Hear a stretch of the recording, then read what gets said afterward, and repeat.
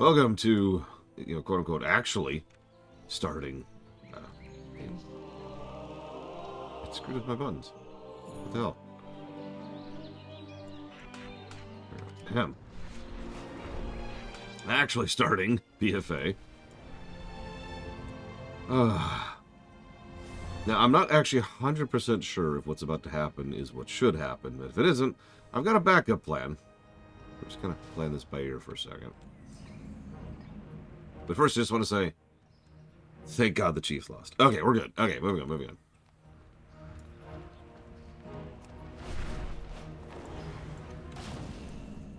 Everyone is here. What news do you bring, Spymaster? Recently, Horde agents broke into the stockades and freed 2 Zandalari prisoners. A princess and a prophet. I'm aware. What of the 8 warships we sent in pursuit? Only 1 returned. Survivors say they encountered strange and terrifying magics. And a massive Zandalari fleet. Impossible! It's one of Servanas' tricks! It has to be. Jaina, perhaps you could help us see what this survivor has witnessed. It's a simple enough spell, provided the subject is cooperative. Show us. Show us what happened.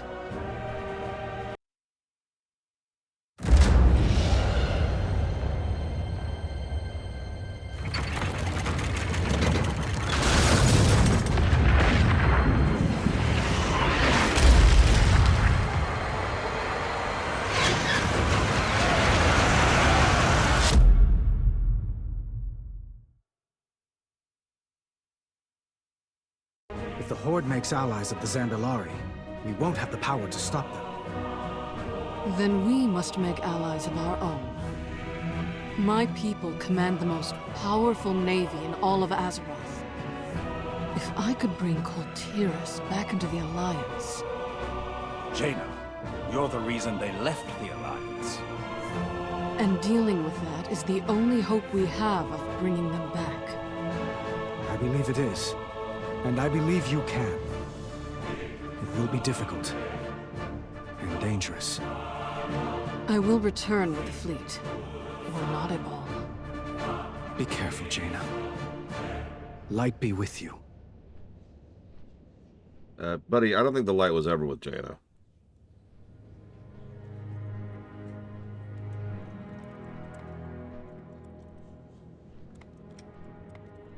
At least Jaina's a freaking character again.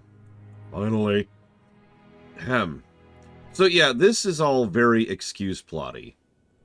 The Kul Tiras were never part of this alliance. Ever. They bailed out a long time ago. Furthermore, both sides, and I'm just going to spoil this because the Horde has this exact same problem, treat this like the entire world is going to be hinging on whether or not Kul Tiras or Zandalar join their side. Now, yes, I know allies are nice, but no. I'm sorry, no. The colossal conflict between Germany and France is not going to be decided by Denmark. I'm sorry. Denmark's cool and all, but no.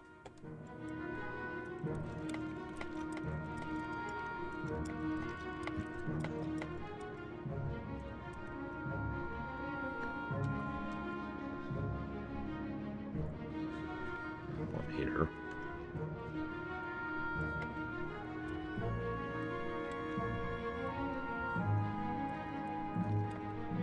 We must ally with the Danes, or all is lost! We cannot defeat them conventionally. I mean, that is the exact same vibe. I swear I will get to a point where I will start praising BFA. Maybe I shouldn't say that. I presume I will get to the point where I'll start praising BFA. Because Lord knows I've already been wrong about this game multiple times. But, for real. A lot of while I was coming in... So, I mentioned how there was... I did this visual indicator of like, here's BFA.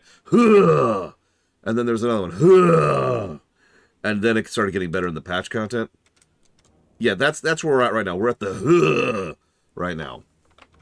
So, yeah. The score at the screen is currently up to date. Let me just put it that way.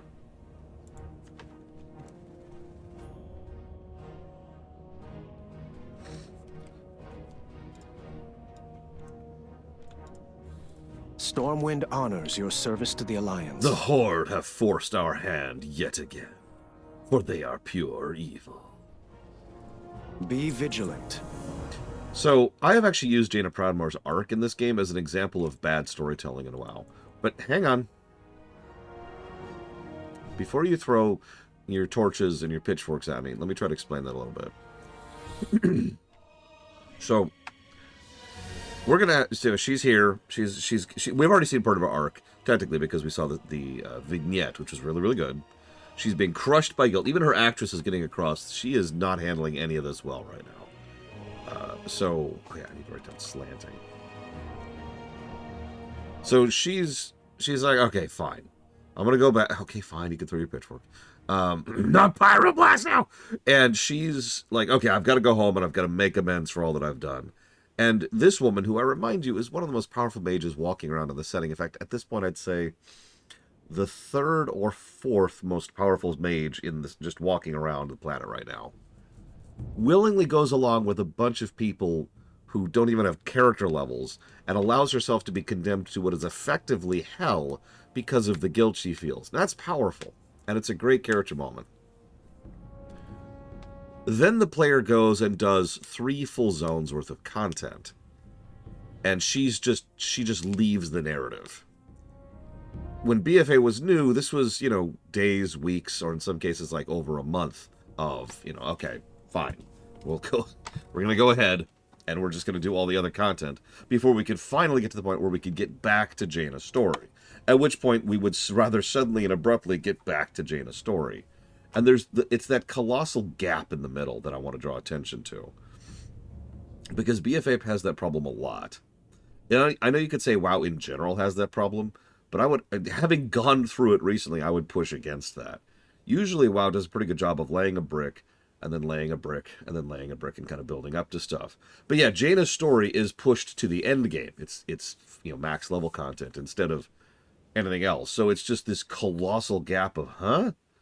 That's ignoring the fact that some of her story was also put out into patches, which, when the game was live, meant you would be waiting literally months for the next quest arc to finally show up and continue your story arc. Anyways, Kul Tiras is the greatest naval power in Azeroth.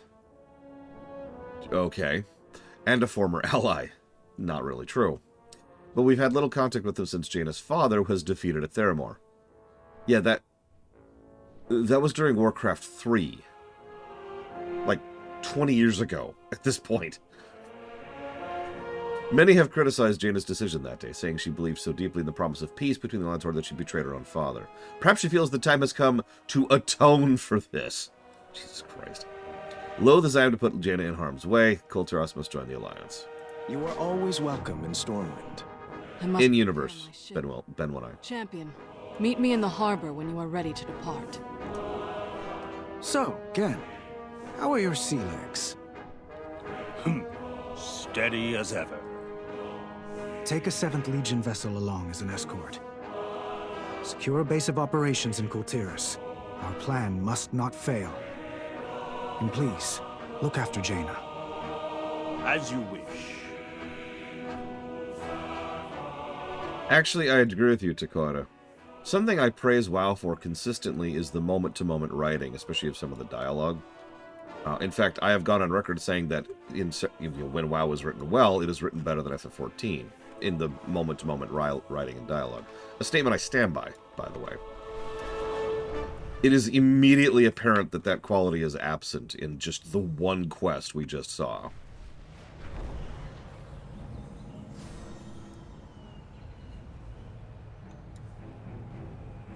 However, I have to mention that I really like the look of the Kul Tiran ships. These juggernauts are amazing. Look at these. Just take these in for a second. Take those in. Big old chonkers, too. Like, I know I'm zooming the camera way out just to pull the whole thing in, so I'm not getting across the scale. This thing is huge and gorgeous.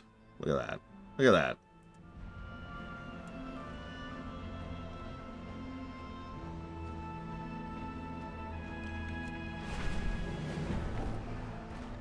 I love this, like, glass jade relief thing up top with the imagery of the waves. As we'll find out as we go through this, the Kul Tiras actually have quite a bit of history with the sea and all that that implies. Shut up. So here's the actual... They actually thought to cover this. Not sure if that's actually a good idea or not.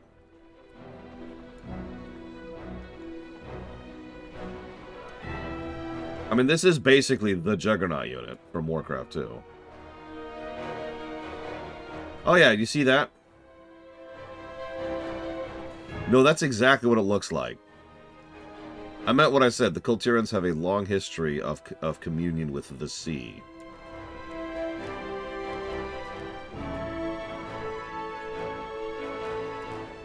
I love the giant chonk and chain they've got for their anchor, too.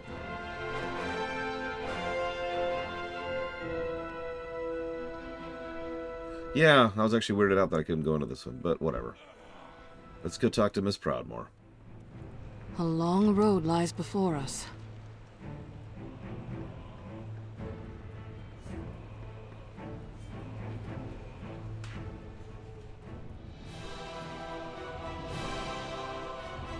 What?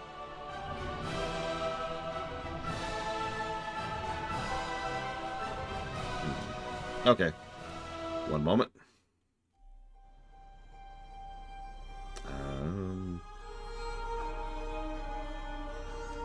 Let's, hang on a sec, You'll do.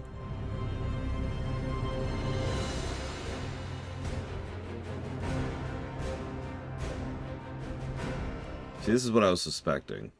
It's okay.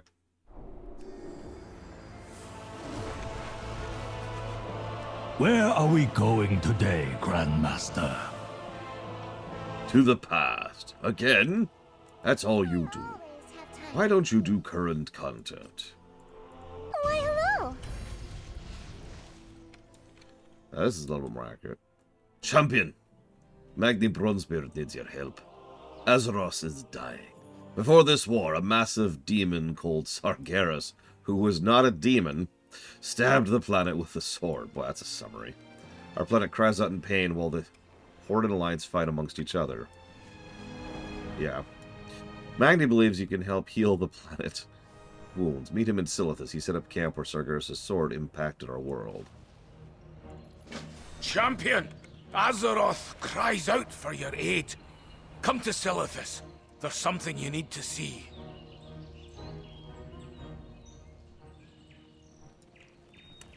Personally, no. Blade Cheval. But, you know me. You know, that's fair, I suppose, Blade Cheval. But, I mean... Once again, I have to point out that that just feels very surface-level writing, what we just saw.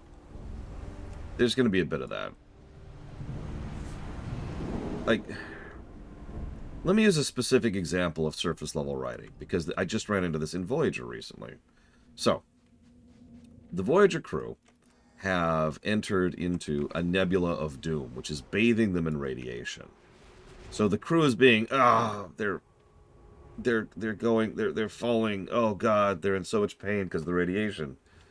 So, you know, they're having trouble functioning. Okay, that makes sense. Naturally, it is Tuvok who is able to go and fix the ship and get them out of the radiation field. Why? Well, because he's a Vulcan. That is surface level writing. It's actually kind of fascinating. It's what I'm going to start using that as my example of that, because the whole point of surface level writing is it's the kind of stuff that you're not actually even supposed to question unless you really think about it for a second, and then you're like, hold up. What does him being Vulcan have anything to do with being able to resist radiation? And the answer is nothing. You, the audience, automatically thought of Tuvok as superhuman. And so you immediately were just like, yep, he can just go and hit the radiation button. And that's exactly what the writers thought, too.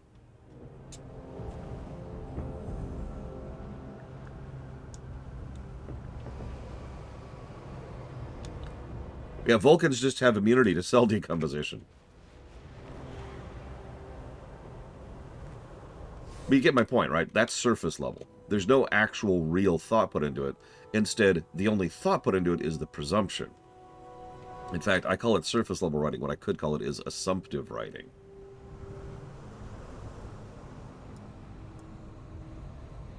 This is actually something we've seen before, and I've actually given negatives before in a while, where they do this thing where they flatten cultures, concepts, and races into just Horde and Alliance, even though that makes no sense, because everyone automatically assumes the Horde and Alliance are it.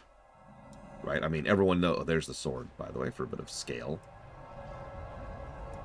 If I was to fly up to the top there, then it would take me a minute. Let me just put it that way. Anyways, everyone just sort of assumes that, right? The players are split between Horde and Alliance, so therefore all the characters are too. And that tends to be consistently true. We actually just saw that for the Battle of Lordaeron. Several characters there are Horde, and therefore against the Alliance. Why? Because the Horde is against the Alliance. No thought put into it. It's just assumptive. I speak for Azeroth. You meant it. I don't have time to lose. Hi, Hamul. Fight for our world. Wait, hang on. He's the Horde, and therefore I must kill him. Die, die, die, die. Our world must be healed. The good news is only the tip of the sword is in the planet. The bad news is the tip of the sword is in the planet. Our world's dying, Sainjin. Sargeras' sword is cut deep. Her pain is driving the elements into a frenzy. I can hear Azeroth's voice, but she needs more than her speaker. She needs her champion. Far below us lies an ancient titan vault called the Chamber of the Heart. I sense she wishes to speak with you there. Come with me into the chamber. It may be our only chance to save her. Remember your duty. The entrance to the chamber is this way. Come on!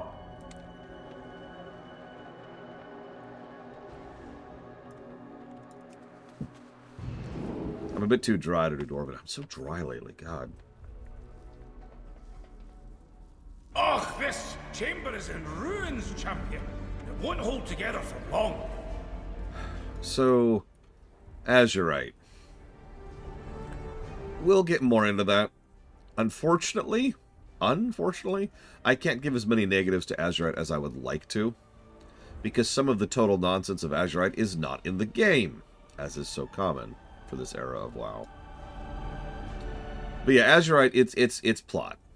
Azerite does whatever is needed to in the moment. It is super material. And I don't even mean, like, with regards to something like, say, Tiberium, or Phazon, or, what's the thing in Dragon Age? I can't think of it for some reason. Lyrium. You know, like magic rocks is a very common trope. In fact, I actually tend to like magic rocks as a trope as long as it's written well, honestly. Azerite is not written well. It really is just whatever it needs to be. In fact, I actually have a perfect analogy for Azerite.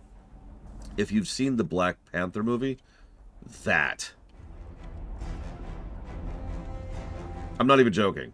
Because in the Black Panther movie... So, let me talk about this briefly. Prior to the Black Panther movie coming out, the vibranium was a very, very, very hard metal.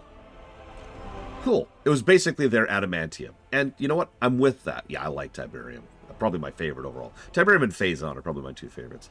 But yeah, vibranium was this super ridiculously hard metal. It was what Captain America's shield was made out of. Okay, cool. That makes sense. And I liked the idea that it was this extremely hard to work with, extremely powerful metal.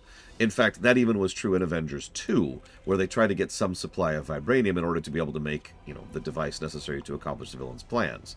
Cool. So all of that tracks and all that makes sense. And then the Black Panther movie came around, and all of a sudden vibranium could do anything. How do they have such incredible healing technology? Well, they have vibranium-powered things. How do they keep their city aloft? Well, that's all the vibranium keeping it, blah, blah. It became whatever the plot needed it to do. And it really could do whatever, even though that makes no sense. To which I give you Azerite.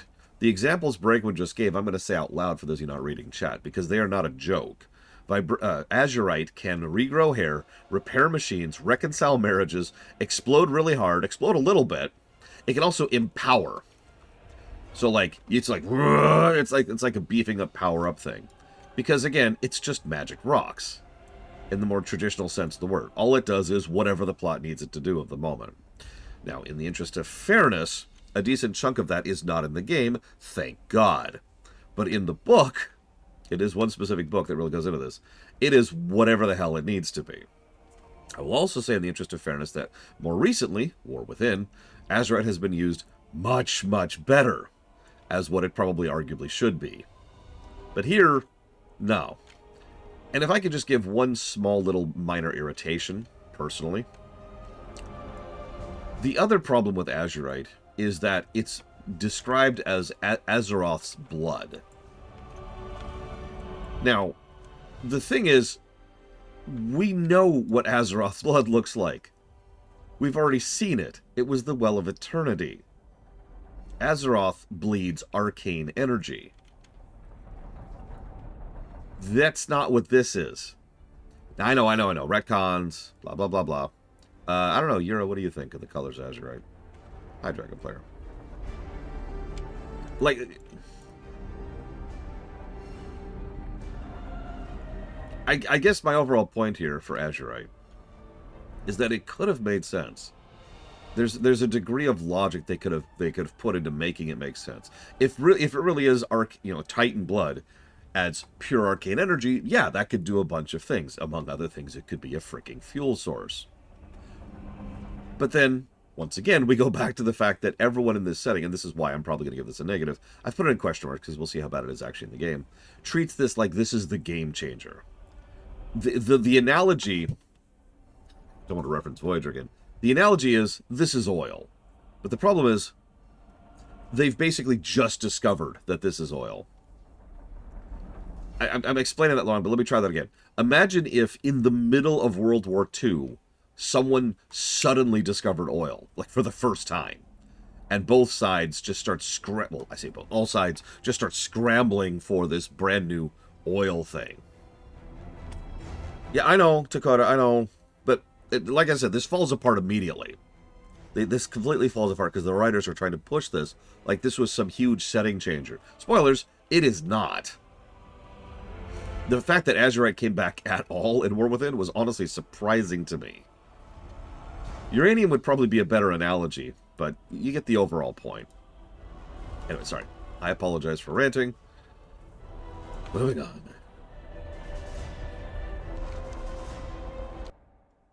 What?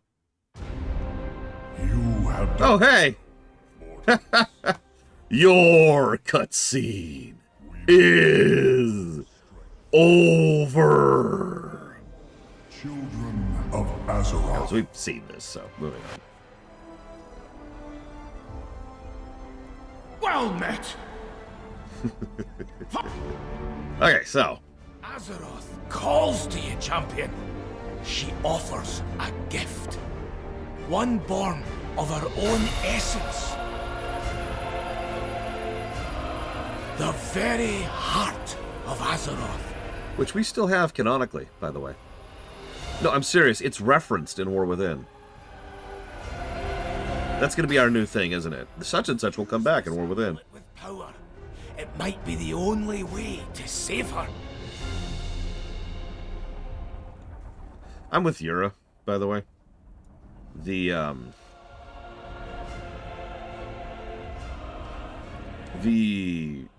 coloring, the blue, like that kind of very, very light, almost cobalt blue, plus that kind of, I don't know what to call it, like that amber yellow is a great contrast. And I do like how at times it blends between the two. Like we've got several different shades of yellow and several different shades of blue, and they just kind of morph into each other. And of course, you know, this is Blizzard, so of course the art design is fantastic. So Azeroth is not the only female Titan. We also have, oh god, I can't even think of her damn name. Hang on, let me look at the raids. Legion, and Taurus. A&R, that's her name. That's actually her, holy crap. Yeah, I wanted to say Freya, and then I was like, wait, no, Freya's the Keeper. A&R's the Titan. These stones have tales to tell. Heart of Azeroth. That's the key to healing her wounds. So, the Heart of Azeroth was... this is their artifact equivalent for BFA. One of 3, actually. Back to work! For Azeroth! Azeroth's voice is growing fainter and fainter. The seal in this chamber shatters her soul will be lost. I've got one last chance. Absorb the Azerite in the chamber into the heart, then unleash it to seal that crack. Azerite can be a destructive force, but if channeled through Amulet, it can heal the world. Back to work! The seal in this chamber protects the world's soul. But with all this Azerite bursting through, the seal is close to shattering. If you use your amulet to absorb the Azerite, its power should mend the chamber's seal.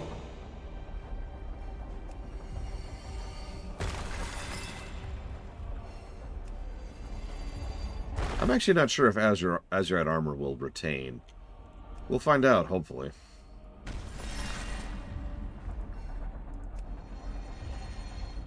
AP grind was pretty terrible, which is why they patched it out of the game.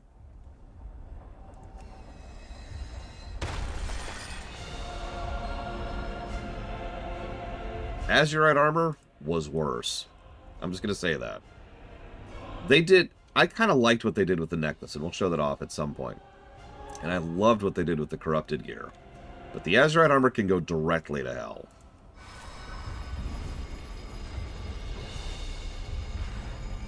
That's it! I think it's working! Keep going! Just a wee bit more!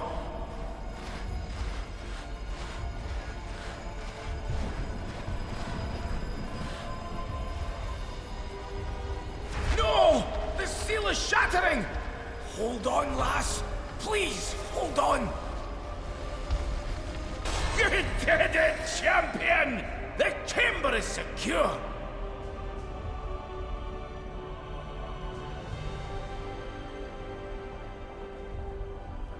Azeroth cries out in pain. It was too close. Now I've seen the true power of the Heart of Azeroth. We've got a ways to go before the world is healed. So, this is Azerite gear. It is helmet, chest, shoulders.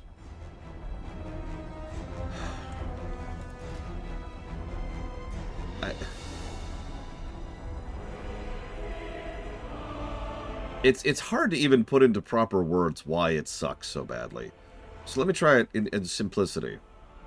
So Azerite armor would come with these abilities, right? So there's your outer ring abilities, and then there's your inner ring abilities, and then there's the center ability, okay? The higher level your Heart of Azeroth, the more access you have. So that's 1, that's 2, and that's 3. And there's this whole thing where you rotate and you get one of these abilities and you pick that and you design your build. Yeah, great concept, right? Wrong. Because here's the deal. One of the reasons that artifact weapons worked is because they leveled with you. So the whole of Legion, you are wielding one weapon, which you then upgrade, equip, change, and build as you go. Azerite armor would constantly swap in and out.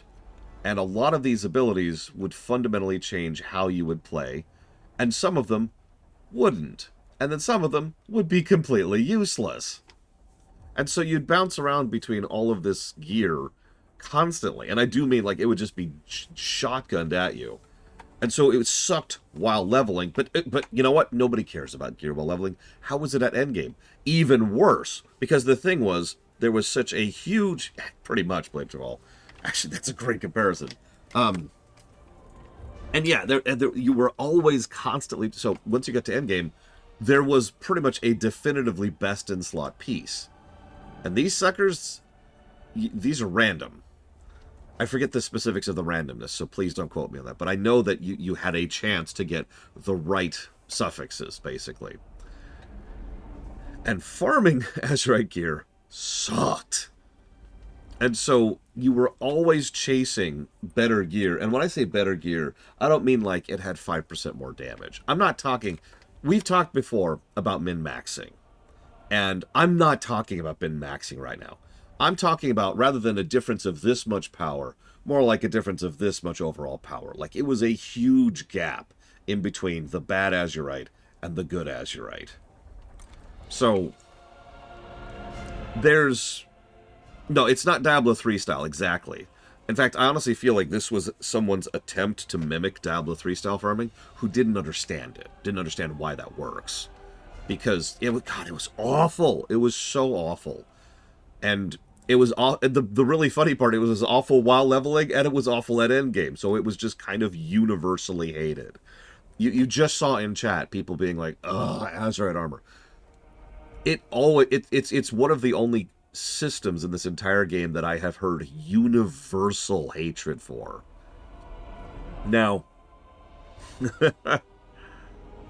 I will give the devs exactly one bit of like, I don't know, credit here. The devs pretty much immediately saw how Azerite armor was being received and backed off of it instantly, and we're like, okay, hold up. And when I say instantly, I mean months later with the next patch. But goddamn, that still was just really, really, really bad during the initial launch. You know, the content we're covering right now. Anyways, let's go ahead and grab one of these. Fight for our world! Champion, an urgent war council is underway. Your presence is requested in Stormwind Keep. So why didn't my Kul Tiras get a Heart of Azeroth? Yeah, the funny thing is the Heart of Azeroth was actually really good. The Heart of Azeroth zigged in every way that the other thing zagged. Let me show off something real quick.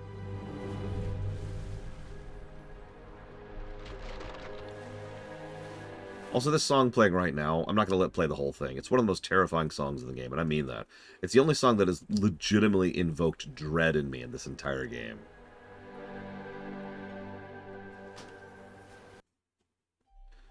There's a hopelessness to it. It's hard to even put into words. Okay, so we need to check this really quick.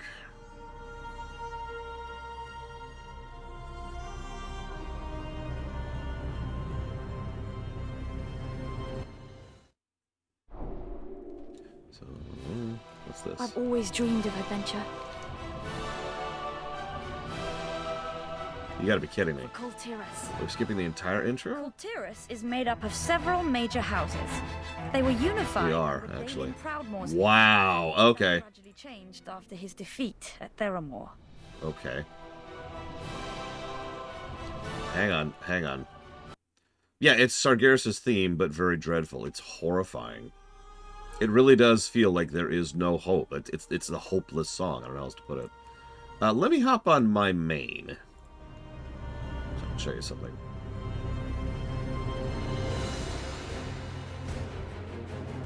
Yeah, we might be screwed. I plan to go through BFA with a Kul Tiras, but we might have to do some rejiggering. It's okay. I was kind of prepped for this. I was ready. But first, I want to show you something. Do I have it on me? I do. Actually hasn't left my inventory ever since I got it, funnily enough.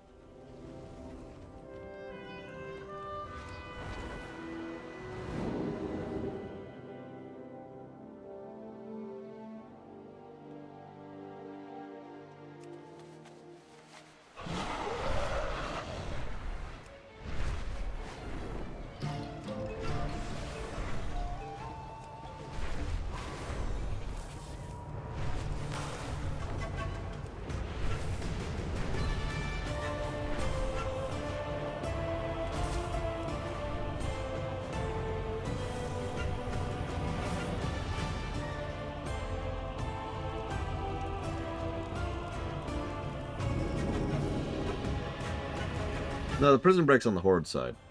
But the problem is the entire intro wasn't triggering. Well met. Be careful.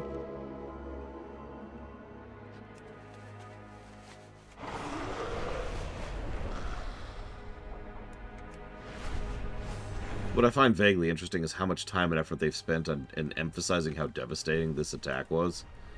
And yet, you know, anybody with a knowledge of geology will tell you that this is much, much worse than it should be. Or, you know what I mean? This is much worse than it's being portrayed as.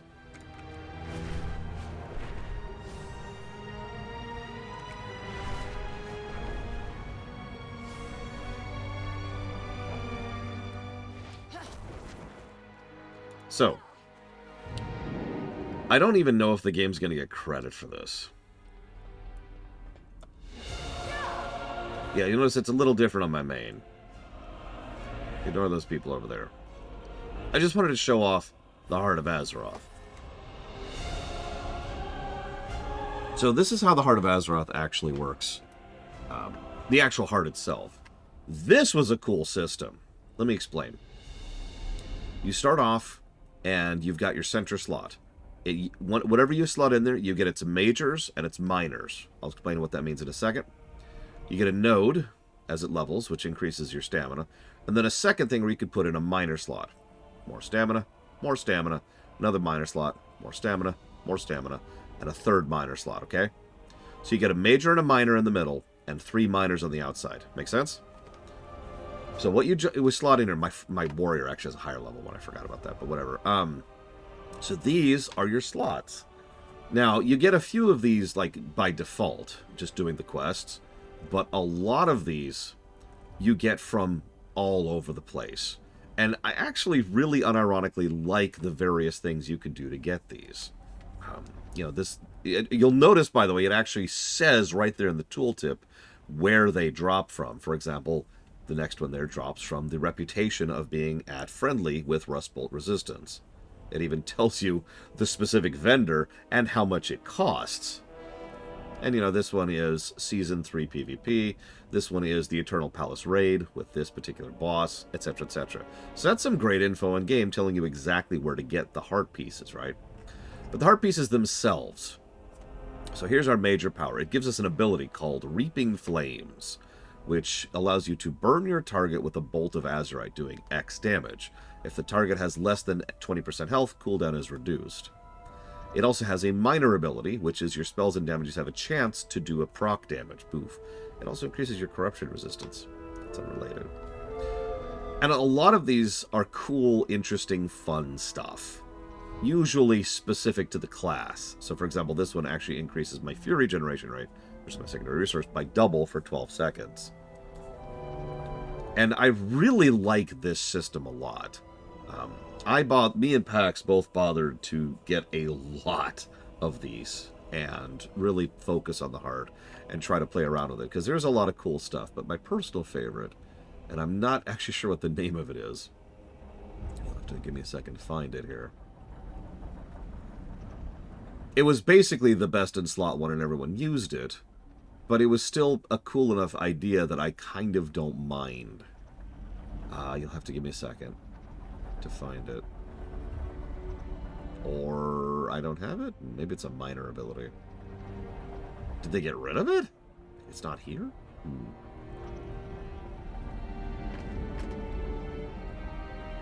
Yeah, BFA did a lot to encourage people to group up and do stuff. It was the very beginnings of that, really. Well, maybe the second of that, because Legion kind of poked at that, too. I don't see it. Oh, wait, no, this is it. I think. Maybe? Oh, God. I don't remember what it was. What the way it worked...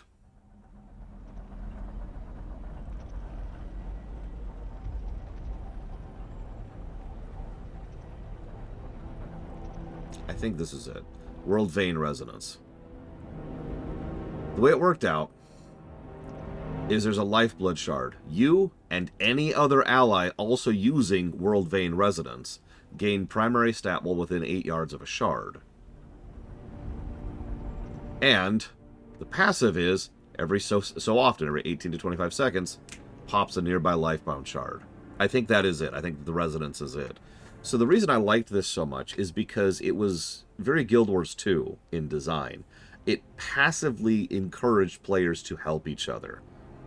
Because you would go find a boss, and another player would see you fighting that boss, and they would know that because you both probably have the World Vein Resonance, you would buff each other sufficient that you could both take on that boss, rather than them just staring at you or waiting for their friends or whatever. Instead, there's a decent chance they would jump in and help you because they could. Because they buff you, and you buff them. Everyone buffed each other with the World Vein Resonance, and that was actually really cool. And some of the best experiences I had in BFA were from just random interactions with random players because of this ability. So, that was really cool, I thought. And the whole system is very cool, and I'm not sure how many pauses I'll give, because I'm not sure how much of that system is still functionally in the game. And of course, it's completely outdated now. And one moment, while I'm here, I'm very curious of something. Forgive me the indulgence.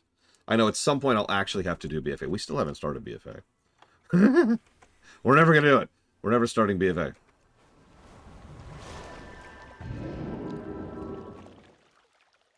Yeah, there was some really cool abilities. There was one which was like a turbo nuke and then would heal you based on the damage it dealt. There it is.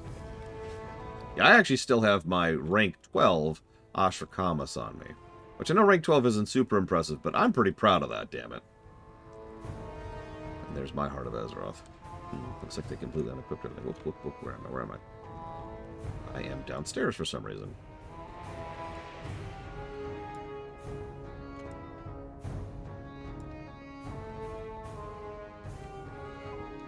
I feel like I'm just putting off actually starting BFA. I really shouldn't.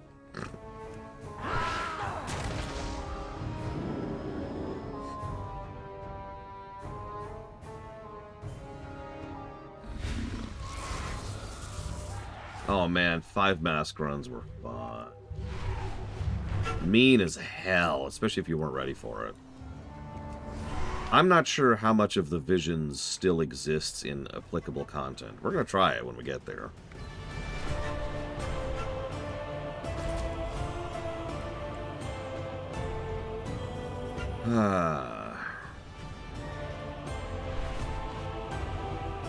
Yeah, but how doable are they as Spirit Star? How, applicable are they? Hi, Oculus. Ignore him. We shall see. Another vision. You saw it too. They're growing stronger. Ignore that. Ignore that. That's War Within. Ignore Anduin. Everything's fine. Everything's fine. Oh, you've got to be kidding me. I can't go to the Heart Chamber because it wants me to start War Within. Oh, man, I accidentally abandoned War Within. No. Oh, God, the return portal's gone. You gotta be kidding me. The return portal... Okay, this is interesting. Am I needed? We have lost so many. Yeah. Ignore how doomy and depressing Anduin sounds. That's... Just... Ignore it! Ignore it! Can I interact with... Oh, I can interact with it now. Okay.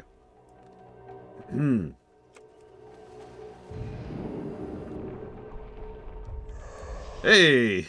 Back, meanwhile, in the past... Jesus.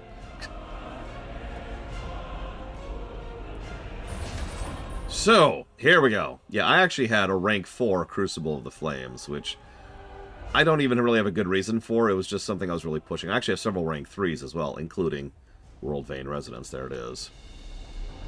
Oh yeah, by the way, these had ranks. Rank 1. Oh! Maybe this is what I was thinking of with regards to what Blade Twelve was talking about the other day. So here's rank 1, 2, 3, and 4. Yeah, rank 4 is 30-second cooldown, huge nuke, which also heals, and then also does a dot and hot. Also, each cast deals double damage or healing. Resets every third cast. Passive, your spells and abilities have a chance to cauterize your target for damage and heal the target for damage, stacking triple. This was a really good ability. I mean, obviously, World Vein Resonance was better. But you could also have World Vein Resonance as a minor, or this is a minor, excuse me, and then this is a primary, and you get it. I also had, I had quite a few of these, didn't I? Oh yeah, I also had the Aegis of the Deep at 3, I forgot about that. That was a nice one for when I was tanking. I hated tanking in BFA. I hated tanking so much in BFA. In fact, I'm feeling a launch negative.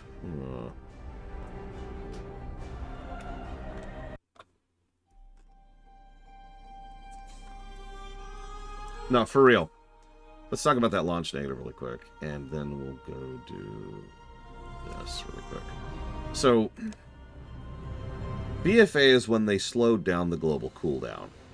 Now, I know that sounds weird, considering you've watched me play absolutely frenetic characters on this very, in this very game at this current time, especially when I was playing, for example, on my rogue. But I mean it with total sincerity.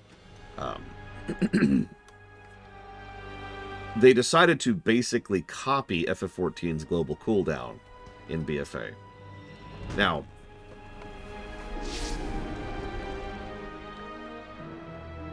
that was a terrible idea. As I've said many, many times, you know, games cross-pollinating, looking at other games' ideas and adapting them for their games is something I am incredibly in favor of. That's not what WoW did. They just copied the global cooldown from FF14 and dragged it over into WoW. And that did not work at all. It was actually even worse than what I'm describing, though. Because,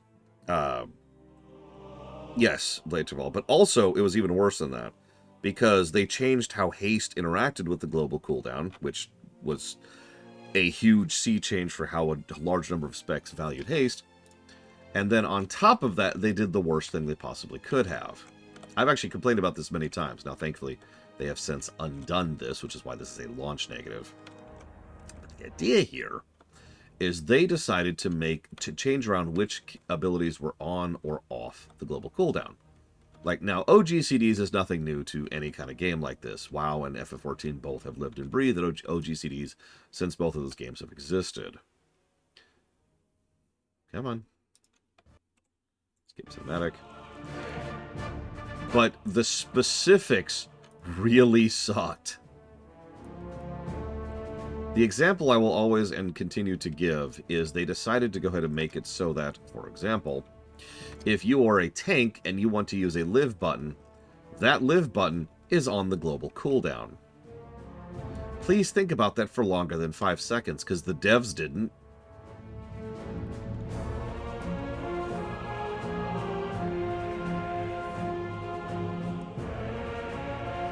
On the off chance I have to explain this to any 5-year-olds in the audience, the problem here, yeah, even FF14 knew not to do that. The problem here is that in addition to the fact that WoW just generally has a much higher pace of combat and a much more, frenetic style of combat in general than WoW, or than FF14, excuse me. So already slowing down the combat was not a great idea. The fact of the matter is, it meant you had to sit there and just sort of predict when attacks were coming. I can't even put it into words how awful this felt. It would mean, effectively, tanking would be like this. And you'd just be sitting here white damaging, and white damaging, and white damaging, until the attack you think is going to comes, then you can finally actually hit your live button, because remember, it's on the global cooldown. Then you can go back to actually doing stuff, at least until the next ability is going to come. Because WoW has tank busters. They don't call them that, but WoW does have tank busters. And you want to have your live cooldowns for those tank busters. You also want to have your live cooldowns if anything goes wrong. Like Blade Travel just said, WoW is very reactionary in its combat, which means you adapt to what's happening on the fly, rather than predicting what's about to happen. So removing that tool from the player was awful. It's actually why I stopped playing Warrior in BFA. I abandoned my Warrior in BFA because I hated it. I hated tanking so much. I can't even put into words how aggravating it was. It was suddenly difficult to hold aggro because they had changed around which abilities could be woven in and out of which other abilities, which meant all of a sudden I was producing maybe 3/4 of the same aggro generation. On top of that, I had to be doing less damage overall, reducing my aggro generation even more in order to be predictive about my live cooldowns. The first dungeon we did, which was the what's the name of that stupid dungeon? Well, I can't see it because I'm Alliance. It's right. It's the one. Atal Dazar. This is it. Atal Dazar. First dungeon we did. I was like, all right. Oh, God. And it was such a terrible experience. I died constantly because I was just extraordinarily unprepared for what was happening. And the whole team was having issues too. Like, all of us going in there were like, hey. Yeah, the devs stated flat out, they wanted all of the combat to slow down. Now, in the interest of total honesty and fairness, if they really wanted that, I think they could have managed that with very, very careful, precise changes and alterations to abilities and cooldowns to make that work. That's not what they did. They slathered the increased global cooldown across everything, and then seemingly at random shotgunned which abilities would be removed from OGCD. It sucked. Launch negative. Moving on.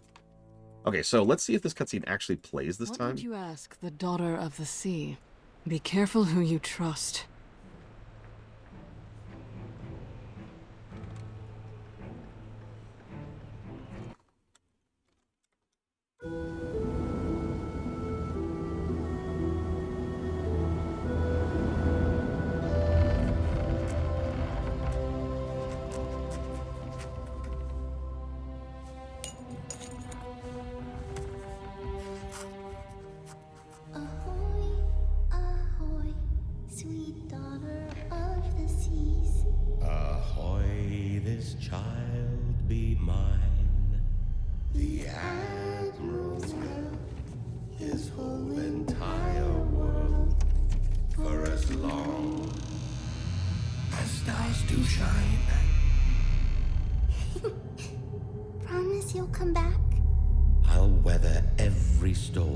If I know you are waiting for me.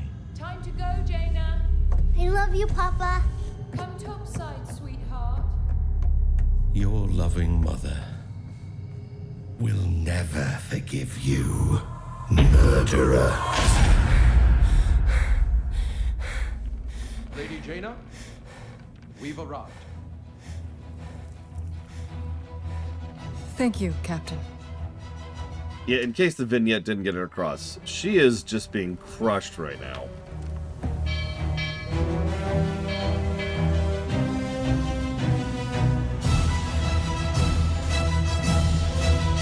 Yeah, agreed, as Maristar. We don't hear him often, but every time. Ooh.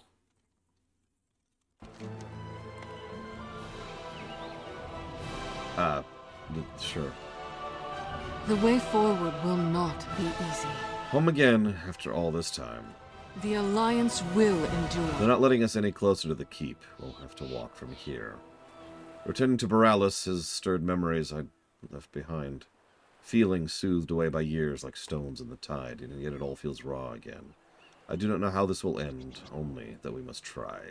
Control your power. I hope this works. Spoilers, it does not.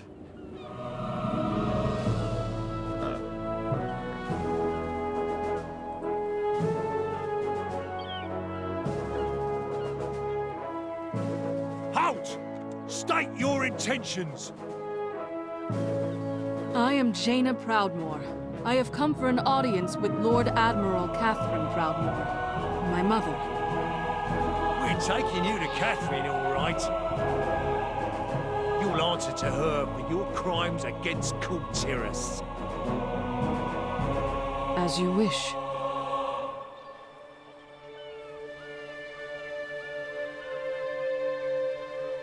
Clear the way! Dangerous prisoners coming through! I see the city guard is as disciplined as ever. My father was so proud of them. And now they see me as a criminal. Mummy, who's that lady? Come on, we're going home. Now! I suppose I have earned this. Get those civilians back! Form a perimeter! It's the daughter of the sea! Lady Jaina, is that really her? Hello, Taelia. She's come back to finish us! Murderer! Traitor! I will suffer what I must. for the Alliance. Remember, we really need these Kul Tiras, who, I remind you, are functionally a fallen empire. In fact, actually, one of the things I like about BFA is both the Zandalari and the Kul Tiras. We'll talk about it in a minute. So, my wayward daughter returns to the kingdom she betrayed. Why? I have come to ask Kul Tiras for aid, on behalf of the Alliance. The Alliance? Ha! Where were they when we begged for their help? Notice she has a Azerite necklace. Husbands and sons and brothers were slaughtered at Theramore! Do not blame the Alliance for my actions. So you admit it? You admit that you were responsible for the deaths of our men? I was. But I will do anything in my power to ease the suffering of Kul Tiras. Catherine, enforce our laws. The punishment for treason is death.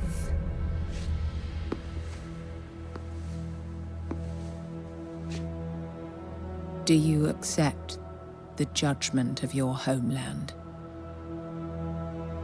I accept your judgment, Mother.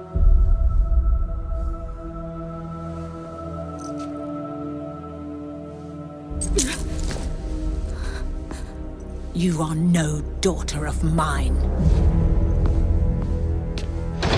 Do what you will. She is nothing to me.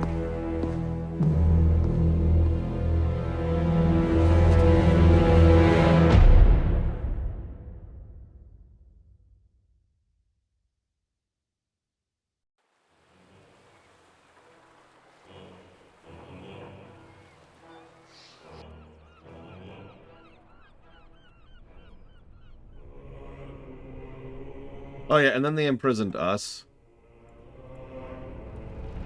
So...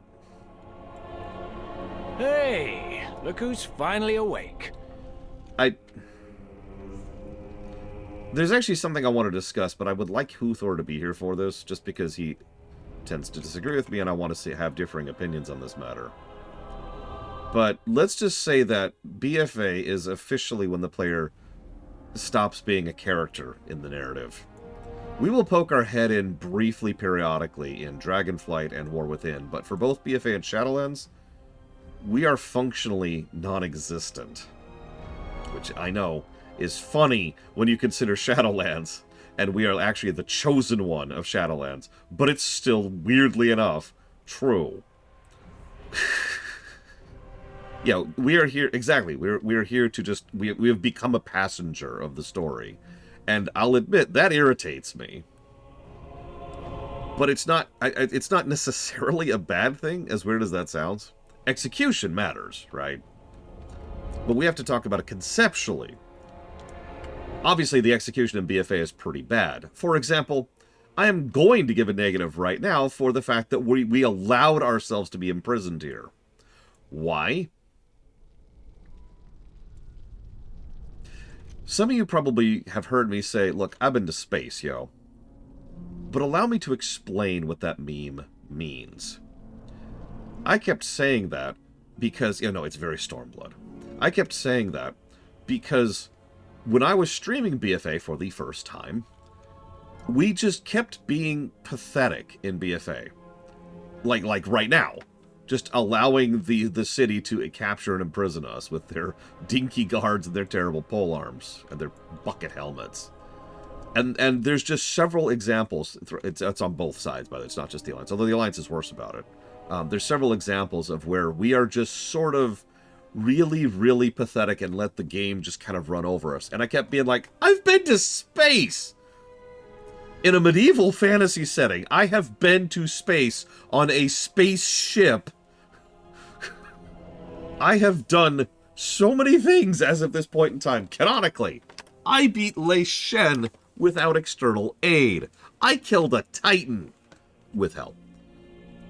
But no. And that's where the meme came from. It became the simple way to explain why are we being depowered in such an overwhelming degree. And yeah, there's no we're on vacation excuse. Dawn Trail pulls off this exact same vibe for the most part. I had a couple of issues with it. But for the most part, Dawn Trail pulls off the exact vibe that this was probably going for. You know, us just kind of going along with things and being like, yeah, okay. Yeah, we killed the Lich King. And Deathwing. We permanently killed Archimonde. And killed Jaina. We also did one of those without help, by the way.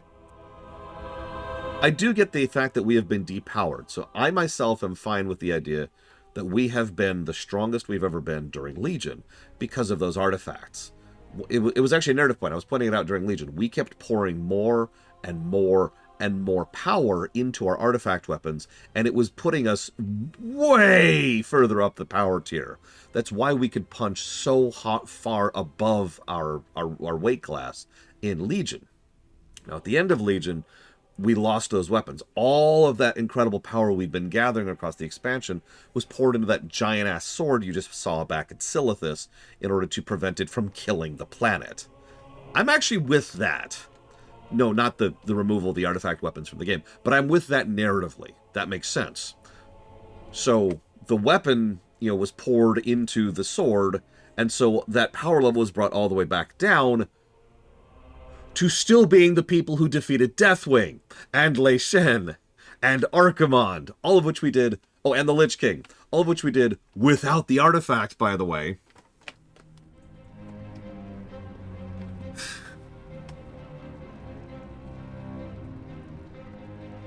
So, instead, we're just pathetic.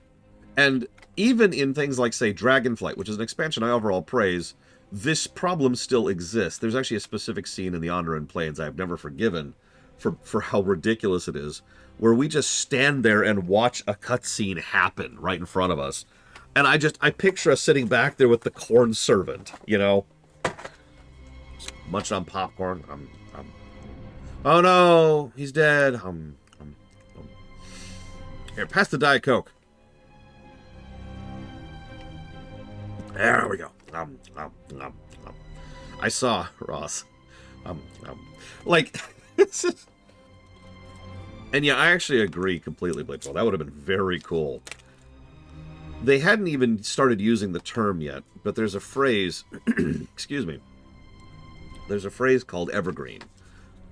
It's not exclusive to MMOs or WoW, but the concept is exactly what it sounds like. Evergreen features are features that are not supposed to come and go or fade. They're features that are supposed to be maintained over long periods of time. There's plenty of examples of this in a lot of games over a lot of years. And this was well before any of that, right? This was before they had started even trying to implement evergreen concepts. In fact, we are in the middle of BFA, which is literally right in the middle of borrowed power, the borrowed power era of WoW. That's what they called it. Borrowed power is exactly what it sounds like. You borrow power for an expansion and then you give away at the end of the expansion. Now, we've talked about this before, but let's discuss this very, very briefly. Borrowed power sucks, but it's not one of those things that obviously sucks, as weird as that sounds. Borrowed power was an attempt to answer a problem. Any ongoing game, like an MMO, which exists for long enough, like WoW has, runs into this problem. At a certain point in time, you're just going to keep bloating up. Power levels are going to keep going up, you're going to have more and more abilities, more and more talents, more and more gear, more and more stats, and it will and does get to the point where it is too much. There's not a lot of great answers to that, because you're kind of trapped in this weird little paradox here. You can't keep giving the player new features and abilities, because at some point it'll just be too much. Not just for existing players, but for new players as well. But if you don't give the player something new and interesting, a back-of-the-box feature for a new expansion, then players are going to be a lot less interested in picking up and playing the new expansion. So, the very concept of borrowed power was an approach to try and solve this. It's an answer that failed miserably, it's worth noting, and everyone in the universe has agreed it was a mistake, but it's all... that's actually true, Shadow Machine. But you could see where they were coming from when they tried to come up with the idea. Now, I myself have explained another method by which you could do the Bowered Power concept, and actually have it work. And I call it the playground. That's my terminology. Both WoW and FF14, and actually Guild Wars 2, now that I think about it, all have the playground concept. The playground concept is, there's the playground. It's a sectioned off area. Maybe it's a dungeon, maybe it's a raid, maybe it's a specific zone, maybe it's a specific type of quest. But that area is sectioned off from the rest of the game, and in there, rules are off. When you go into that particular little section, all of a sudden you get new powers or abilities or structure or whatever, right? Torghast is a perfect example of the playground. Boja over in FF14 is a perfect example of the playground. That is a way to allow the player to have new, interesting, fun, cool stuff and not have it bleed out over into the rest of the game. So, woo, that's cool.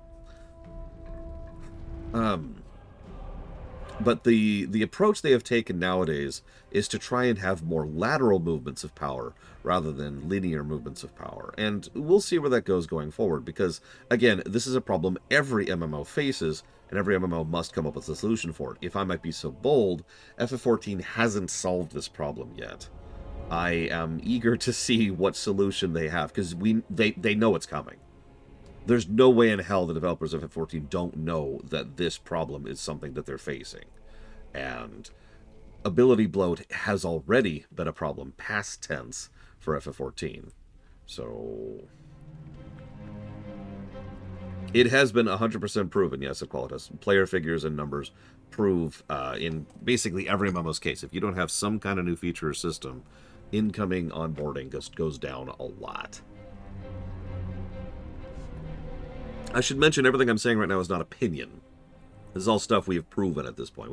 We have years and years and years of figures and facts and studies done on MMOs, player bases, and player reactions.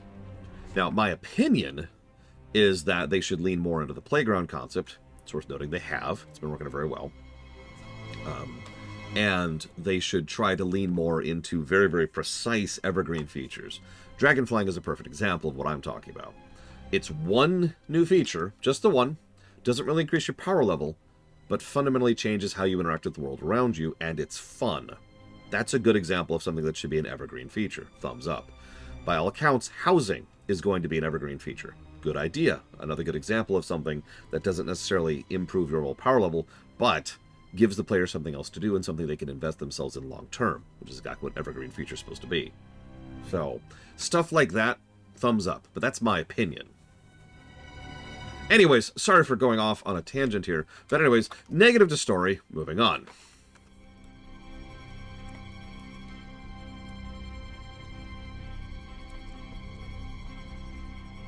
Well, it's very simple, Relictum. See, if you don't have the money, then get out!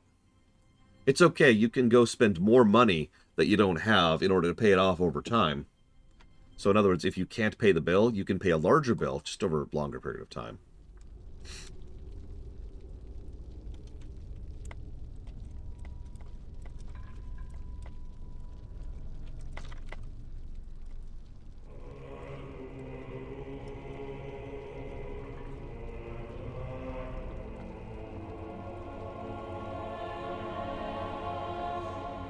That's even better. You can pay the interest on that bill forever.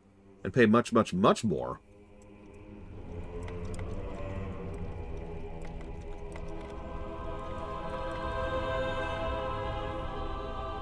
But anyways, allow me to justify the negative I just gave to this game. It is entirely feasible and reasonable to assume that there are multiple reasons why we allowed them to arrest us.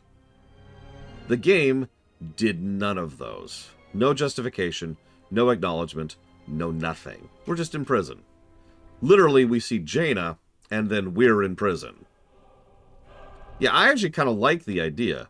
In fact, Blateval already kind of hit the nail on the head. If we had pulled a Dawn Trail here, and we're just going along with it, because we can, like we can afford to, we are sufficiently high tier to deal with this. We don't want to actually hurt the Kul Tiras. We don't want to piss them off and mass murder them, so... Okay, sure. Yeah. cuff me.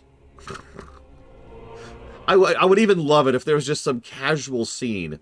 They'd never do this. But, like, imagine there's some scene as we're going into the thing, and they're like, okay, we're going to go ahead and remove your cuffs, and you say, no, that's okay. And depending on your class, you do something to remove the cuffs yourself. And then you just sit down in the cell. Just a quiet little demonstration, and that tiny little nuance would add to how much we are allowing this to happen, right? Like, as a monk, I just... what would I do as a monk? I don't know. I'm not sure what a monk would do. A warrior would just snap him, right? A rogue would be like, hang on. There we go. Maybe the monk would slip out, right? Just kind of, hang on. There we go. A mage just kind of snaps their finger and the manacles go away. You know, something like that. Maybe, God, what else? Like a warlock.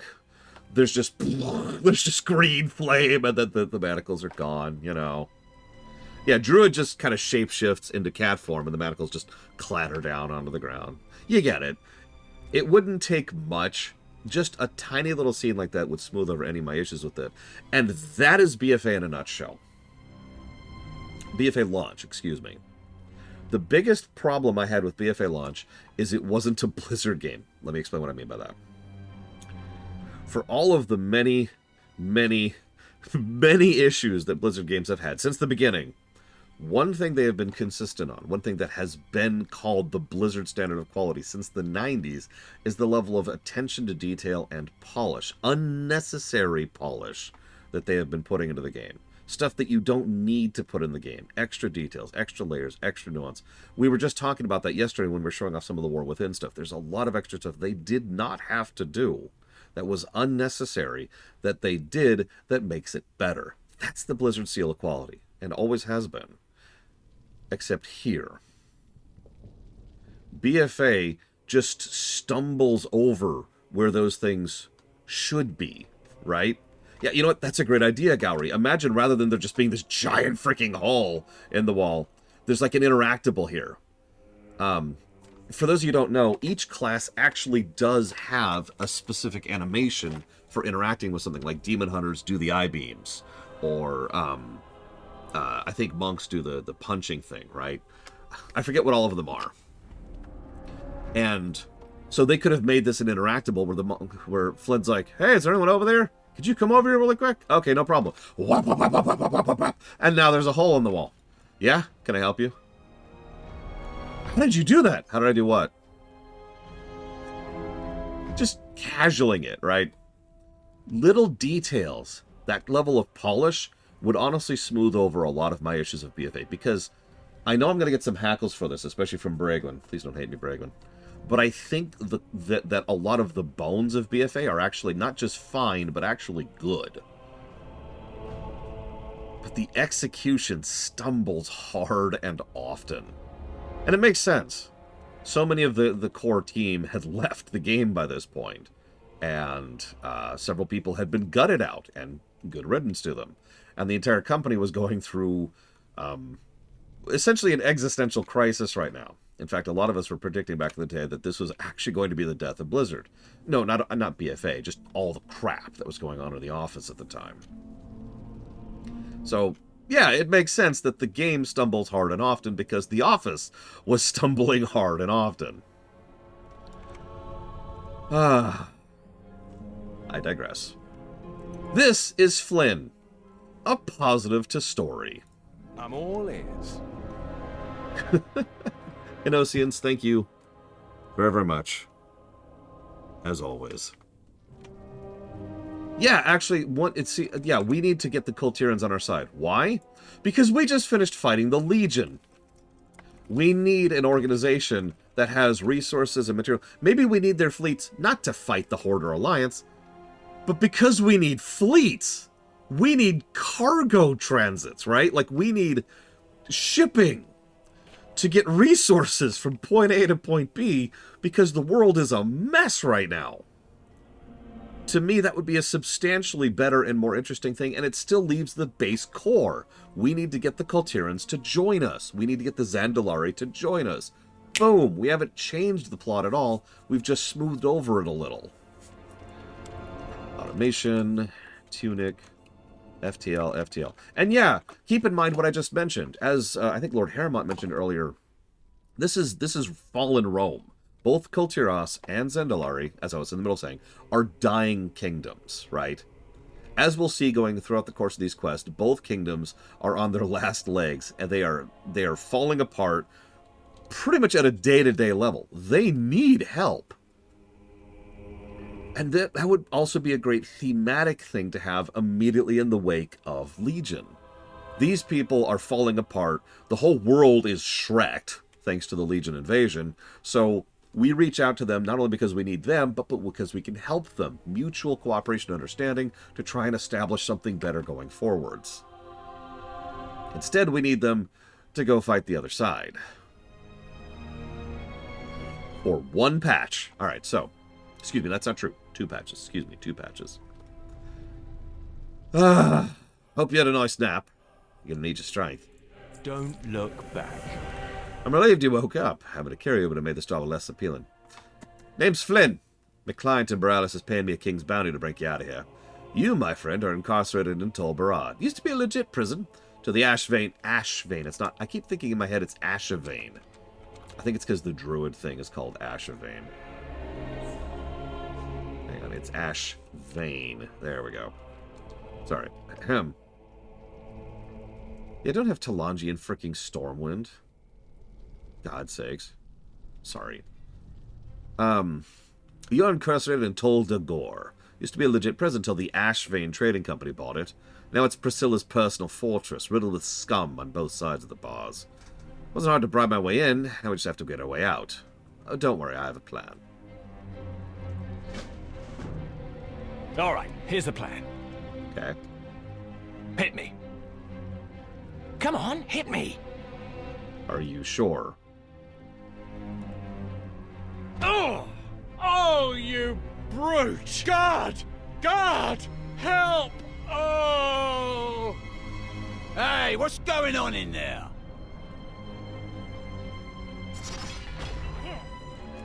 Nothing. Oh shoot, I'm the wrong spec. Note to self. Switch specs. Quick, hit that lever.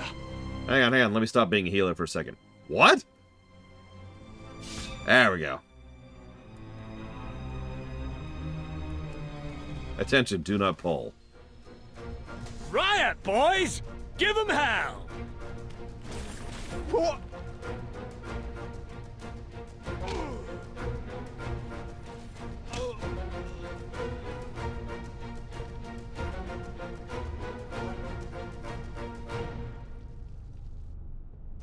Grab your gear and let's pay the Block Warden a visit. We'll need his keys. Okay. Just grab these. I mean, the scenario's fine. And yeah, Tol Dagor, BFA dungeons are pretty good. And honestly, one of the best dungeons in WoW history is in BFA, Wakecrest Manor. I am extremely sad that I can't give it story positives, or gameplay positives, excuse me. I just want you to know that. But seriously, that dungeon's awesome.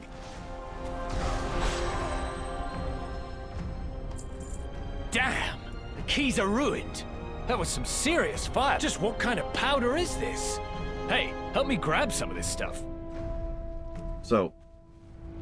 Oh, one more thing. Well, 2. Ah, that's better. I felt naked without these. Let's move. Yo, Mythic Wakecrest. I've actually done Mythic Wakecrest. Mythic plus Wakecrest. Mythic like 15, I want to say. It was very fun. All the right kinds of mean.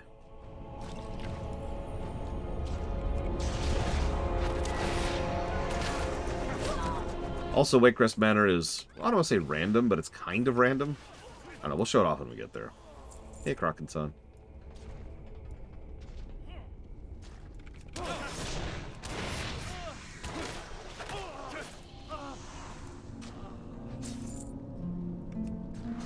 Maybe we can blow the lock. Sprinkle some of that powder on it. Actually, I did, Gowry. Now for a little spark. And I wanted to spit on him for it, but that's unrelated. unrelated. Take a step back. Woof!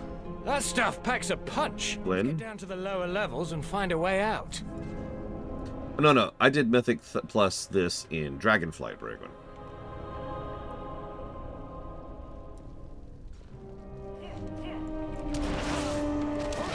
I was sufficiently de-invested to not do Mythics until Dragonflight. Yeah, Dragonflight involved a little bit of a polishing pass of several dungeons. We've actually already shown off several, where they adjusted and smoothed over a few details to add them to the Mythic rotations.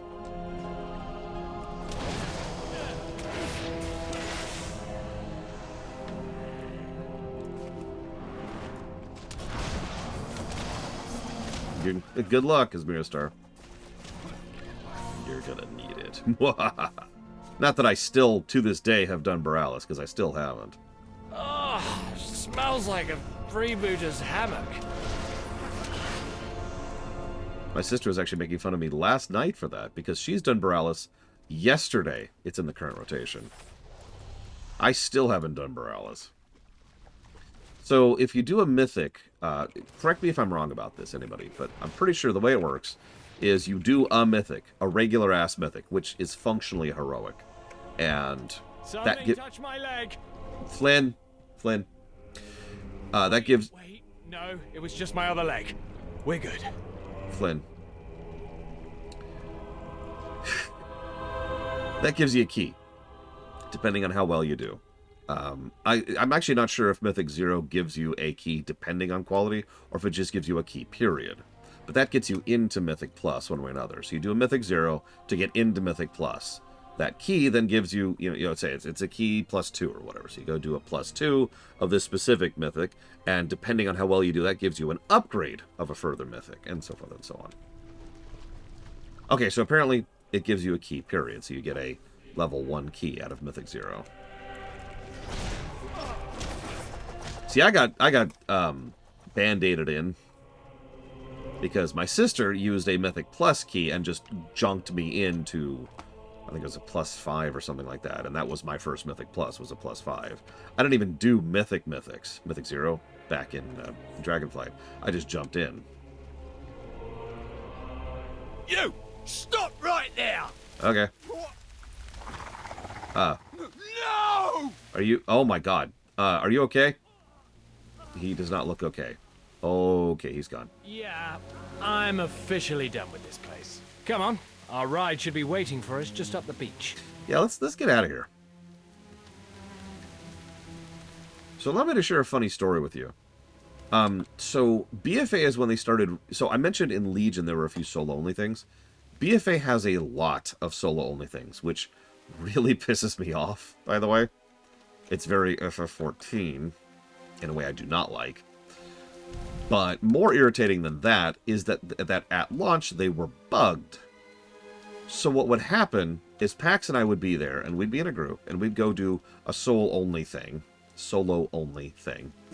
And when we joined the solo-only dungeon, we'd both be there. But it would be wrong, because it wasn't supposed to have 2 players in it. And it would just break. Like, I can't even describe it in simplicity. It would just, random weird things would happen, because the game doesn't know how to do its scripts when there's 2 player characters to do them off of. Over here. There she is. Let's hop in. Hi, Talia. Again. What is going on in there? It sounds like you started a riot. No idea what you're talking about. But I think we finally have some real dirt on Ashvane. A new gunpowder. Like nothing I've ever seen. Oh, and I rescued the target, of course. Crime buddy, Talia, crime buddy. Wait. I recognize you. In the mountains. Jaina Proudmoore. You're the Alliance emissary. Alliance emissary? Cyrus didn't mention that. I would have charged him double. You're lucky he's paying you at all. Now row. I actually like Talia quite a bit, and I hope they bring her back.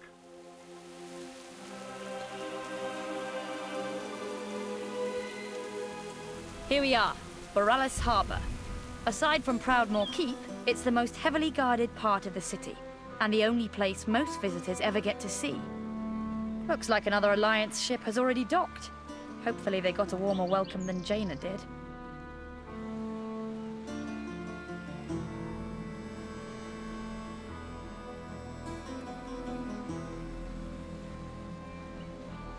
Good morning, that which wants sleep.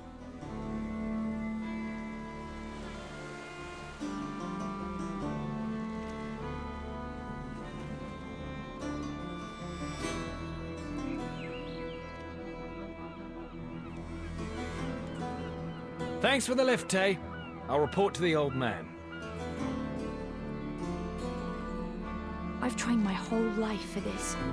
Is it true that one can travel from Stormwind to Ironforge by some kind of underground tunnel? That sounds incredible! I'd love to see it someday.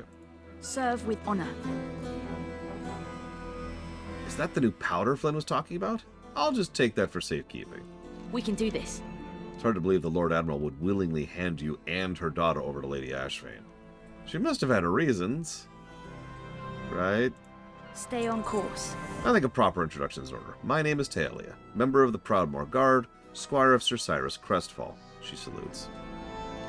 Cyrus asked me and Flynn to break you out of the Ashvane prison and get you settled in the market, but he neglected to mention you're with the Alliance. I must say it's an honor. Let's get you up to speed. Don't worry about the prison break. Here in the market, you're just another traveler. Now let's get you settled in.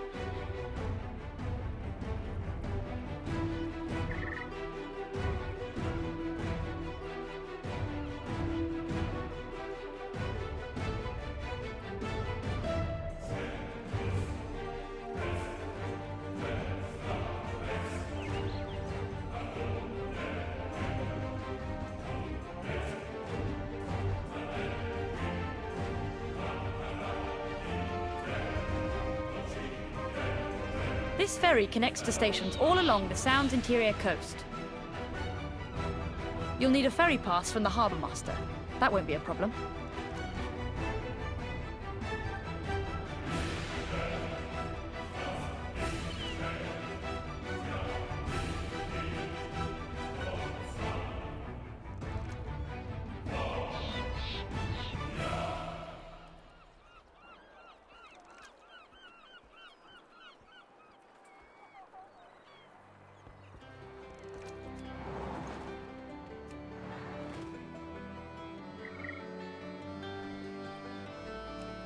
The counting house is under heavy guard, day and night.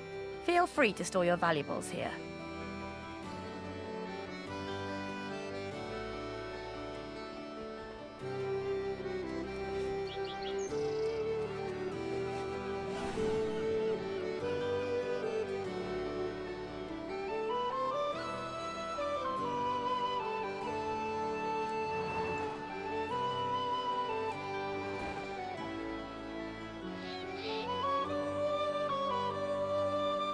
The market hosts travelers from all over Azeroth.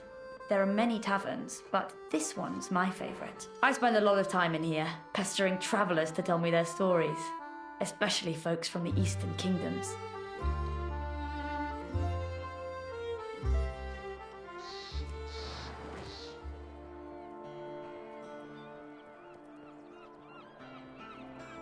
Sorry, everyone. Dran and I are bad guys. We have to defeat them, right? Yeah. Okay. Whoa, those are not bad guys. There's my girl. You must be restless being cooped up. Cancel my Believe me, I know the feeling. We'll fly soon, all right? Beautiful, isn't she? Cyrus gave her to me when she was just a hatchling. How can I help?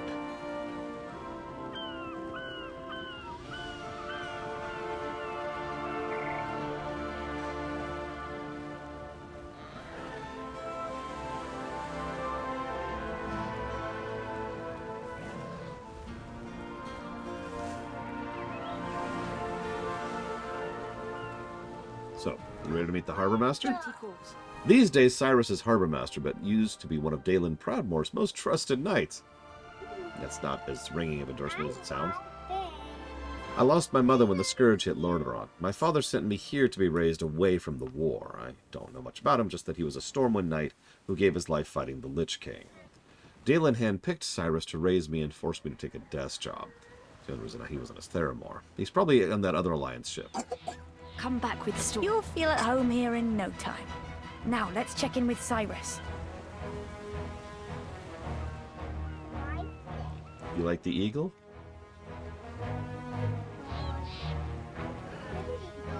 See? This one says hi. Yeah, Talia is actually pretty young. Well, yeah, it needs water, of course. And eagles need food and water. Yes, they do. So, Come on. The Harbour Master's office is just through here. Stand down! Don't you know who that is? But sir, Lady Ashvane ordered... Lady Ashvane. Do you serve Lady Ashvane? Is that Lady Ashvane's crest upon your shield? No, sir. No. You serve Kul Tiras. You wear the crest of Proudmoore. And you take your orders from me. Now stand down and let them pass. We shall parley in my office. Aye, sir. Let them through.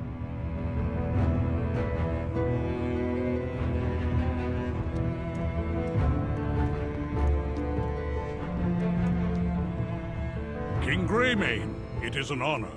You are free to remain in the harbor on my authority. Talia, prepare a full briefing for our guests. Aye, sir. Fair winds and following seas.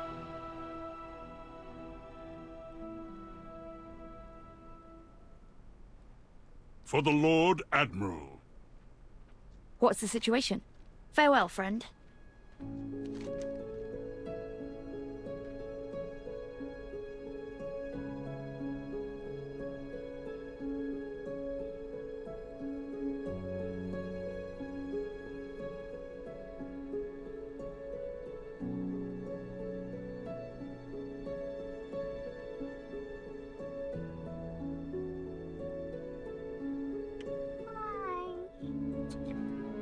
She's sick, so hopefully she'll feel better soon.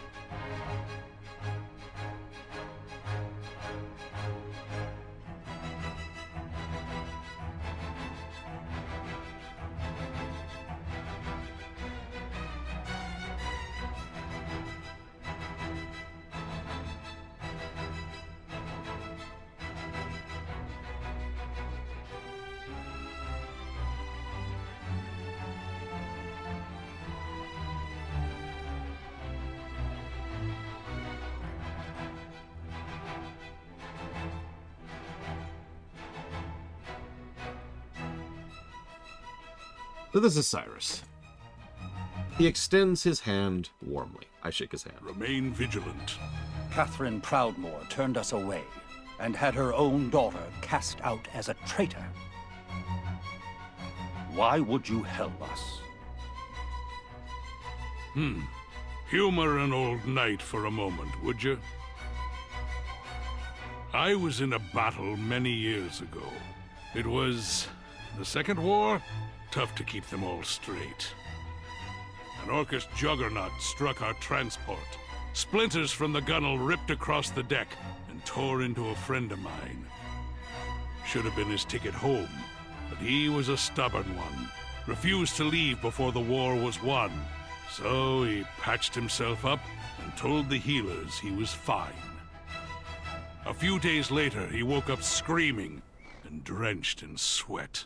Infection had eaten away at his insides.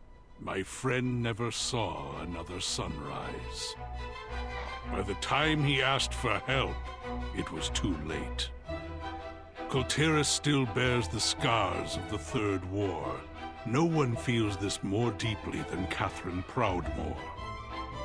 But she is misguided. Her advisors have kept her blind to the infection that has spread throughout our kingdom.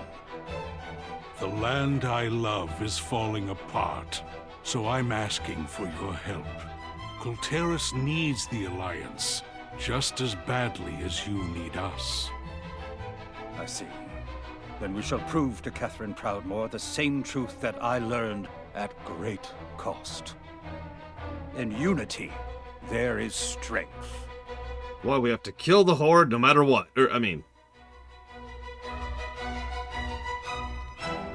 Sorry, I was just looking up the voice actor here who plays Cyrus. That's Bob Joles, and I know you don't know that name. He's in an enormous number of things. Like, he plays a bajillion characters in a bajillion things. He's the voice of J. Jonah Jameson in the Spider-Man show. He voiced Mr. Nesmith in Planet Sheen. He voiced someone named Man Ray in... I already lost it. SpongeBob. Over on the video game side of things, he's in Armored Core 5, a lot of Final Fantasies, EverQuest 2, Guild Wars 1 and 2, God of War 2, Infamous, Kingdom Hearts. Like, he's actually all over the place, but it's usually as more second-tier characters. Still, he's got a very distinctive voice. He was even Warhammer Online. Anyway, sorry. I was just curious. Finally, some action. Come back with stories. Stay on course.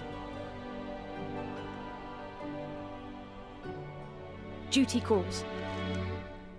For Kul Tiras. Never let him see you sweat.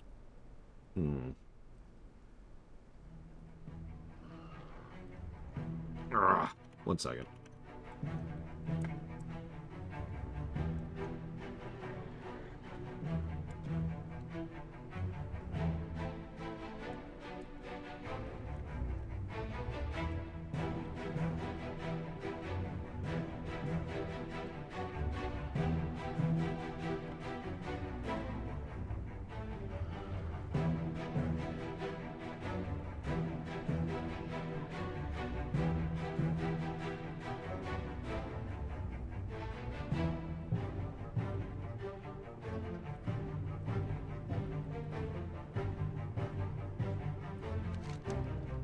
Dismissed.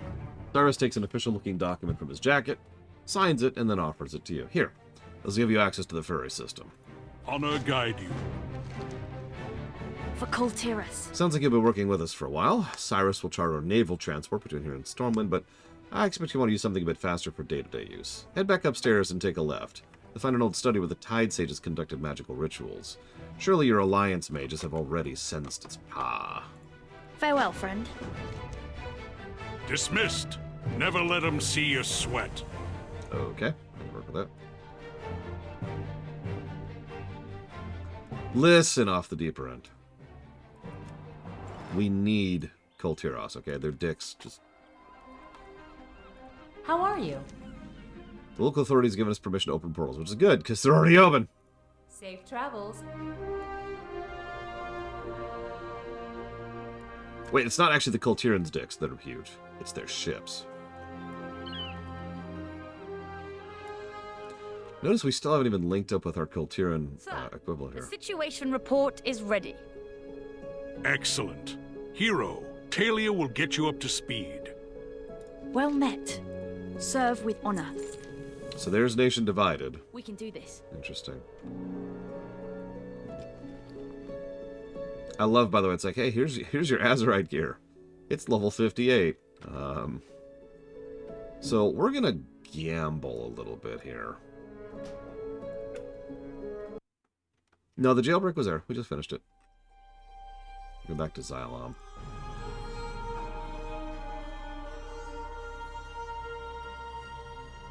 Yeah, also, speaking of, lack of polish, ignoring the obvious fact that this expansion had some of the worst examples of spelling errors I've ever seen in this game, there's also lines of dialogue that feel like someone somewhere made a simple mistake and nobody caught it.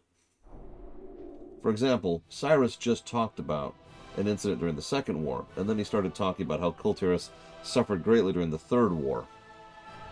Citation needed.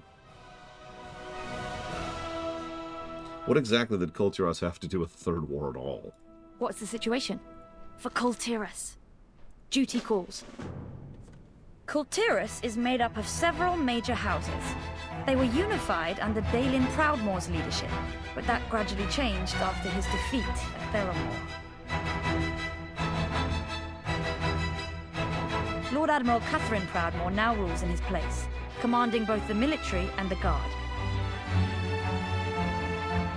Despite our efforts to maintain order, Kul Tiras has seen an increase in crime, corruption, and piracy. People are losing faith in the Proudmoore Admiralty. To the west lies Justvar, a mountainous region providing most of the kingdom's ore, and some of our toughest warriors. House Waycrest has been a loyal supporter of Proudmoore's rule for centuries, but their recent absence from council meetings has given rise to troubling rumors. In Stormsong Valley, to the north, the Tide Sages of House Stormsong craft and bless the ships of our legendary fleet.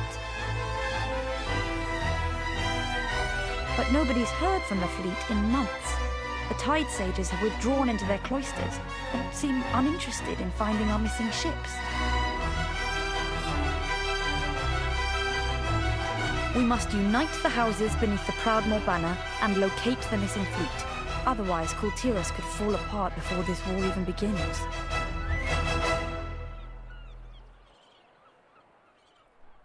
So there's your basics.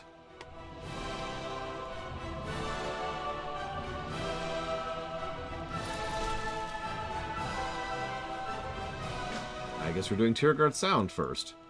I thought we actually got a choice, but no. Okay, that's fine. I've always dreamed of adventure. Stay on course. How can I help? There's an old saying here in Kul Tiras: when something goes wrong, old sailors will struggle up and proclaim, "You can't change the winds." I hate that saying. We can do this. Serve with... All right, Flynn, what's this big lead of yours? Something about Ashvane having a new gunpowder? How is that a lead? They're making new weapons all the time. Not like this, they aren't. Emissary, mind giving our skeptical colleagues here a demonstration? Sure. 1 second. There we go. Blood or gold, everything has a cost.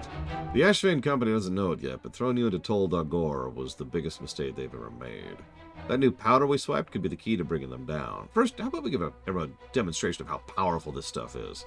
Go ahead, take a shot at that barrel over there. See you around. Yeah, remember, Azerite, it's so amazingly, hugely important. You have no idea. What was that? Ashvane's dirty secret.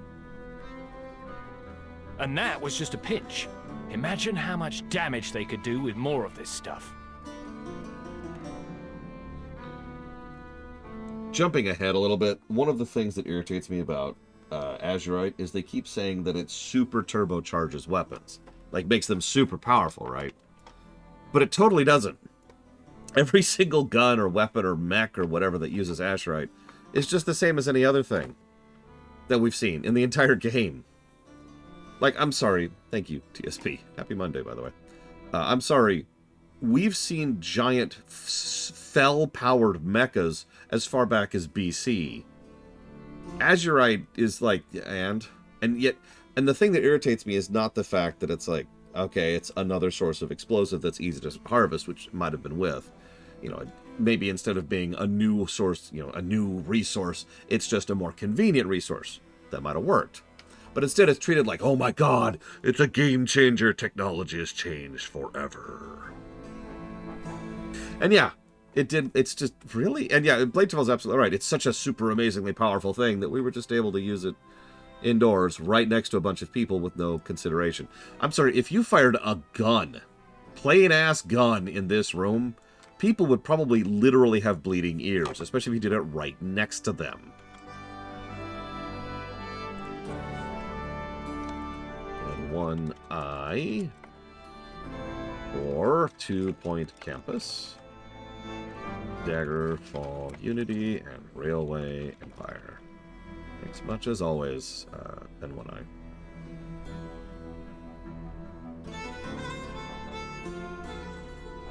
A job's a job, mate. Watch your back out there. Something to report? So, Ashvane's goons are walking around with a new powder that can blow a galleon clean in half, and the military has no idea. We need to find out how much of this powder they have and where it's going. An old buddy of mine works the ferry down by the Ashvane foundry. He may know something about this. You can take the ferry from Tradewind's Point. Once you get there, look for a man named Cagney. Oh yeah, don't forget. I have another job for you. Help our new ally track down the source of this powder. You got it. Of course, the nerd. Prepare to make your rounds again. Tell the city guard to be on the lookout for unusual weapons being smuggled into Boralus. Aye, sir. So, the problem here, I hate to keep complaining about the Azerite thing. Once again, this would have actually been, this would have worked with just a little bit of extra polish. Again, maybe Azerite isn't super strong or whatever, but it's really easy to source. Like, it takes almost no effort and resources to go and tap Azerite, because it's literally bubbling out of the ground. It's just bleeding out. So, wouldn't that be interesting if the advantage here is you've got the massive industrialized military who have to go through all their resources in factories and all that to produce their weapons, and then you've got the Ashvane company, and they just go and they go out with a freaking bucket and just pull up Azerite. And so they're not producing better, they're producing more, cheaper, and easier. Same general advantage, same general threat level, makes a lot more sense. And it still makes Azerite a plot point without turning it into a magical MacGuffin. And yeah, I'm sorry. We've had cannons in this franchise since Warcraft 2. We had straight up muskets in Warcraft 3. And tanks. What can I do for you? Anyways, one other little commentary. As with every single expansion we've covered so far, this expansion will fare better than it otherwise would have because we have dragon flying. Yes, that's right. BFA was yet another expansion that was designed to not have flying. Yeah, it's true. There's also oil in Warcraft 2. The black substance known as oil. Sorry. But I'm just bringing this up because, yet again, they were trying really hard to push away from flying, and yet again, that didn't work. They would make one final push of that in Shadowlands before they finally said, you know what, here. And dragon flying was invented. Well, iterated. What do you want? Normally I wouldn't tell you nothing, but I'll spill for Cyrus. Ashvane's onto something big. They got guys working around the clock here. Even brought in some muscle to keep everyone motivated. I don't know anything about what they're making, but I know it ain't passing through here to Boralus. If I were dumb enough to go snooping around here, I'd check the goods themselves, see if they got shipping labels, but I ain't that dumb. So you gotta do it. The Ashvane company's been working their people so hard they tried to strike. The company brought in goons to break it up and give them back to work. They even shot a couple of guys who tried to walk off the job. Let's say you give them a taste of their own brutality while you're there. Wait, we're strike breaker breakers? Ahoy! They said they would feed us and they'd keep us warm. But they were mean. And it was really hard work, and we tried to rest, they yelled at us. I got away, but my friends are still in it. Oh yeah, they're also employing children. Steer clear of sirens! Send those kids to the western edge of the foundry. I'll wait there and make sure nobody tries to snatch them. Okay. Meet me there when you've got some information on those shipments. By the way, I like the body type of the Kul Tiras. I just want to say that. For a long time, people have derided them as just being fat, and anybody who looks at this and sees a fat person does not know what fat people look like. We actually talked about this in Tor as well. This is someone who is extremely muscular and well-built. Like, I mean, just take one look at that arm, for God's sakes. That is a tree trunk. Yeah, no, that exactly, Blade 12. That's someone right up front. This is a strong man.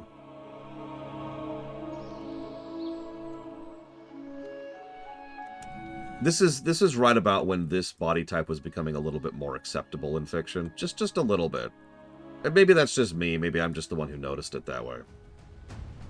Because for a really long time, the perspective amongst a lot of media was that the super skinny cut person, that was the correct way. That was someone who was fit. You know, like Geralt in Witcher 3. Or Archer in Enterprise.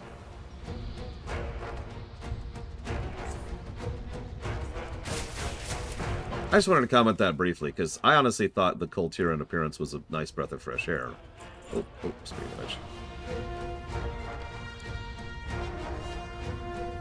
Yeah, Thor in God of War 5 is actually a really good example of that. Well, you see, Blade Duval.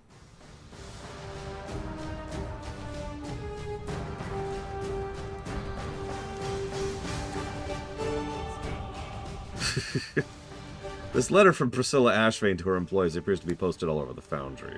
It sounds like Cagney's information was accurate. Ashvane is working with people around the clock. Priscilla mentions a Forge Master Farthing and a Taskmaster Williams. Time to deal with them. Faithful employees. Effective immediately, all shifts are doubled. We do not ask this of you lightly. Your hard work ensures the safety of Kul Tiras in these uncertain times. Fine, Ashvane. Have a plus to voice actress. Regarding increased company presence on site, rest assured, they are here for your safety. Oh my god. No, ironically, the Thor in... Rumors of foreign invaders and spies among us. We can never be too careful. Obey their instructions to avoid any unseemly incidents. No, the actress who plays Ashvane here does a great job of sounding... Why are you still talking? Of sounding smarmy, right? They won't catch me! I'm too fast! Sorry. Thor in, Endgame is actually not what I'm talking about. In fact, if you remember... They make fun of him constantly for it in that film. It's actually one of the... Forgive me for being aggravated here. It's one of the worst parts of that film for me.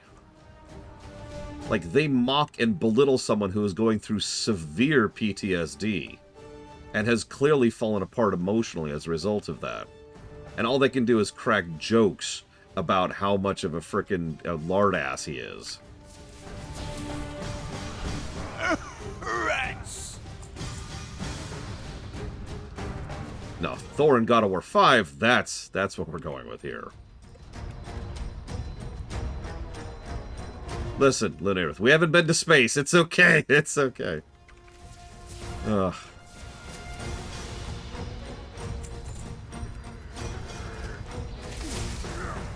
But anyways, so Blade Teval asks a legitimately valuable question. What is it about Azerite that is presented as so effective? Now, the reason I consider that a valid question is that WoW usually, Warcraft in general, but especially WoW in general, usually goes out of its way to actually explain away how things work pretty well. You know, we know how Fel works, we know how Arcane works, we know how Void works. We know why they're dangerous and how they can be applied. Azerite just does whatever the hell it needs to. Which side is starboard again? I hope they have food on the boat. And that's the problem. Like, that really is the problem, is it really is plutonium. And I'm not saying that just to be derisive. I'm saying that as a descriptive. You don't belong here! I like Tortolans. I'm off. Like, the only explanation we ever get for Azerite is it's Titan blood. Okay. Do all Titans bleed like this? Is this a result of a specific mixture of what happened with the nature of the wound? If the wound was down in Silithus, why is Azerite cropping up everywhere else in the world? None of these questions are answered, by the way. It's just Titan blood. If I can use a parallel, it's kind of like super blood.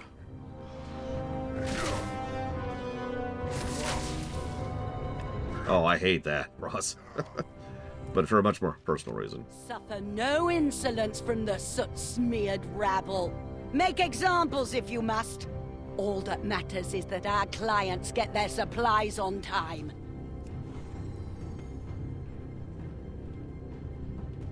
And ban this note after reading it, you buffoon! So, did you notice that? I should point this out because it's yet another example of lack of polish. The idea of having the talking head and the characters dialoguing has had a, for lack of a better word to call it, a tempo to it. While there have been occasional bugs, most of those have been someone talking over someone else, and most of that was back in the Kata era. But say in Legion, the expansion immediately before this, the snappiness of dialogue was a lot more fluid. And yet what you just heard was blah blah blah blah blah blah. Blah blah blah blah blah. Blah blah blah blah blah blah blah. That pause in between is just too long and too short at the same time. Each time, and I was making a joke of it, but each time I actually thought she was done talking because the gap in between her lines was huge. It's just enough that you stop paying attention to what she's saying, and then all of a sudden, oh, here's the next line of dialogue. Now, the way Warcraft in general, going all the way back to StarCraft as early as I'm aware of it, is they actually have to manually do timer triggers. Daddy says I need my So in other words, play sound file for 13.4 seconds, and then wait 0.8 seconds, and then play next sound file, right? But yeah, exactly. They put the gaps in between the dialogue at way too high. Get your nose clean, outsider. And that's the problem. I'm not sure if that's negative worthy, but it's definitely another example of that lack of polish I've mentioned a few times. So, would I have been interested in Azerite if it was actually a whole new form of power? Yeah, especially if it was well written. So, for example, maybe Azerite, congrats Esmirstar, maybe Azerite isn't necessarily something new, I'm saying this wrong, isn't something completely new. Maybe it's something like... I don't care how you do it. I want those forges running day and night. The chemists are producing excellent powder. You will keep them supplied with refined Azerite, or I'll find someone who can.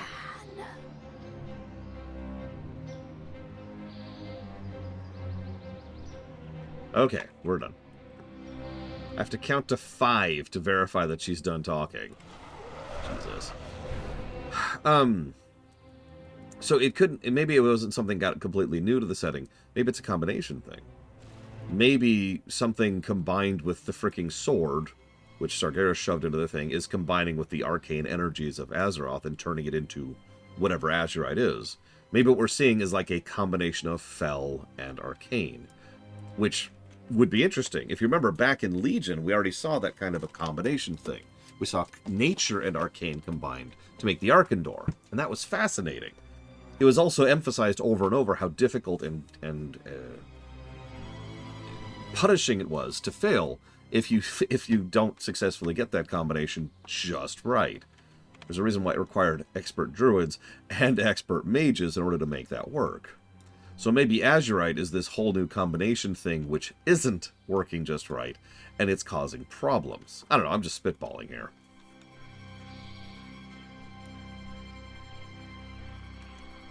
Oh god, now there's a horrifying thought, as Miristar. What if, so I'm going to say this out loud for those of you not reading chat, what if instead of Azerite, the big MacGuffin of the expansion is just Legion tech? Weapons, resources, bell forges, you know, soul grinders, all kinds of stuff left over from the Legion invasion, which I remind you, was worldwide. And now Ashvane are, I mean, that barely changes, yeah, crashed ships. That barely changes the overall narrative. It's still a super weapon. It's still a game changer. A group like, say, Ashvane, who are arms dealers and smugglers and scum, getting a hold of Feltech. You know, maybe we go here and we're saving these children, these orphans, specifically because of the fact that they were going to be fed into a Fel machine. Like, that's... And it doesn't, again, it doesn't change the overall narrative all that much. It just restructures some of the focus a little bit. What's your story?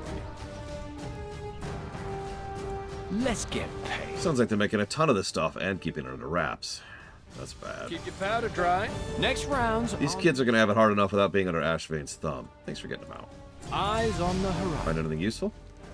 Most folks working for Ashvane Trading Company don't know how rotten they are, or don't have another choice. The sooner we take down Brisilla, the better. Spoilers, we won't be doing that for a long, long time. Keep your powder dry. Nobody likes living under the thumb of company men. They ain't gonna be missed. Are you thirsty? Figures they wouldn't just put the destination for the crates on the crates for us, wouldn't they? Nothing's ever easy, is it? If the weapons aren't moving on Cagney's ferry, they must be passing through Bridgeport, the shipping hub just up the road. Bridgeport's protected by a garrison of Proudmoore Marines. The Ashvane has a lot of nerve moving illegal weapons right under their noses. Come on, let's go check it out. See you around.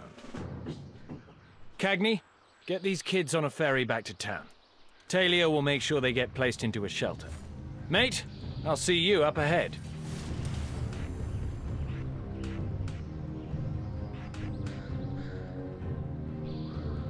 I mean, this was also when Bobby Kotick was intervening the most in WoW specifically.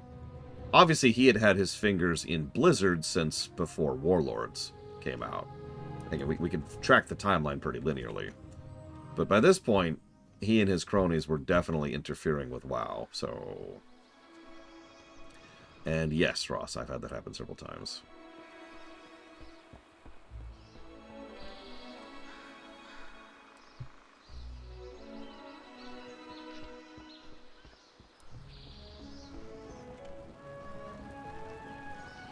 Either way, I get your point, Lineruth.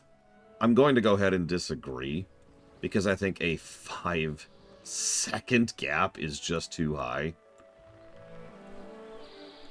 And once again, it is indicative of the lack of polish. Because I'll tell you exactly what it is. It's template. What would usually happen in the case of these kind of triggers, because I've seen how WoW does its triggers, I've actually looked at the code, is you have to put in 2 timer triggers. One for the duration of the sound file, and then one for the duration of the pause before the next trigger script, or for the next script triggers. Make sense?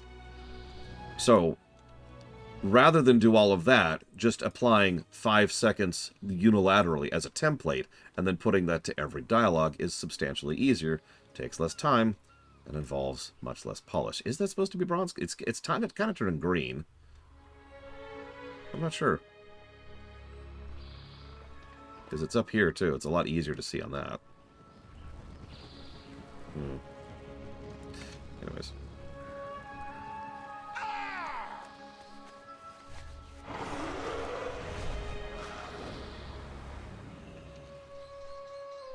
I know, Ross. I know. Most of these files are client-side, and WoW does a huge amount of its scripting client-side. However, the honest answer to that question is, I don't know. What's the word? Flynn pretends not to notice you. Of course, it's her. Watch your back out there. Bridgeport is a natural... Reading too fast. Bridgeport is a major trade hub for this area. Naturally, Ashvane has offices and workshops here. Check around town, see if you can learn anything new about the materials and how they're using it. If you can lift a sample for us to send back to Boralus, even better. I gotta stay here, keep an eye on someone. Don't look back. Okay. Sure. Yep, I've been live for 20 hours. I don't think I'm physically capable of that at this point. Considering that it's back to the smaller gap times in War Within, I kind of doubt it, Linear Ruth.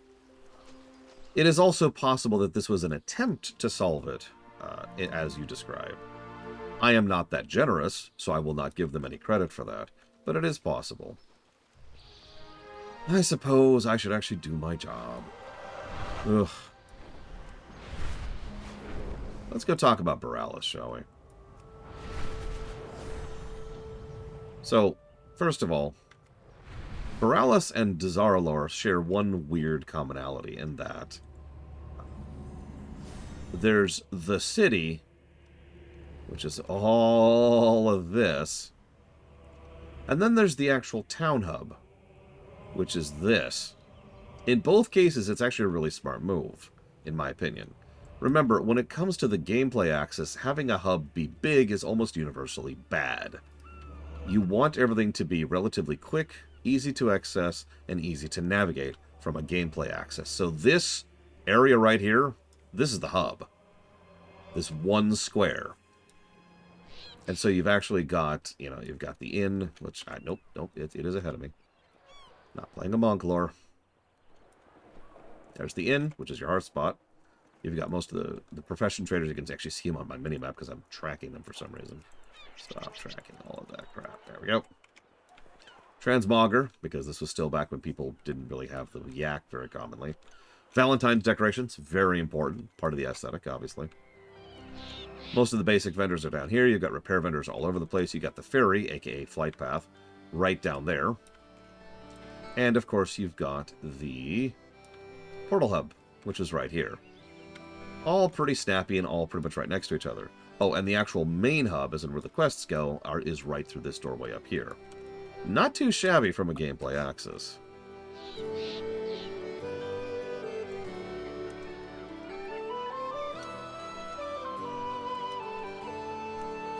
But then you've got the rest of the city, and this is when we get into the narrative axis. Boralus, I've said for years, is one of the better cities they've designed, and I don't really feel the need to explain that.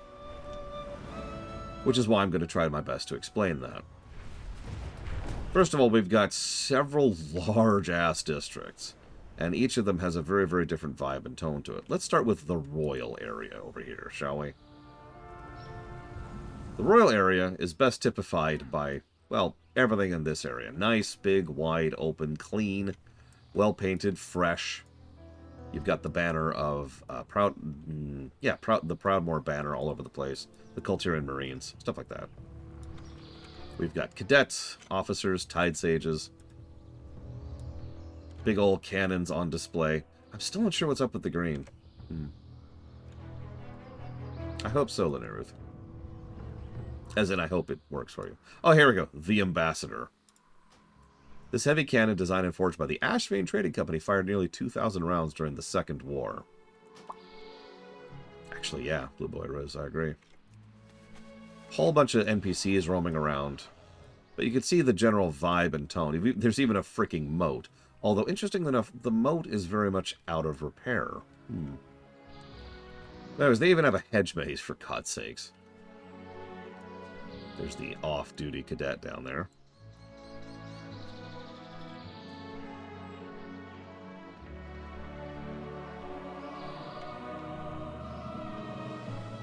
Okay, hang on. Not doing the maze. There's even an attendant just scrubbing away at it. I really love the... I'm going to use the wrong terminology here, so forgive me.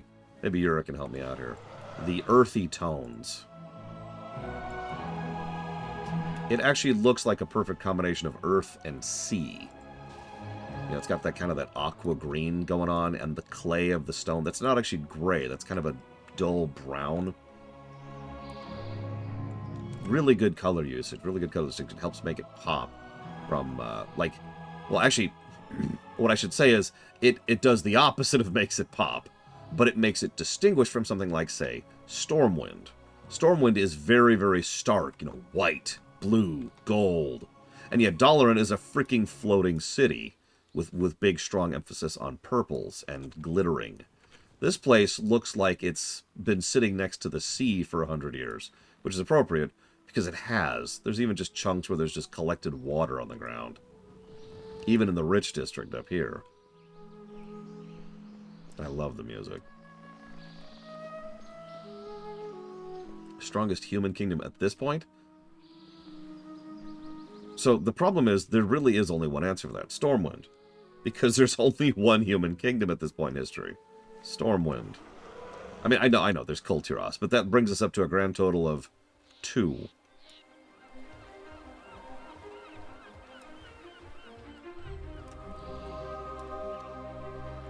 And then I love the look of this, because, so, up top, we've got, like, little Greco thing, middle tier, Kul Tiran emblem, and at the bottom of the fountain where the water pours in, is these giant, vicious-looking octopuses.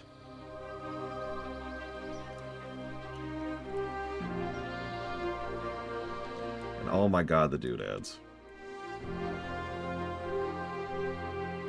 I love the look of Boralus. And we're just going through one district here, so we're going to pause. Oh yeah. There's some decor. They really love their sea life thing. Very interesting culture, these people. Who's richer? That's an interesting question. Stormwind definitely has access to better resources, let's put it that way. Part of the problem is Kul Tiras probably should be a mercantile nation primarily, which has a strong fleet to support it. You know, very Carthaginian. But, actually no, the Kul Tirans barely trade at all. In fact, as I mentioned before, they're an almost entirely insular kingdom, and that's exactly one of the biggest reasons why they are completely falling apart at the seams. So, hang on. Oh yeah, they really love the plank and stone look, too. And occasionally just burnished metal.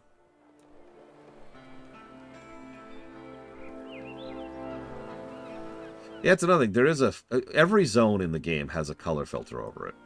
Every single one of them. But this one looks probably the most natural of any of them, I would say. Why does their armor look fancier? You and I have a very different definition of fancy, then. Why don't you do me a favor and look at this armor for a second? Like, really take that in. That, to me, doesn't look fancy. That looks cheap. That looks like the level 1 infantry units you get before you can get the real infantry. They've even got the bucket helmets, for God's sakes.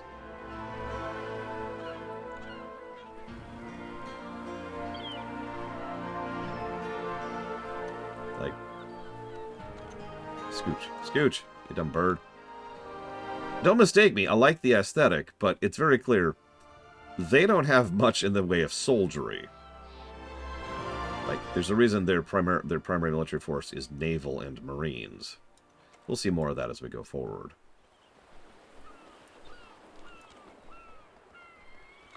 I mean, honestly, here, I don't even have to go somewhere else. I can just... Okay, that's cute.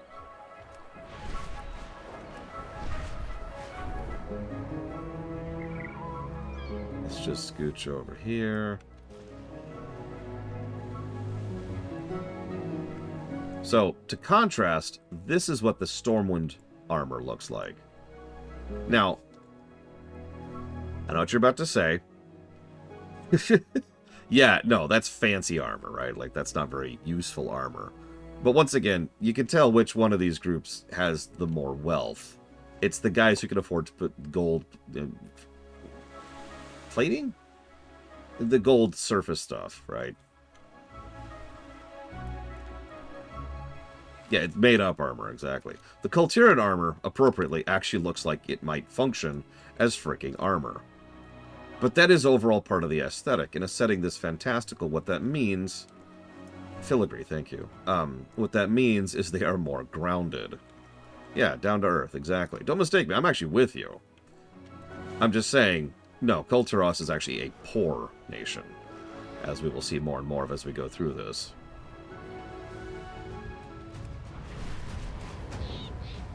See if we can find those knights that were passing by earlier. Oh, there they are. It's the same. Same armor.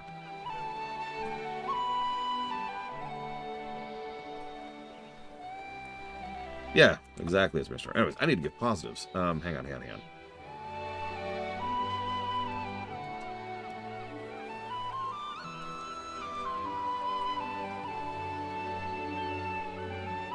What category do we give a negative for how much of BFA's story is in the mission boards? The kid's writing it.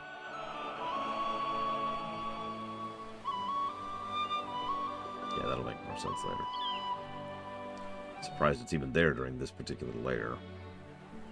Then again, playing as a Kul Tiras has clearly screwed with the layers, so...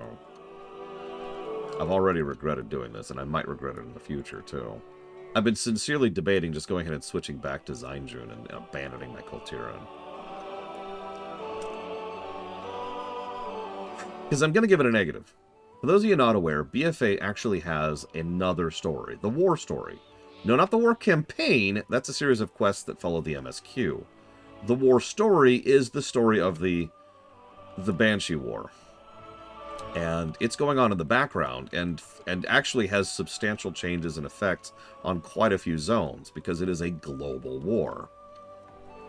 And you will never see it unless you go to the mission boards and read the results of the missions. You know, the mission table thing, the Dragon Age Inquisition thing. Silver Fur and Never Rip were the two winners, act. And you'll see as soon as we get to the next expansion. I'll be honest, I was doing those mission board things at first, and that's the only reason I even know that existed. It wasn't until I actually found, by the way, shoutouts to Wowpedia, a nice summary of those missions that I ever actually found the whole story. Because there's a lot of story working on that, and it's just like, it's all over there. In the mission boards. Cool. I guess that would be, you know what? That's overly skippable, isn't it? We have a category for that.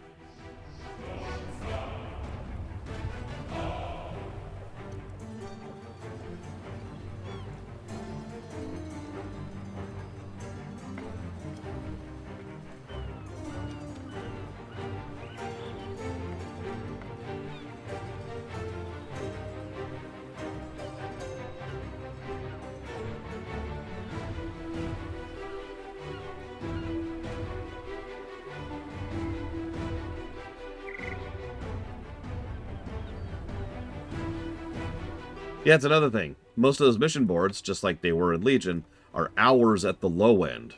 Most of those are like 12 to 24 hour missions. So imagine reading like a paragraph of a story once a day. And yeah, just putting all that stuff into a lore book in the game would allow me to just kind of skip over that. Once again, the idea isn't exactly invalid. I even have a category for it. I call it background lore. It's when there's a little bit of side lore in the background that you can just go and look out and say, hey, what's up? Bzz, did you know about the High Elves? And then you just get that bit of background lore. So having a book that summarizes the events of the war, that's supposed to be the big global super war, so much so they called it the Fourth War, which I will never call that again, by the way, would be awesome. you'll note that they do this in Legion for the artifacts. And the artifacts got quite a few pauses because there are books worth of lore in Legion about the artifacts.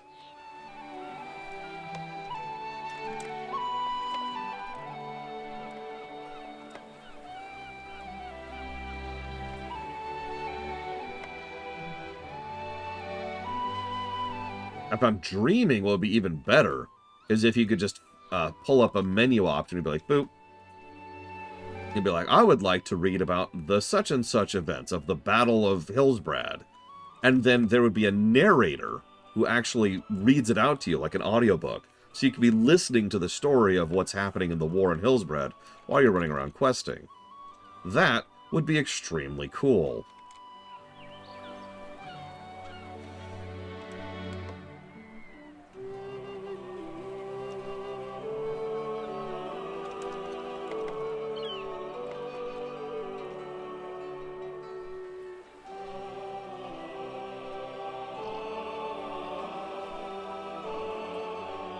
Exactly. I was actually thinking of the narrator from Mass Effect's Codex.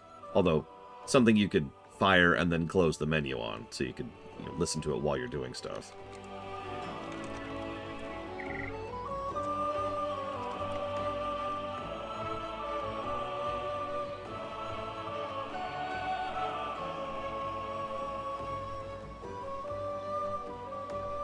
Actually, I need to check something really quick.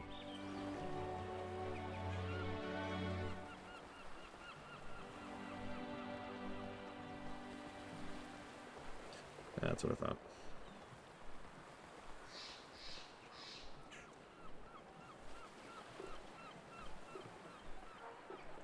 Sorry.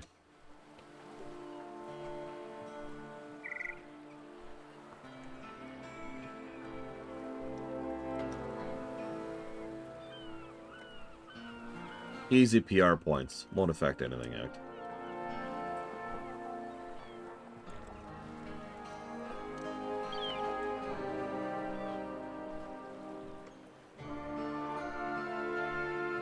Okay.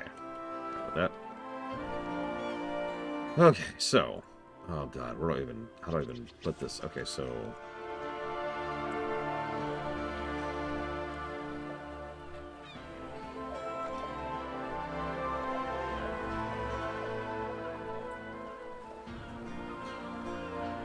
We'll see, Act. I'm curious how many games actually have adverts in-game on Steam. So, that was the rich district. Sorry for derailing. Let's go look at the poor district. I actually like the poor district a lot more.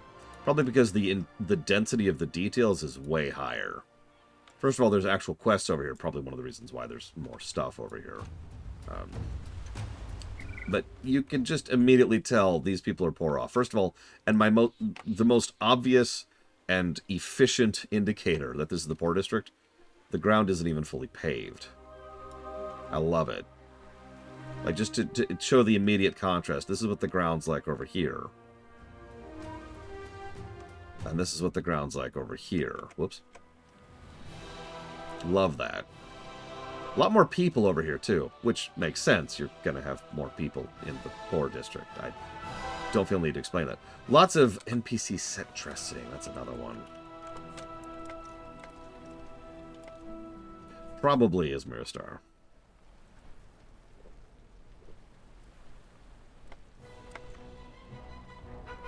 Yeah, if it wasn't obvious because of how much time we had to spend emphasizing how good Suramar is, a lot of the cities from now on, with one huge exception, are going to be a moment where we have to actually sit and pause and really discuss how great it is, because we're past the point of 3 positives per zone, because the zones are just too good. So now we're at the point of giving pluses per sub-zone. Also, I love this little tidbit. This is, again, part of the NPC set. Yeah, Oribos is the exception. Freaking Oribos. But then Valdrakken goes right back to being fantastic, so whatever. Anyways, a Doom speaker talking to the desperate wretches. Yep.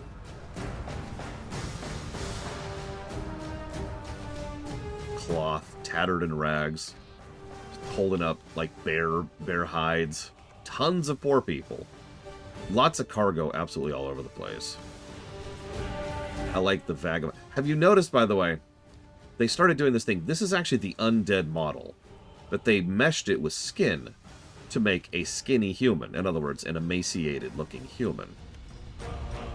And it's a nice way to contrast, you know, most of the... Well, I mean, just look at me, for God's sakes. In fact, just to really put this into perspective, look at how tall I am compared to these people. Yeah.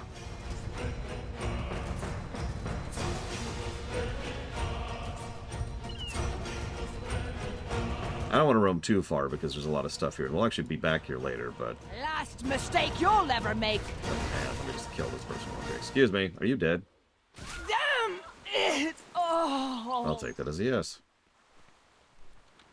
There's the butchery area. Pigs just hanging from the ceiling, like you do. Agreed, Ismira Star. Hello, Zara. Here's where we just have fights in the dockyards. There's a guy up there keeping track of the numbers. See? And the teams. And saying who's won how many. Keeping track of bets. You get it. Hello, Phantom X. Although you probably weren't saying it to me. But I'll say it back as well. Hi. Notice that this is actually specifically an Ashvane ship, which is being scrubbed and taken care of. And yeah, I've seen a few Euro. Male and female, actually. Kul Tiras use all three human body types. Which were invented for BFA. Point in fact, actually most Kul Tiras do not have the strongman type, the one that I have.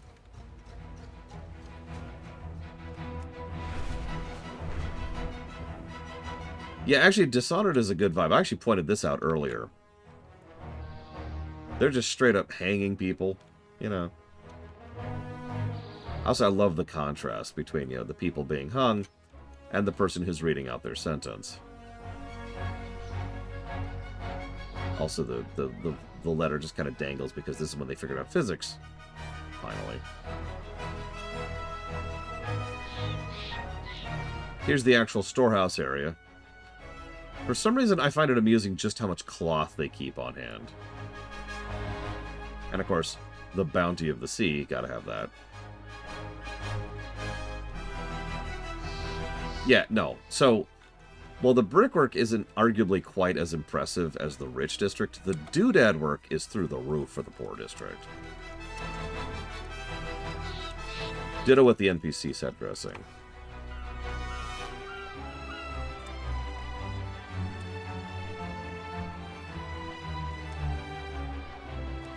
Yeah, lots of clutter. Like, just take in that shot right there for a second. Really take in the sheer quantity and quality of detail here. Like, really look at that. Just let your eyes glance over it for a minute.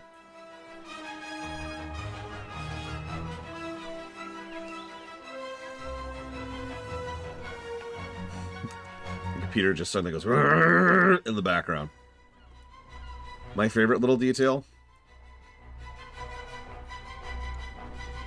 These banner flags right here. Yeah, Boralus is extraordinarily well designed. It deserves the positives on the narrative axis. And the gameplay one. And yeah, I actually didn't even show off this area up here. Which is kind of our middle tier area. Ground is a little bit better designed. We've got people hanging out. You know, here's your normal human body types. Oh my god, I'm suddenly hungry. I don't know why. It's just a thing for some strange reason. That's a good question, Carolina. I don't know.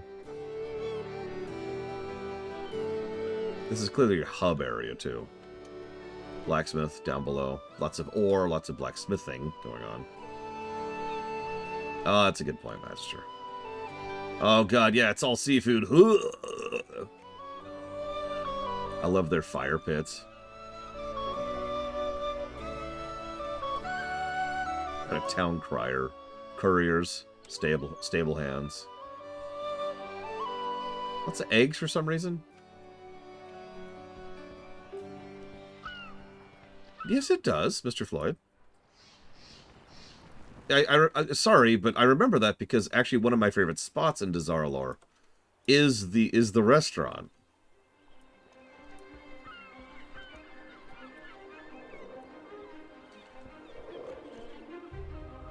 Need more Fjarnskagel. Well, hang on, give me a second. The easiest way to answer that is just to go. I love this whole area. Oh my god. Yeah, who are the Vrykul trading on behalf of? Who are they trading with? What are they... Oh yeah, this is the game that added the Scrapmaster.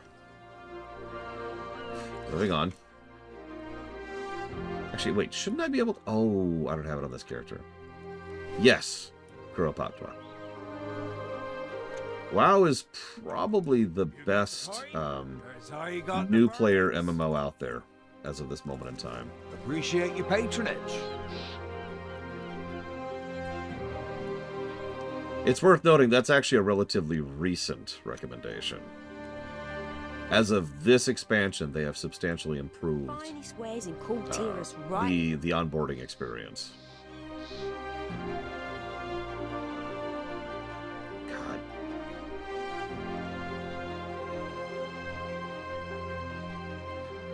Probably Azmira Star. And yeah, I didn't actually. I don't want to linger too long. I feel like I'm being boring. Just here's another area that's highly detailed, and here's another area that's highly detailed, and here's another area that's highly detailed, and here's another area. Oh yeah, there she is, by the way. There's your Fjarnskagel trader. Yeah, there's a Tortolan earlier. We'll talk about them later. These are all the island groups. We'll talk about them later too. Oh yeah, there's a trader from the Mists over here too. Which river led you here?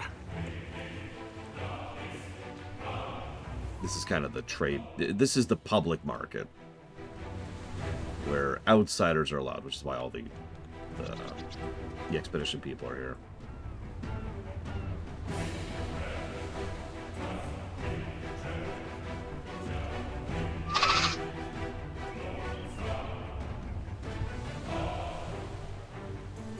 Yeah, no, Boralus feels like a bit of a market. I have not. I doubt I would be any good at it, Mr. Floyd. I love this, by the way. A very minor point, but you've got 3 members of the Light's Vengeance team, right? One of these things is not like the other.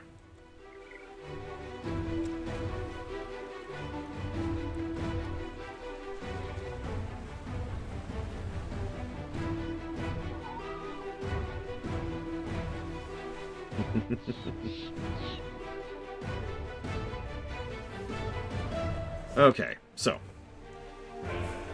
really quick, let's go answer Mr. Floyd's question, because now I'm doubting myself. But it's in my head as one of my favorite parts of Dazar'alor, specifically because I love the idea of thinking about what exactly they eat. Like, what do Zandalari eat? So hang on, let me hop on... whatever.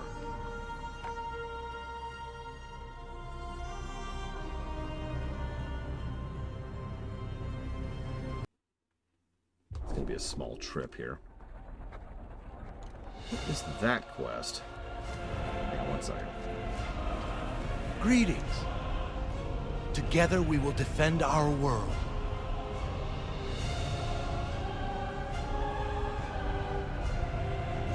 Interesting. I guess I didn't do that on Zalash.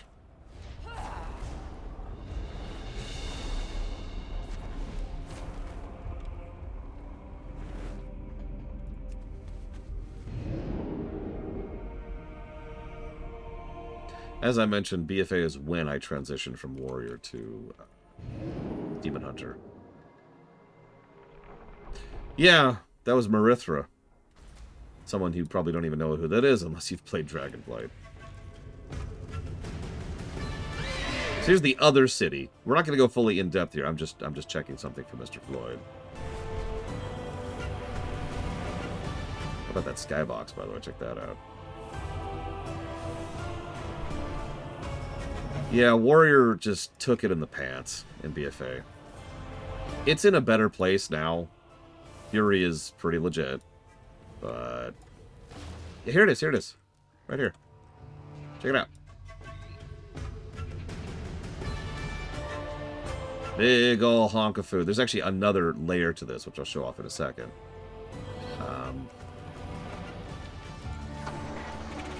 Hang on, I think it's down, I want to say?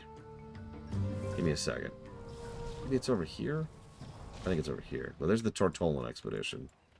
Here it is, here it is. Here's the other spot. I love this because there's the eggs they cook.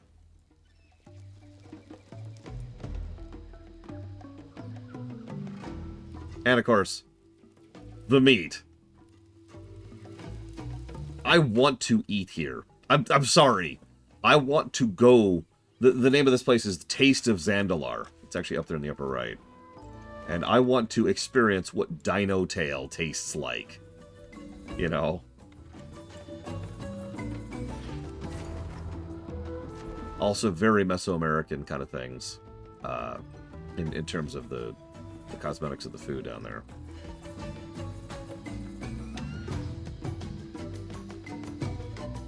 Yeah, lots of more Southern American style fruits and spices and bowls.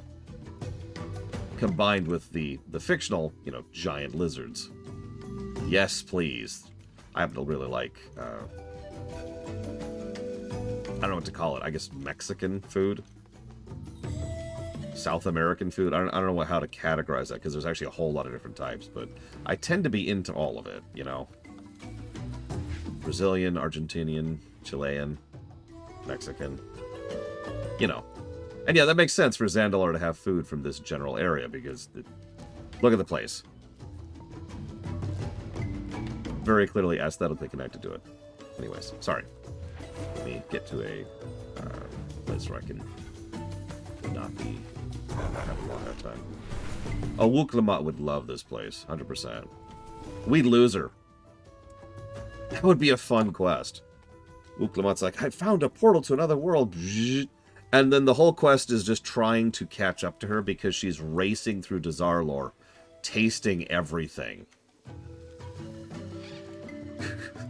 Like, oh, what's that? Yum, yum, yum. Oh, what's that? Yum, yum, yum. We get there. She came by without paying. She was in such a hurry. I warned her about the chilies, but she decided to eat it anyway. Anyway, sorry. Back to the actual game we're reviewing.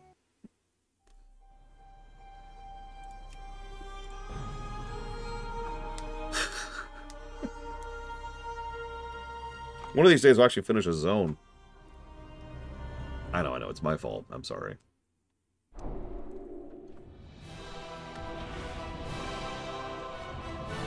Speaking of... No, for real, let's talk about visuals. So we've shown off Boralus, and it's really, really, really, really good looking.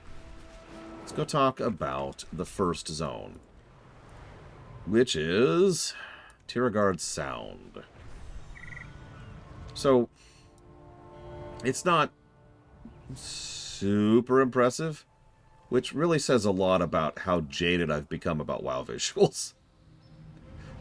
Like, this is the kind of zone that would completely blow it out of the water in most other games, to be frank. Most games don't even come close to the level of visual design and fidelity and color usage, doodad usage, NPCs, brickwork. I mean, even the very nature of... Lording! Even the nature of how the mountain seeps down into the frozen area, which seeps down into the waterfall, which seeps down into the river, which seeps down into the sound itself. As I've pointed out several times, someone somewhere on the WoW visual design team either is or has contacted someone who is really good at actual geography.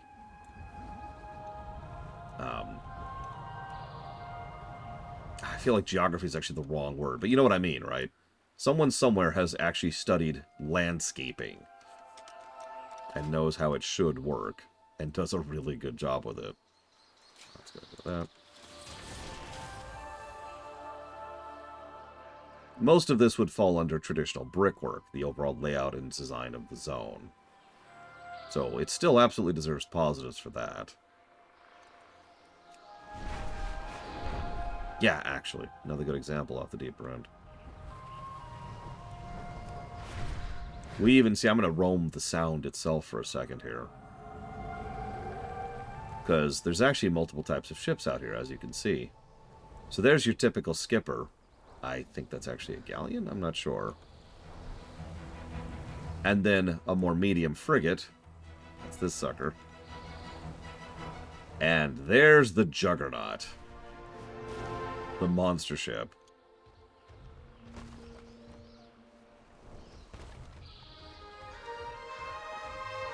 Near as I can tell, they made these in direct reaction to the Zandalari city ships. But I'm okay with it, because those ships are gorgeous. Look at those things. And yeah, we should be able to go into this one. I'm not going to do it right now. There's actually a quest, and I'll do it later. Also, hey, look! Azerite is just pouring up from the ground. All over the place. Oh. Anyways.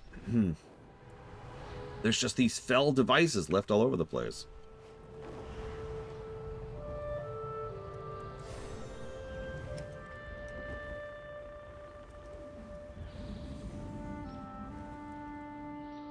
Let's move on.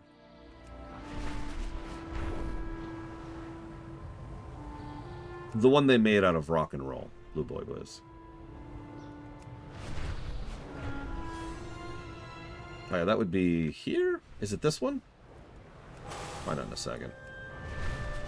Yeah, for as much as I make fun of Kul Tiras not being involved in the Third War, they were firmly involved in the Second War.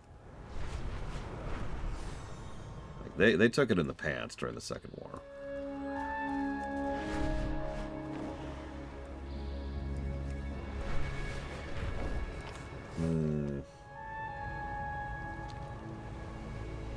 No, we'll get to it later then. I don't want to derail too much more than we already have. Look at that. Look at that terrain. God, the sheer amount of thought and effort they put into that is crazy. Moving on, moving on. Back down to the ground level. Could be off the deeper end. Oh, God, I don't remember. It has been an extraordinarily long time since I've played through Warcraft 2. Because it sucks! But, I do look forward to playing through it again at some point. Preferably on stream for a review. Much longer, Jaxia. It was horrible. It's in the mine nearby, just picking away at a rock, and it jumped up and bit me in the neck. Since when can rocks walk around and bite people? I hightailed it out of there, but some crazy fools are sticking around trying to take the mine back. If you're going to punch rocks, you can find them down the road to the south. Probably, Mr. Floyd. Among other things, it is much easier to stream. I've already proven that. Plus, if I don't care for the new graphics, which admittedly I don't, I can just hit a button. Help wanted. As we turn to the busy season, Kenning's Lodge is looking for recreational hunters to assist with fulfilling the ever-growing list of orders from Boralus. These are short-term positions, paid relative to performance. Okay.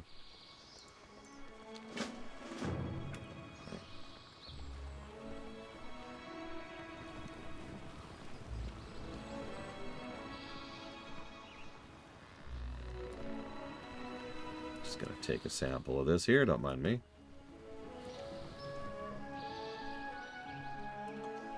I actually have it on GOG as well, believe it or not. Ahoy! There was a mishap when we were loading the most recent shipment for the Southwind Station. Apparently some paperwork meant for the dockmaster was left behind. He can't hand over deliveries to the couriers without it, but the next ferry won't be departing anytime soon. Could you deliver it by foot? The ferry dock's just a short ride down the road. Smooth sailing. Or some interesting go-tos.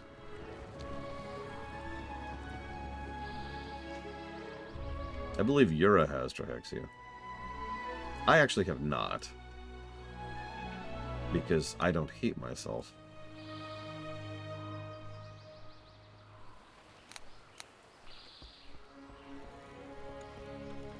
Am I staring right at it? There it is. After finally discovering a suitable base, we have successfully produced a stable compound. In this state, it can be stored, transported, or introduced into the mixing process to infuse a terribly potent black powder. I am so confident in its stability that initial samples were sent to Boralus suspended inside a necklace. As we run the cauldrons day and night mixing powder, work also continues on prototyping further applications. Our most promising so far is a pistol, which we hope will be another suitable gift for our esteemed Lady Chairman. Just grab those.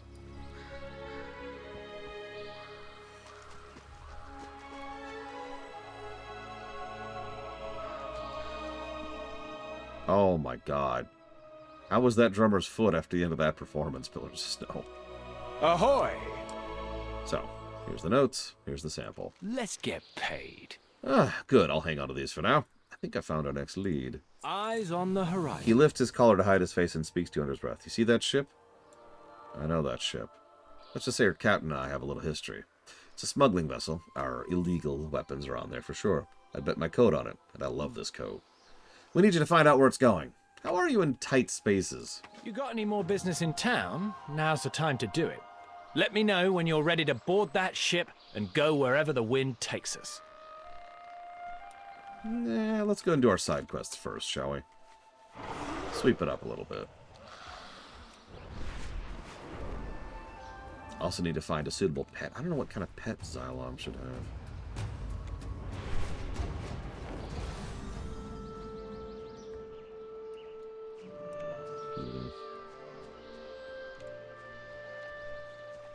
Justvar stands firm. The overgrown lizards from down at the beach suddenly decided to swarm the camp. We're used to dealing with 1 or 2 each week, but it seems the whole brood came up the cliff. Wonder if the smell of the blood drew them in. They're putting our men at risk. Go wipe them out. The only good witch is a dead witch.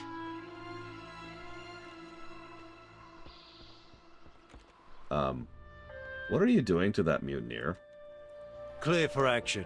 Most of my men were injured when we were escaping the fort. Those that weren't were injured holding this position. He hands you a stack of stained cloth. All of those better supplies are behind the wall, so I've been forced to make do with what we have. Everything that's not being worn on a soldier's person as we speak is being shredded for bandages. We don't have the staffing to take everyone. Head out and replace our worst injured's bandages. For Kul Tiras. Uh-huh. I noticed that there are Horde and Alliance troops who are dead in here. Interesting.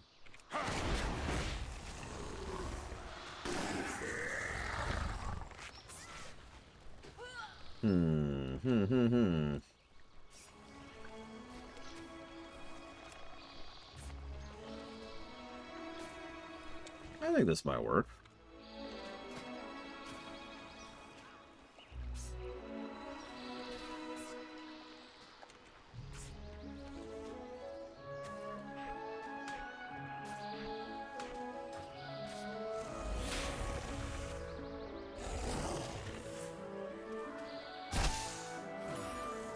Oh, it's a little smaller for me. Still, fits kind of a big bear of a man like I am.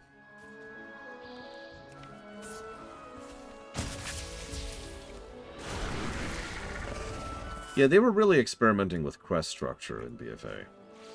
I do think it failed in several ways, and I 100% plan to give it negatives for that. But it also kind of succeeded in several other ways, too.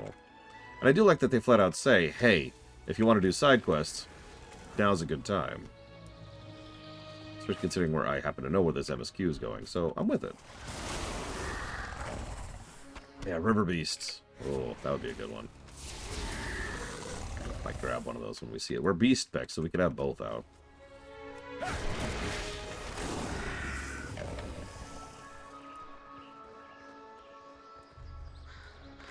Yeah, War Within managed this exact same attempt much better, in my opinion. I know, try to be shocked. I'm praising War Within. Sorry. I can't wait to get to War Within and it just scores terribly. Because I apparently just magically forgot all of the terrible aspects of it. Or something.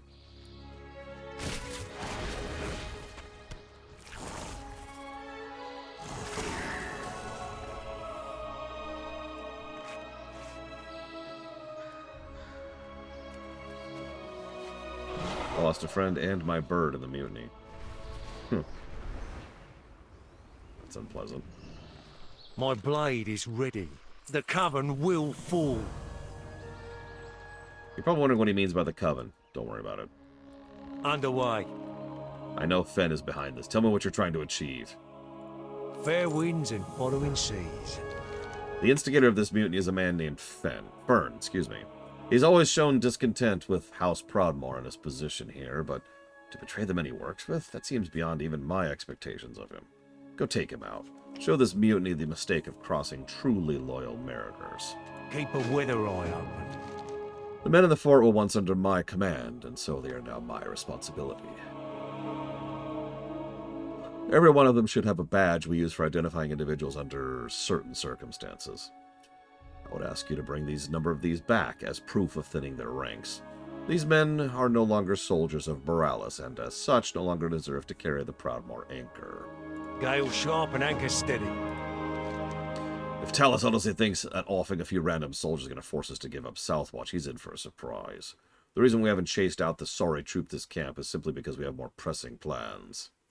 Fern and his lieutenants facing the Watch's cannon straight at Boralus as we speak. Those three are really the driving force of the attack. Thanks for the intel. Friend or foe? Skyhawk invited me here to teach some of the city boys how to train the local Seahawks. Some of the students went and sided with the mutiny force. Seems these soft marines have forgotten what the consequences is for betraying a just far soldier. Worst yet, they've locked up quite a few of the younger birds we were training, and I've got my hands full of these hawks. If you could free some of the young'uns, I'd appreciate it. Glory to House Waycrest. Also, I know it's pronounced Drustvar. I don't know why I have so much difficulty with it. Please don't make too much fun of me. I'll accept a little bit of fun making. Okay, you can just make fun of me. I give up. You win. I'm terrible. Should have kept your nose clean, outsider. So, this is yet another example of how much this kingdom is just completely falling apart at the seams. This is one of the most well-defended and fortified forts. Listen! I can't Thrust. It sounds better, too. Drustvar. Drustvar. Anyways, this is one of the most well-positioned and fortified forts on the entire island. And a bunch of mutineers were like, you know what? We're just going to take over the joint. One step away from bandits taking over an entire major military outpost. And yeah, notice the fort itself is not exactly what you'd call super impressive. I should jot this down under world building. Oh, you know what I should actually do? Yeah, let's do that. Ah! Hey! I'm typing here!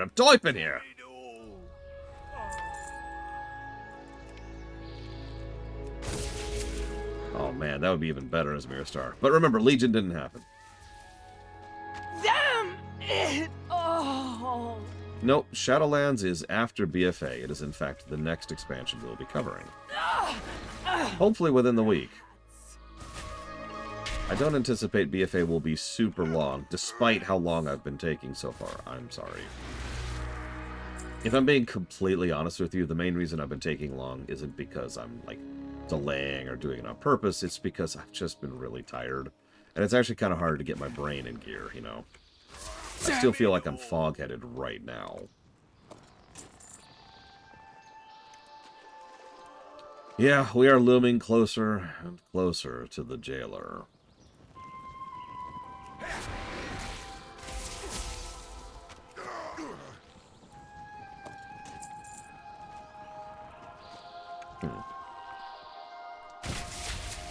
I'm still paying attention because I'm very curious if there's ever going to be anything that clearly indicates that the jailer exists. I know that sounds like a strange way to phrase that, but so far everything we've seen clearly indicates that Sylvanas is the villain and the next villain. It also clearly indicates that she is gaining some kind of power from something. Should have kept your nose clean, outsider. What, sir?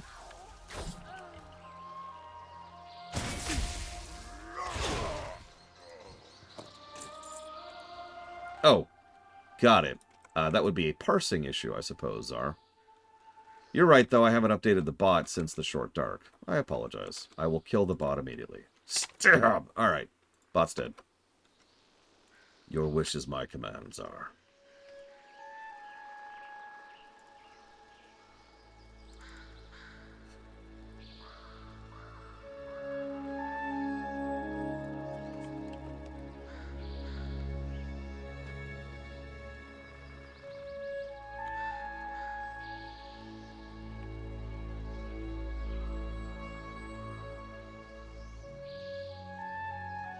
That's actually a good point. I didn't even think about that, but you're right.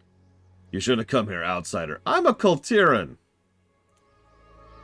In fact, I'm more Kul Tiran than you are. The bot had to die, Czar.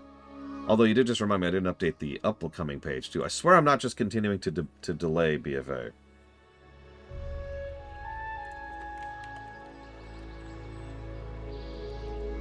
Grab this. Put this here.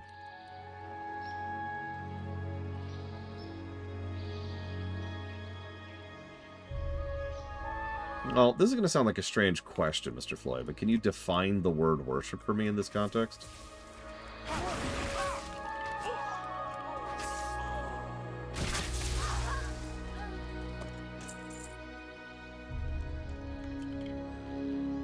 From everything I've seen, I'm probably going to enjoy the story access of Stranger of Paradise.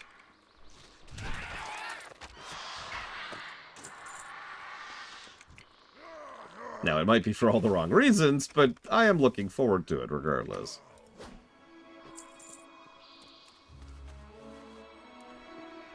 Alright, now let's go kill some names.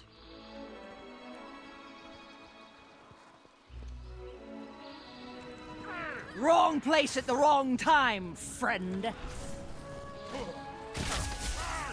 Well, there's only one thing to do then, Asmirastar.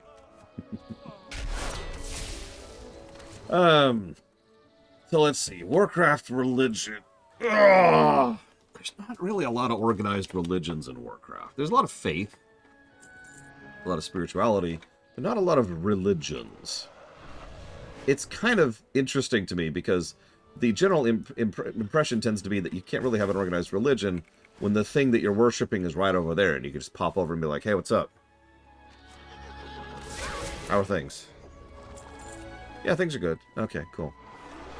Do you need anything from the store? I'm gonna go head out soon. Yeah, could you get me some milk? Sure thing. Praise be. You know. I think Dakota is correct, but this really is kind of the opposite of something like, say, your typical JRPG, where there's almost always some kind of organized religion, which is almost always evil. There isn't really any organized religion inside of Warcraft.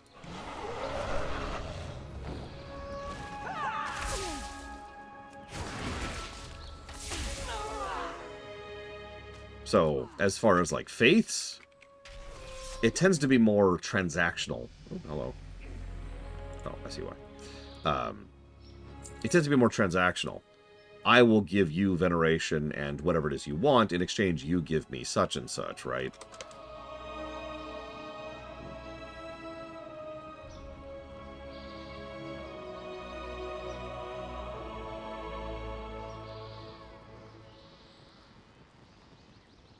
Let's do that one.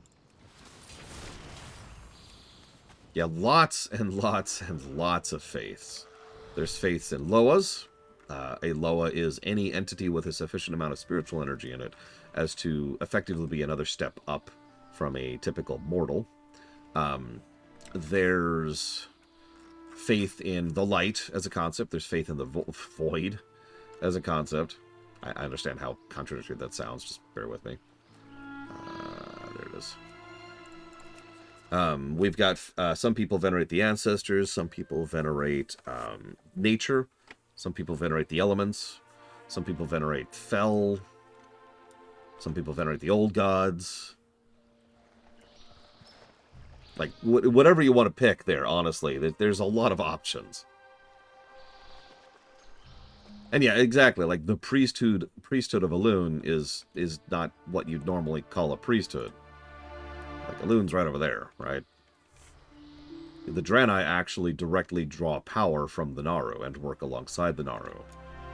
Justvar stands firm.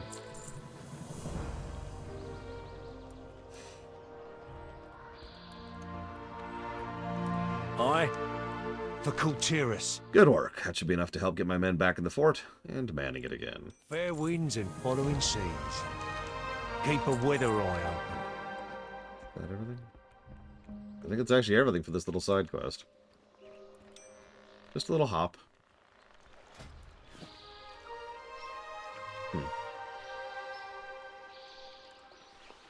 The Naro are fascinating. I really hope we get more in them soon, which we might. Yeah, we'll see another faith soon, the Tide Mother. And in general, the Kul Tirans tend to venerate the sea, or I guess the ocean might be more accurate. And that's exactly as dangerous as it sounds.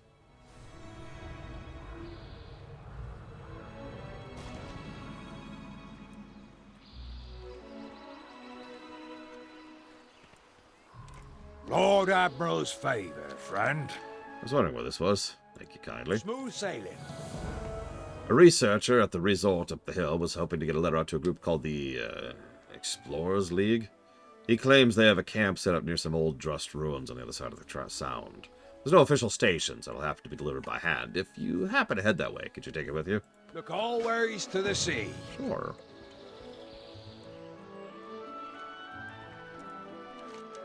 To whomever receives this invitation, you are cordially invited to the 15th Annual Norwington Equestrian and Hunt Festival. People from all walks of life across Kul Tiras shall be gathered to delight in life's greatest competitions, equestrianisms, and hunting, while meeting those of like minds and fine tastes. Hunting events start first, led by Abby Watkins in the Fox Hollow Woods, followed by the equestrian events at the Norwington State. We hope to see you post-haste.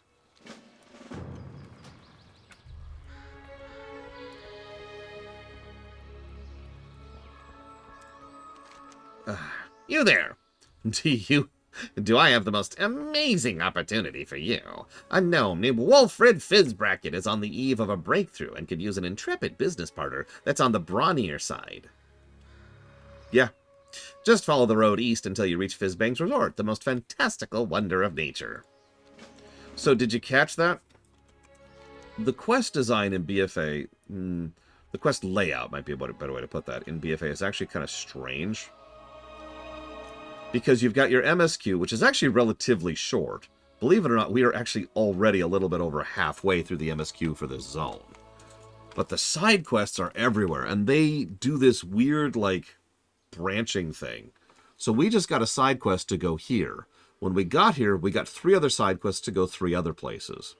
In other words, this whole node here is nothing but vector quests. And they then lead us to other quests. You see, we've got the one up north. That one's going to be part of that. That's going to lead to all those over the left. This one's going to go south, and that one's going to go over there to the east. And they just kind of branch out as we keep going. It's fascinating. I'm not even sure why they did it this way. Maybe they were just experimenting with it. Whether it works or not, we'll have to judge that as we go. Welcome to Fizz Springs Resort. Willing assistant? Well, I can't turn that down, can I? Hope to see you again soon. While us Fizzbrackets may not be goblins, we still know a business opportunity when we see one. The resort staff is getting trained, the place getting cleaned up, and now we have some quality marketing. He holds up a familiar-looking box. Behold! The wondrous gnomish engineering feat known as the Selfie! As a reminder, the Selfie was actually invented back in Warlords. Now, if only there was a generous Kul Tiran willing to capture the radiance of the place. Make sure to make yourself look like you're enjoying yourself. Enjoy the resort. Remember, you know what people love? The unexplained. Problem is, everything here is explainable. So, I have to create our own phenomenon. There are stories that talk about some weird chicken-snake hybrids that turn you to stone. I've already released the chickens, now we just need the snakes. The first problem can be solved easily. Just chase down the chickens and stick one of the robotic tails on them. Hope to see you again soon. You want me to what? Remember, don't feed the wildlife. You want me to what? I feel like I missed a step there.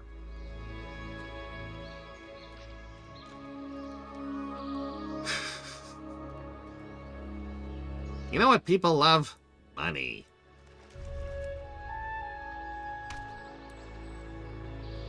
Oh, hey, there's our custom interact thing as a hunter.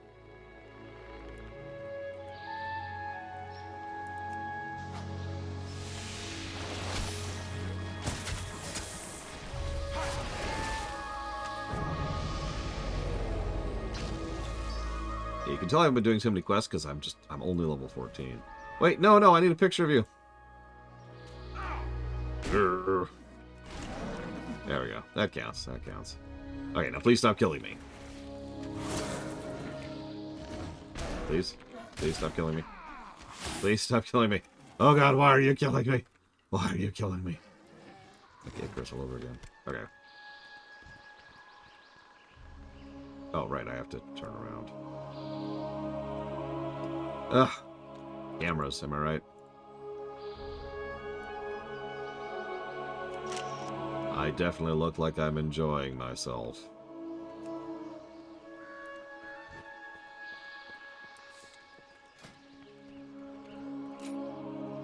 I think you're right, Azmirstar.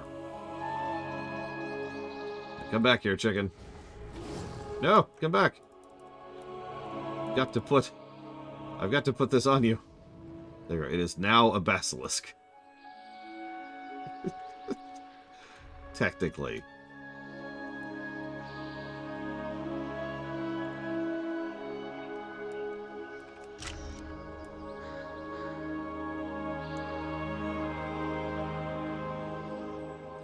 There we go. Hey, the nobody. Thank you for the sub, as always. Give me a moment here.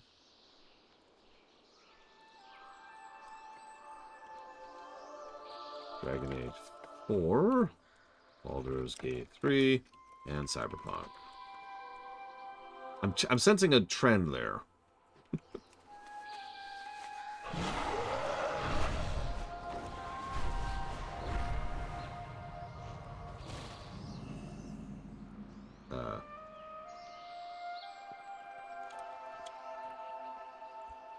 There we go.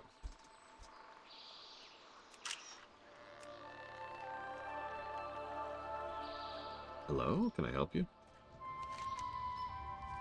Inspection gadget. Dun -dun -dun -dun -dun -dun. Woo -hoo. Some time ago, I had a good friend of mine who had a tinker shop in Boralus just stopped all correspondence. With the state of foreign affairs, I wasn't able to look for myself until recently.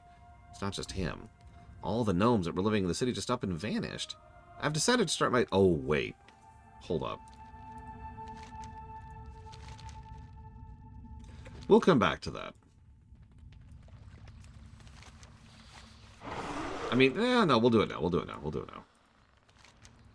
Anyways, all the gnomes have vanished. For some strange reason. It's very strange.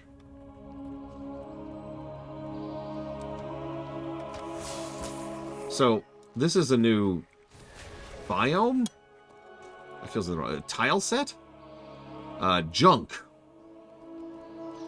Honestly, just looking at this makes my feet hurt. Warning. Intruder alert. Intruder alert. Like, imagine what tromping on this would feel like. Warning. Warning. Intruder alert. Alright, we'll see a whole lot more junk later.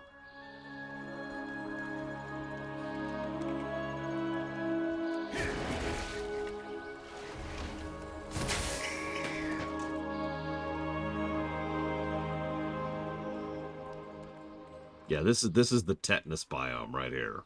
And the best part is a lot of it actually does look rusted. So that's not even presumption.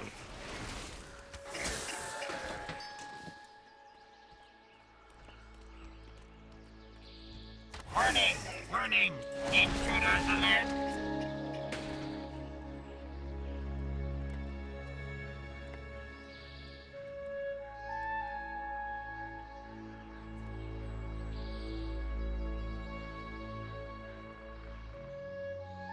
Okay, there's no nails here. Ah! I didn't need that foot anyways. Warning. Warning. Intruder alert. That makes me flinch just thinking about that. Oh. Warning. Intruder alert. Could you not? Intruder alert. Please.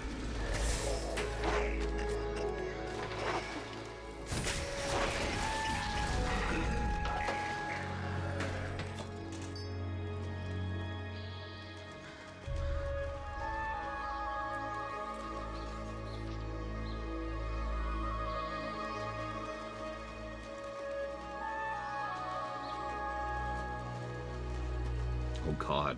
How did that work out, Magister?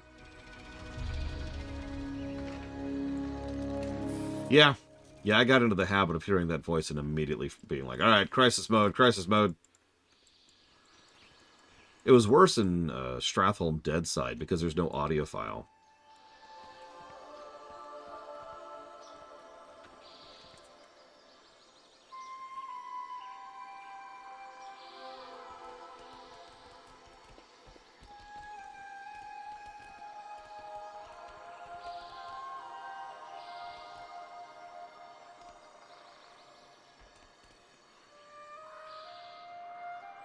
Yeah, the Eye of Noxoramus, yeah.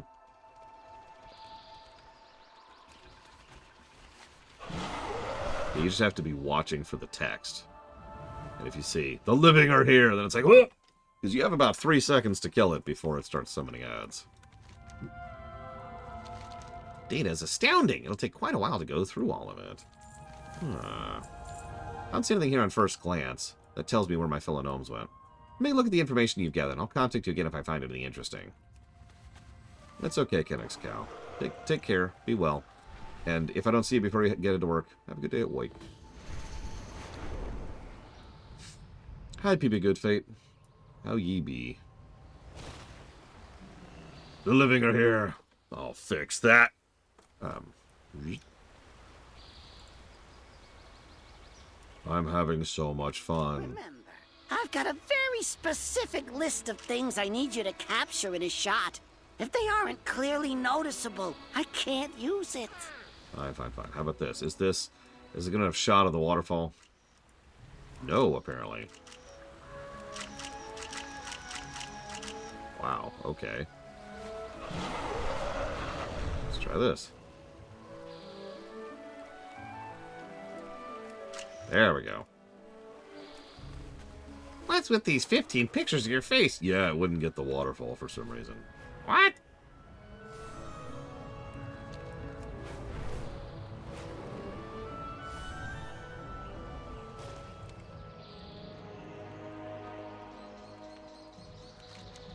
Once you're wearing the miner's cup. It's dangerous out there. Here, put this on. Go. He does. He puts... Oh, right. That makes more sense. No, the nobody. So... I have to timestamp the Game Awards. And that means taking probably hours to do that. End statement. Like that's it. I'm not gonna even try to upload them until those timestamps are done. I'm gonna try to really slowly pick through that. I also need to upload it to my website, so that's another thing that's gonna take a while. I love how we just have a candle on a cap, by the way. That's just... The mine is in real trouble. We've been excavated for a short while, but never seen anything like this. Azerite doesn't just get up and walk around. If we're going to take the mine back, we need to get more help. We'll need an engineer, an explosive expert. I have two in mind, sisters, actually, but they're caught behind the river in the chaos. Locate the sisters. We'll help you with the next phase of the plan. You'll not take Condal. I don't have time for idle chit-chat. If you haven't noticed, rocks are running around doing who knows what. How about we help you out and retrieve my chemistry kit? While you're out there, smash some of those creatures and collect their dust. Prim will need both for the next step of the plan. Maybe we can figure out what animated the Azerite. Okay. It is an actual candle. It's just a candle on the front of the cap, hat, I don't know, whatever. They will get uploaded, the nobody. It's just I don't know how long it's going to take me because right now I barely have time for sleep. Never mind, being able to do extra work. I might do it instead of taking a nap during the lunch break today. I don't know. I haven't decided yet. Get a little bit of it knocked out.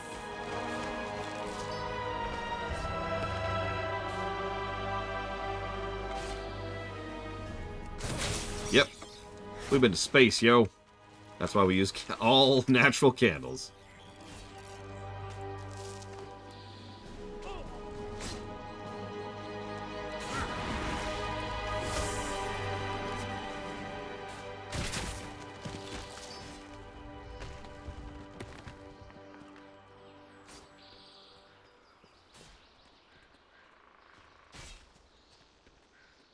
Listen, I could just produce crap content, but, like, do it in a really scummy way that tricks people into watching me.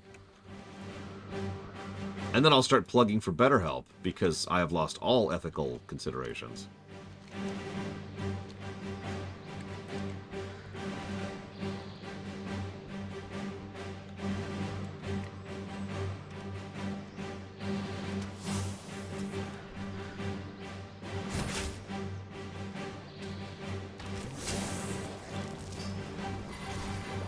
Yeah, gotta have the AI-generated thumbnails.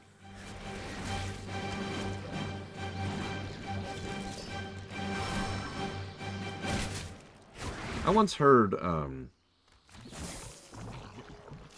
my god, I can't think of his name. The guy who voiced the genie in Aladdin.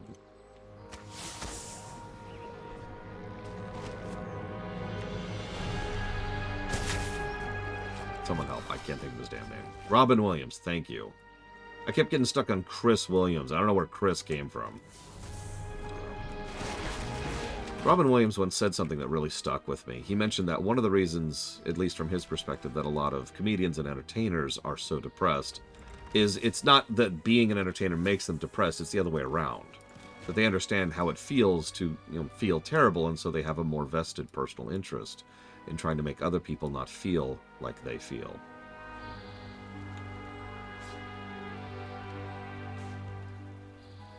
I have no idea how true that is, but that stuck with me. There's the chemistry kit.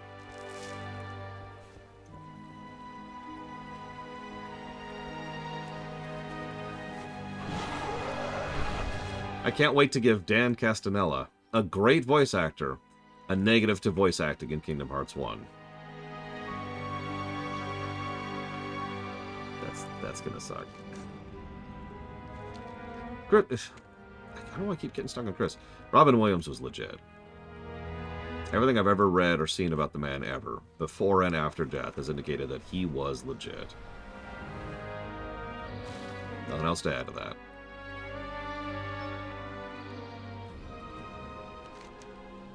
Are you holding a lit stick of dynamite? Oh, don't worry, it's a special slow fuse I designed. It only goes off when I'm bored with the conversation. Okay. Ah, good, we're all here. Some people say handling explosives is dangerous. I say they're bang on. No, exactly, Ross. Dan Castanella, I think I'm pronouncing it wrong, is a great actor. And I've heard him do great stuff outside of Simpsons. He was terrible for the genie in Kingdom Hearts. I do not know what the hell they were thinking with that.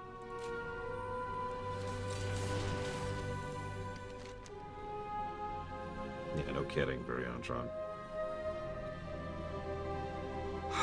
Thanks for your help out there, but we have another favor to ask of you. These elementals must be coming from somewhere in the mine, and we need you to help locate that source. You seem more than capable of handling yourself in there, but just for extra security, I'm going to send you the stick of the special dynamite, as an extra kick from the Azerite dust. Get in, find the source, put a stop. Okay. So, if I could talk about BFA again for a second. I know, forgive me. You'll notice how most of these side quests are extraordinarily down to earth. To the point where it's almost comical. Like, again, we've been to space, yo. But it kind of works, and it kind of emphasizes once again how the problem here is the execution and not the specifics of the idea. Having a reset expansion where we're just running around helping people with their relatively little problems after Legion sounds like a great idea. And that is mostly what we're doing here, and what we've been doing for the last about an hour or so of side content.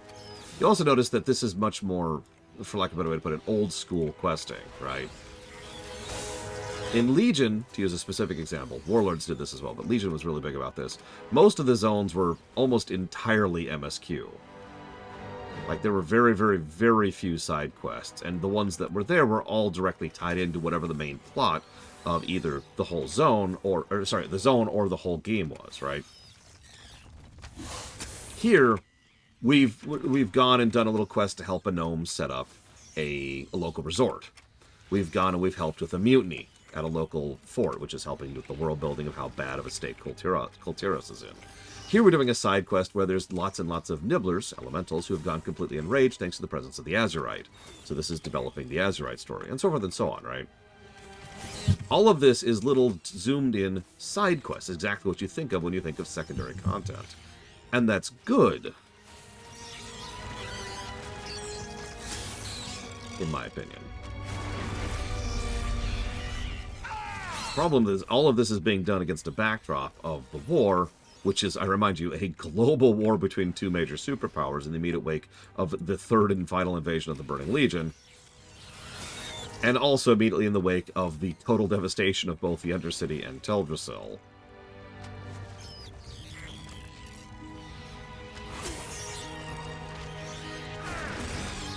That's something we were debating earlier, Pillars of Snow. Like, maybe something about the sword is interacting with, the arcane energy of Azeroth.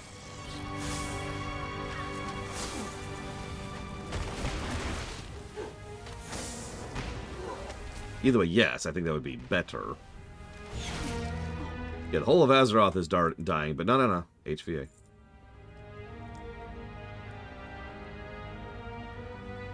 Yeah, exactly, Girl Dragon. Something I have said even since the last time I streamed this game was that the zones are going to be the good part of BFA. Because they are. The plot will not actually get worth a damn until we get to, I'd say, not Vashir, Najatar. You know, when the plot stops being about the HVA.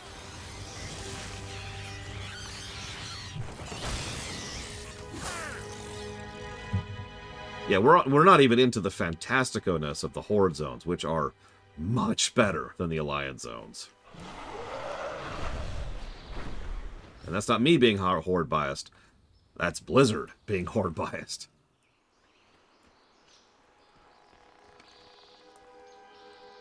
A Throg. Must have eaten quite a bit of Azerite to cause all this. With him gone, we could get back to the remaining creatures and get back to digging. Thanks for your help. Yeah, no problem. See, nothing fancy. Let's go see what's going on with hunting. There's a hunting side quest. Sure.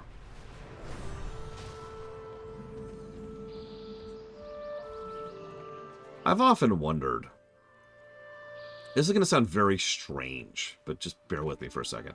There's nothing inherently wrong with having a built-in bias towards a certain faction, even in a story you are writing. As long as you are aware of that and pushing against that, and, as long as there's some parity, it's fine, right? The problem is the second two things I just mentioned.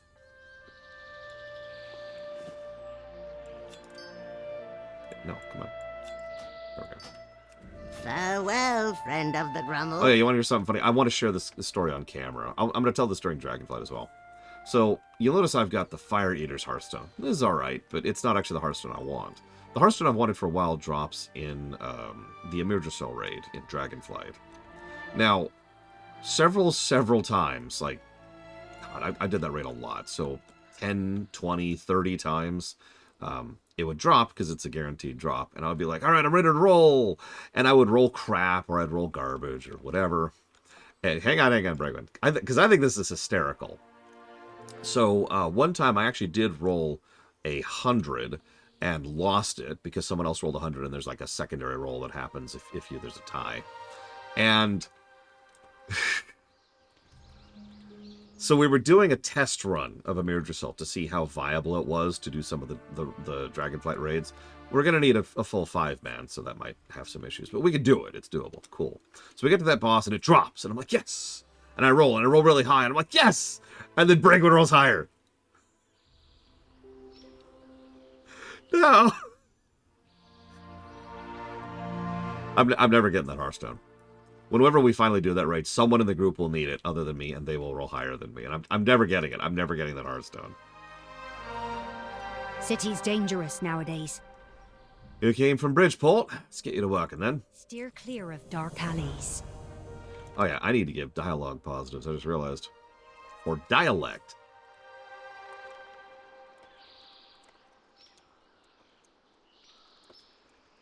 as any of our British viewers will tell you, the Kul Tiran dialect and accents are way better than the Gilnean ones were. The Gilnean ones were rough. The Kul Tirans actually have multiple dialects, if you're paying attention, and they do a much better job with them. Keep him warm, I hope. The traps we set up for the field require routine maintenance checks. Some of them are fairly old and will spring at incorrect times. If only we could get more funding for these sort of supplies. She glances towards the Lord Kennings. While you're out hunting, could you reset the sprung ones? Stay warm. Any rumors on the wind? Notice different accent between these two characters, just here. Steady on ahead.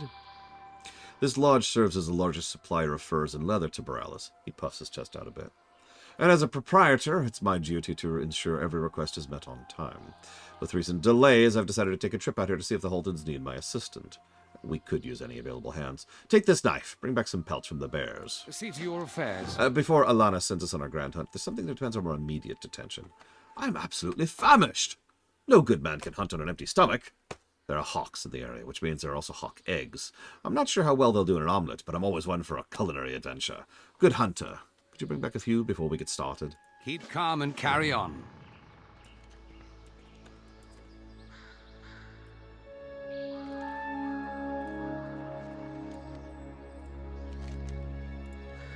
The nights are cold in this area, and I am worried my poor dog will freeze to death. I wish to sew him a sweater, but I have no materials. I would pay anyone who could bring me a pair of porcupine quills and raccoon tails. Also, that, which, we'll see.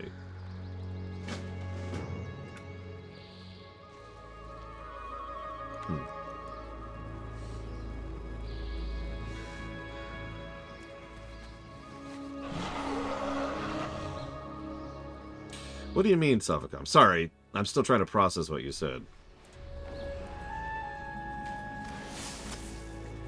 Because what I'm talking about is more like... How do I put this to words?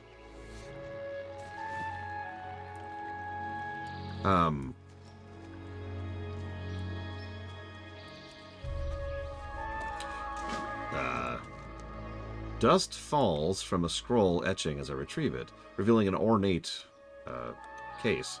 The artwork, rendering with obvious care and skill, depicts a scene from a Tortolan pilgrimage. The container has spaces for 12 rolled scrolls, only one of which is occupied. A complete set would be quite valuable to a Tortolan collector.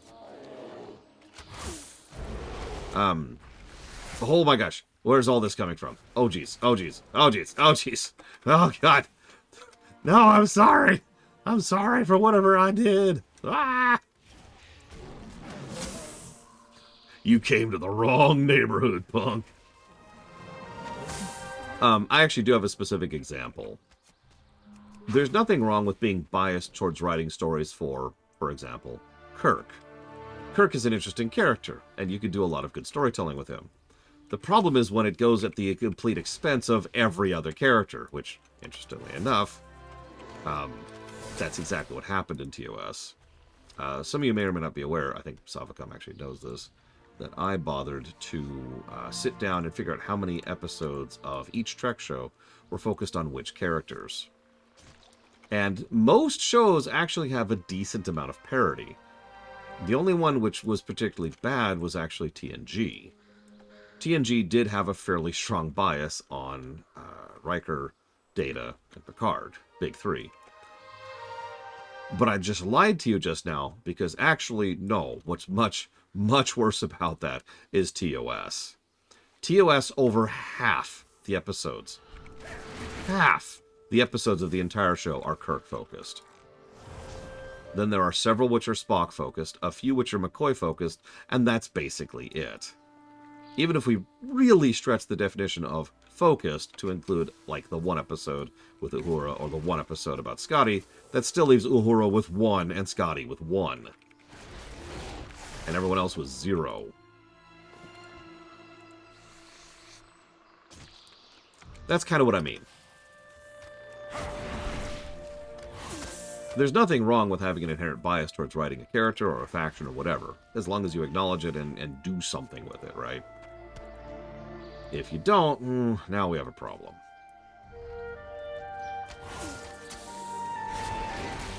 it was always interesting to me because, like, a lot of people say DS9 is the ensemble cast, and it is.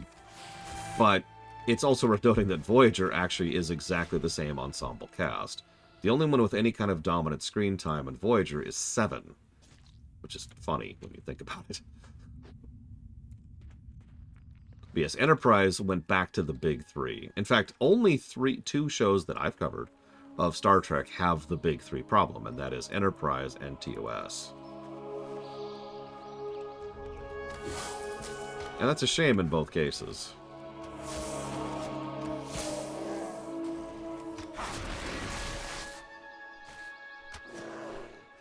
But yeah, getting back to something like a game, there's nothing wrong with, preferring to write stories for the Horde. Just like there's nothing wrong with preferring to write stories for the humans over in StarCraft. The problem comes when nobody else jumps in and kind of tries to fill the parity and to make sure that the Alliance still has some good stuff, Where? Oh, wow. Okay.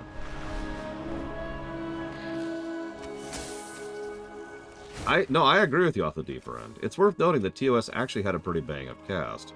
It's even easy to prove. All you have to do is watch Star Trek 4 or 6. Both of which do a pretty good job of allowing characters other than the big three some time to live and breathe.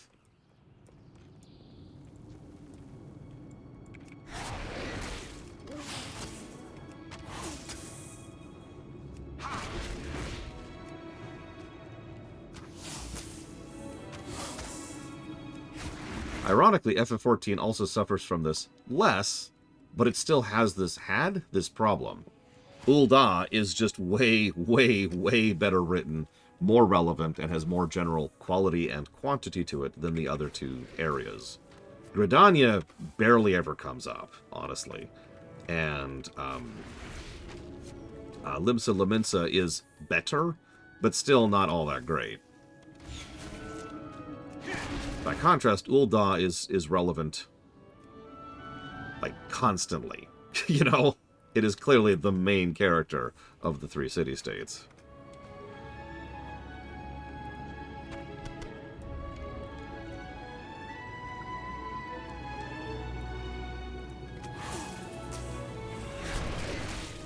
They just had more screen time than Earth?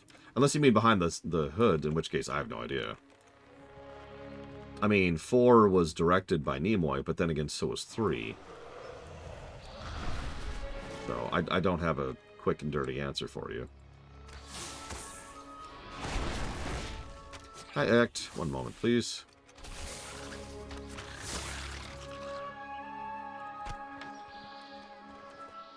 Thank you for the sub, as always. Yeah, I'm not sure. I've studied Star Trek for... God, 15 years now. It's a weird thought. I'm still studying Star Trek. I'm still learning new stuff about Star Trek as I go through the Trek lore run. And over time, more and more info comes out. Also, can I just share something that amuses me? Right after I write down X's donation. 1 second. So that's going towards Star Ocean 2R, Dragon Quest 11, and Dragon Age 4. And Dragon Star 2, and Dragon Ocean 3. You got it. Go sleep, Egg. Get some good rest. So, Jessie Gender right now is doing research on Trek for something. I don't actually know what. I don't know what she's working on. But she's been sharing some of her findings from that. And what I find funny is how much she's catching up to me on finding out how disgusting of a human being Roddenberry really was. I don't even necessarily mean that as an insult. It's just... I myself didn't realize how terrible Roddenberry really was until I did my deep dive for when I was covering TOS. And it just kind of really focused in the camera on just how much of a horrible person he was. And I'm just sitting there going, oh my god. Yeah, because I didn't know. Like, I never exactly... he was never a good person. Plenty of evidence of that. Everybody knew that. But, like, I never realized just how bad he was. And, more importantly, how much he was not responsible for Star Trek, which is one of those weird things that not a lot of Trek fans are even aware of. Yeah, he's an awful human being, Mr. Floyd Pinkerton. So, again, it's just funny to me because anybody who sits down and starts going through the receipts and going through the papers and everything is just like, oh, which is what Jesse's doing right now. And no, she and I don't talk. I sincerely doubt she remembers I exist, but I do happen to follow her on Blue Sky. Yeah, he's very credit-taking. One of the biggest tricks he pulled off is... So, check this out. After TOS went off the air, the convention scene... So, I've talked before that Star Trek was really, really lucky. Because it happened to come out and have a good following of people, you know, good viewer base, right before the convention era really started taking off. Now, the convention era was still going until COVID. Thanks. But the convention era was right in that era, like early 70s all the way up to, I'd say, late 70s, you know, that decade or so.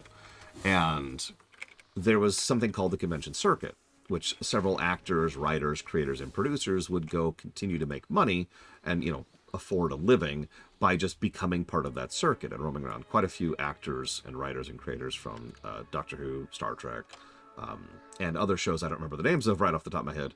That's how they'd make their living. They'd run the circuit, right? So what happened with Roddenberry is he would run the circuit and he would constantly take credit for everything and not mention the dozens of other people who were responsible for making Star Trek. And so what happened is over the course of about a decade, public perspective pushed all of the credit for Star Trek onto one person. Because he was the guy at the convention, signing the autographs, talking about the show, and talking about the creation of the show. So it all of the attention focused in on him, and it led to the fact that even to this very week, because within the last week this has happened to me, every now and again I will mention that Roddenberry isn't all that responsible for the creation of Trek, and the reaction will be, huh? Because it's just that much part of cultural consciousness that he's the Trek guy, just like, you know, George is the Star Wars guy. Roddenberry was the Trek guy. But he wasn't. By every metric and account, Roddenberry was barely involved in the creation of Trek. And while he was one of the suits in the office, one of several, I feel like pointing out. No, he was just a rapist, Mr. Floyd. He was also... He was also involved in multiple other projects at the same time and was constantly trying to branch off into making other stuff and getting away from Trek. Then, when he was given a degree of control for the movie stuff, he was trying to put together the Phase 2 thing. That flopped. He put together several things with the animated series, which also flopped directly because of him. So, you know, I'll give him credit for that. But then he tried to push together the motion picture, failed, and had most of the control of the movie taken away from him. And then he was pretty much pushed off into a corner until the success of Star Trek IV. And this is the big factoid. I could give you receipts and information and all kinds of stuff, but you want to see pure Gene Roddenberry Star Trek? Early TNG Season 1. That's Roddenberry Trek right there. No external influence, no executive meddling. They had a very, very, very, very limited budget. But that's Roddenberry Trek. By the end of... By the end of Season 1 of TNG, he was mostly pushed out of the office. And by Season 2, there was actually a battle going on at the Paramount offices for control of Trek. I've talked about that battle several times. Rick Berman was the winner of that battle, and Rick Berman is the reason we got TNG, as in real TNG, TNG Season 3, Deep Space Nine, and Voyager.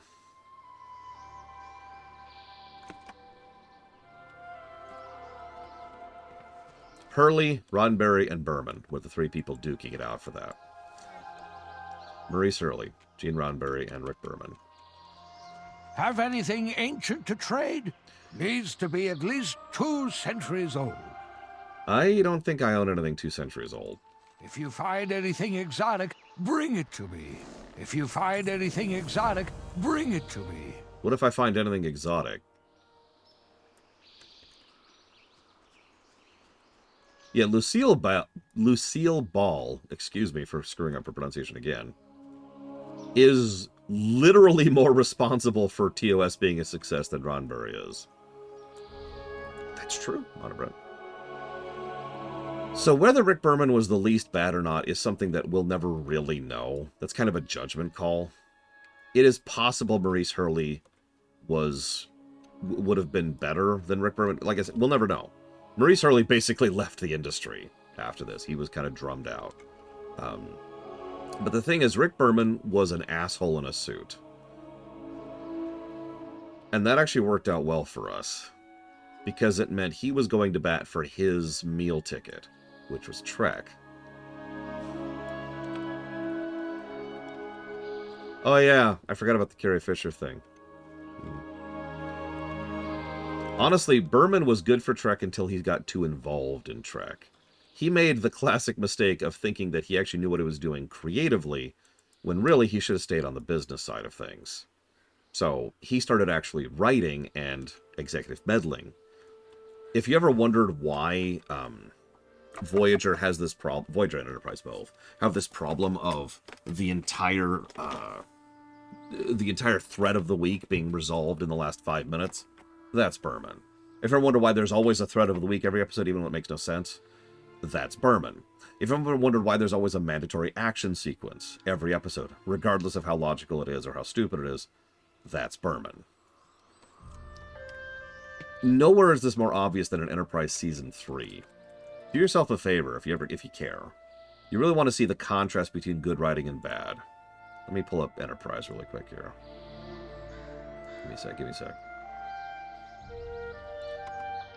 I don't remember the names of the episodes off the top of my head.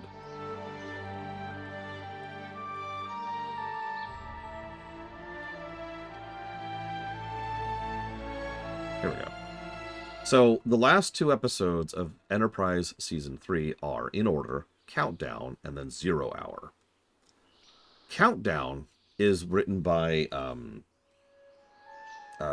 Manny Coto, who was the guy who took over for Season 4. 0 Hour is written by Rick Berman. Oh, I'm sorry, it was actually Andrea Boramanis. Maybe I'm thinking of the wrong one. Either way, sorry. So I'm screwed up my numbers, and I apologize. My names, I apologize. 0 Hour was written by Rick Berman, though. I even just double-checked myself. So watch Countdown immediately before watching 0 Hour, and then tell me the contrast in quality.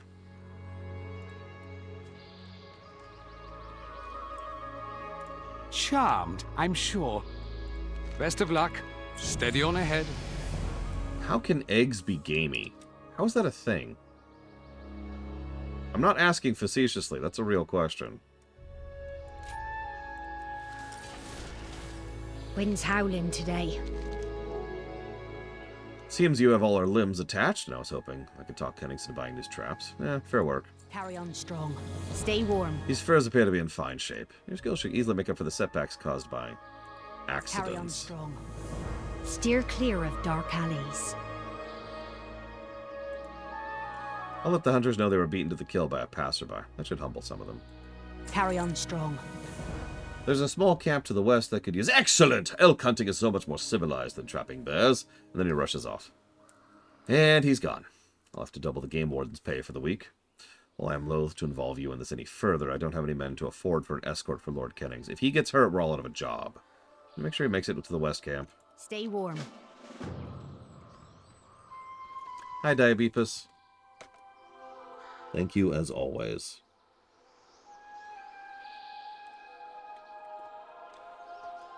And if you'll give me a moment, I will jot that down. That anniversary sub. God, 3 years. I've been doing this too long. We're approaching year 16? God, I don't remember. I'd have to look it up. Morrowind, Fallout 3, and Skyrim.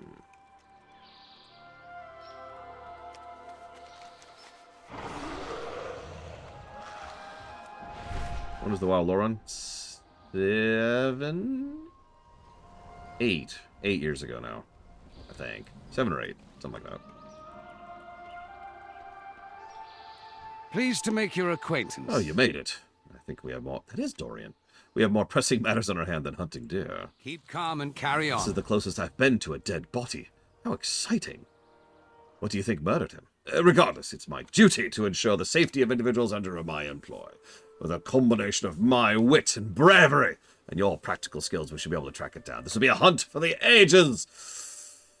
Let's start with looking around the camp, see if we can find any clues. See to your affairs.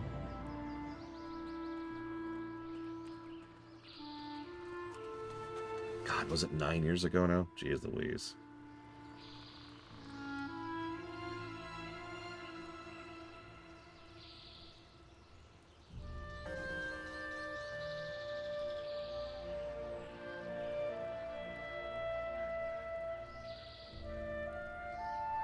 Act, I thought you were going to bed. Go bed.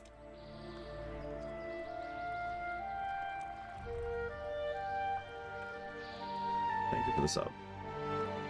A crate of foodstuffs has been crushed by blunt force, most of its contents flattened in the process.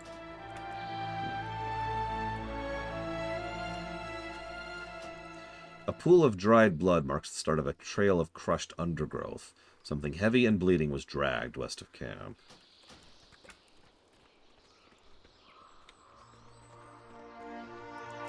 Yeah, the WoW lore run happened during Warlords. Legion was not yet out. The trap appears to have been set up to deter wildlife from entering the camp. Whatever set it off was large enough to break the trigger. Some fur from the attacker is stuck in the jaws.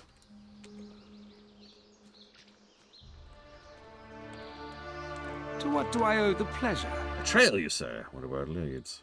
Best of luck. Keep calm and carry on. From the state of this body, I would say the beast with formidable claws or fangs ravaged this camp. You say the trail leads westward. This camp usually houses more than one of Alana's hunters. What if they're tracking down the beast as well? Right up! I don't want to spend the day waiting around. We must track our dangerous quarry. Any rumors on the wind? The cliffs here are well known for crystal clear ice which forms at their base, and even more so for the elementals that are responsible for such. The hunters in my lodge use shards from their bodies to keep their stock frozen for transport. More importantly, think about how useful it could be for serving drinks! Steady on ahead. Okay. So that's going towards...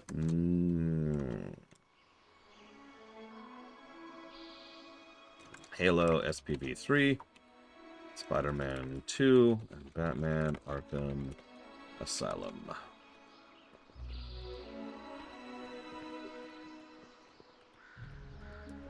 God, what took me so long, Brain? You've been around for forever. Oh no! I don't have any AoEs! Ah! Help! Help! The one that's not on the PS2 of Variontron. I don't think so, Linarith? I thought that was Dorian's actor. I mean, I could be wrong. I don't know. Look, nobody actually likes pizza, okay? Although, actually, real talk. Very recently, my brother-in-law got one of those take and bakes from Aldi's. That was actually really good. Then again, I've noticed take and bakes tend to be better in general than most other, you know, ordered pizzas. Like, obviously, the best pizza is the one you make yourself. And that's not even me being facetious. You know, homemade pizza is just phenomenal. But,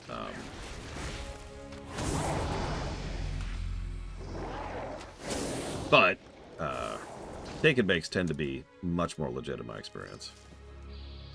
No, I do not, Game Geek. I think you're lying to me. Why would you do this, Game Geek? Why would you do this? Anyways, hit refresh. And there will probably be a button that will pop up after hitting refresh. Ah! Hurry, kill it before it figures out I am the greater threat. Uh-huh. I can't do homemade dough, I'll admit to that freely. There's a few bakeries where I used to live that would actually sell you pre-made dough, and that's what I would use. What peculiar wounds. They remind me of a bear. Do they look like bear wounds to you? Well, yeah. There it is. Thank you, Game Geek. I apologize for being persnickety, but for many paperworky related reasons, literally nothing informs me that you've subbed, nor do I have any way of knowing if you subbed, when you subbed, or how you subbed. Unless you hit that button. That's why I insist people hit it.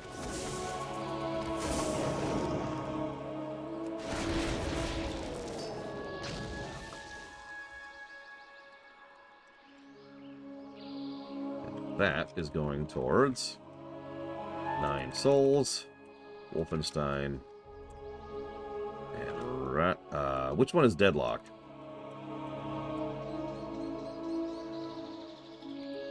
You want to keep a spreadsheet? Go for it, Act. I have plenty of spreadsheets, that is. For a while there, someone in the community, and I don't remember who, actually kept track of trades in a spreadsheet, and I don't think I've heard from them in a while. I hope they're okay.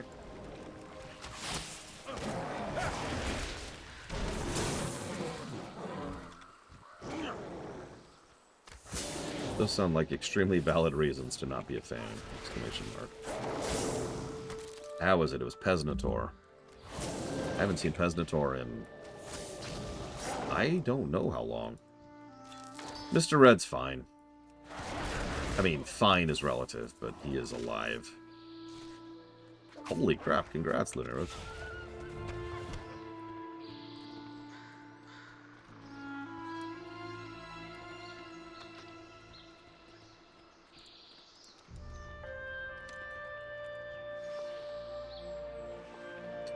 Well, maybe not a bear. She looks like she ran afoul of an outlaw.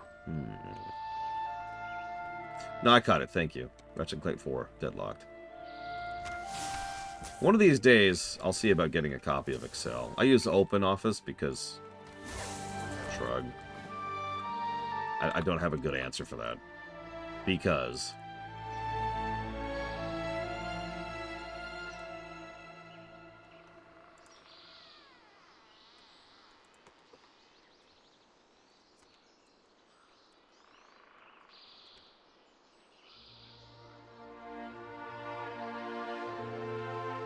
So Pesnator apparently was active just a month ago. Oh, no, I'm stupid. It's not 2024 anymore. So Pesnator has not been active since January of last year. So again, hopefully he's alright.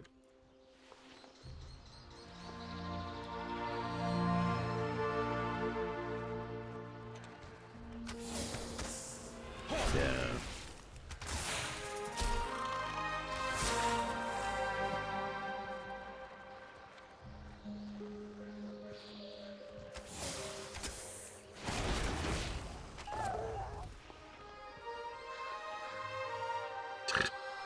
More bear rules. An outlaw and his bear? Could it be a combination of the two? Man-bear? Or is it bear-man? What do I owe the pleasure? I've heard that destroying some of the larger ice structures in the area angers them, so do what you'll do best and destroy any you come across. See to your effect. Perfectly chilled drinks, here I come. There's enough for the hunters here, too. Best of luck. Wonderful. A yeti? Well, I was mostly correct. It is man-shaped and hairy like a bear. Brilliant deduction, my lord.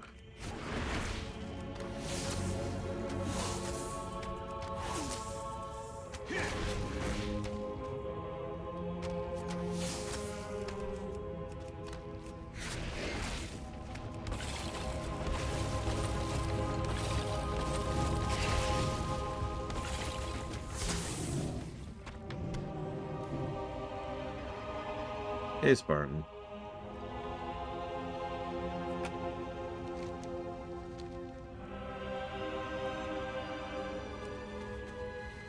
Yeah, of course I did, Act. A long time ago, but yes.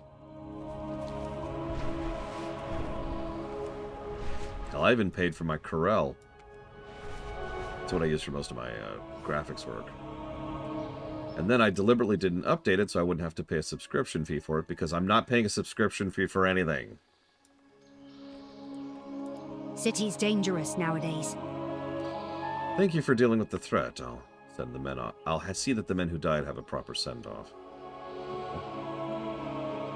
Steer clear of dark alleys.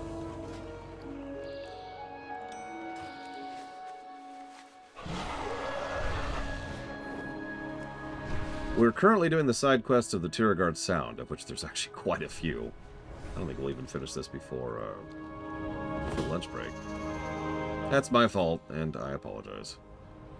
I have, as always, failed.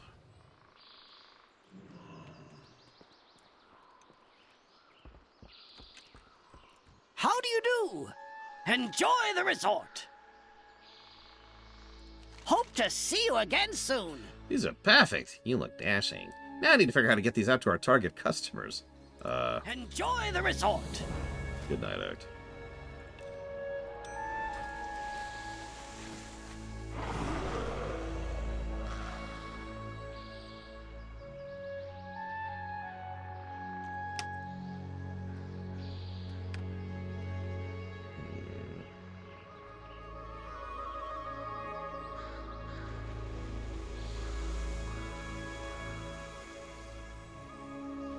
Let's go down this.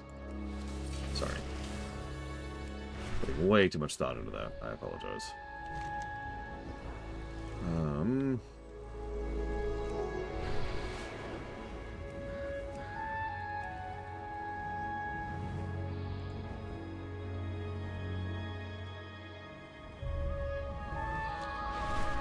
Videoing software? Well, for the longest time, I've been using Adobe Premiere Pro.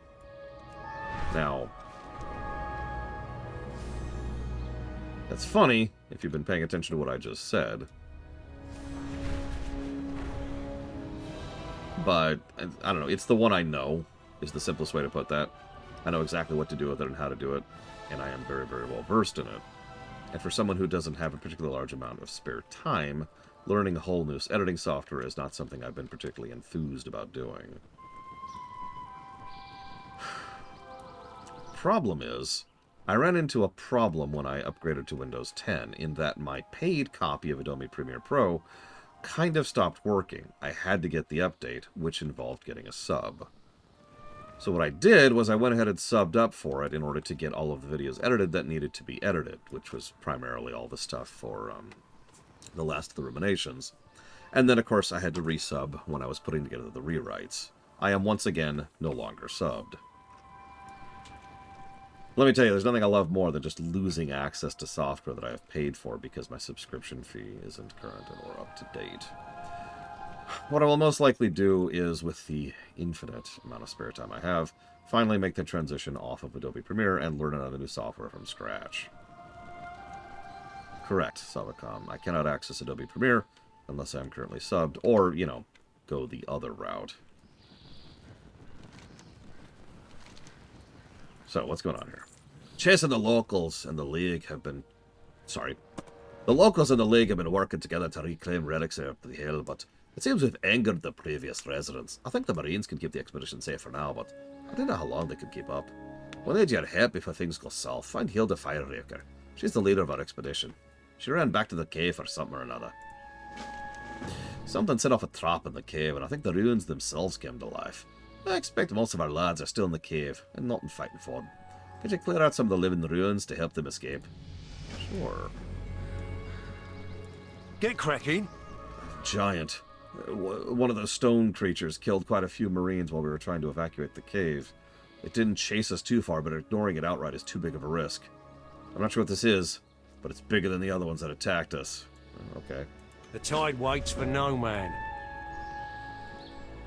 Agreed, Savacom. The problem is Adobe Premiere Pro is the best editor. Pretty much in the business, right? It is a very good software that does a lot of things very well.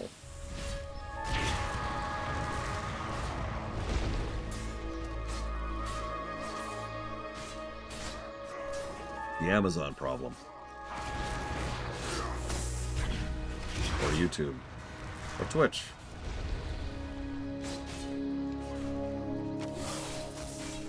Yeah. Yeah, exactly, Savacom. Same exact problem.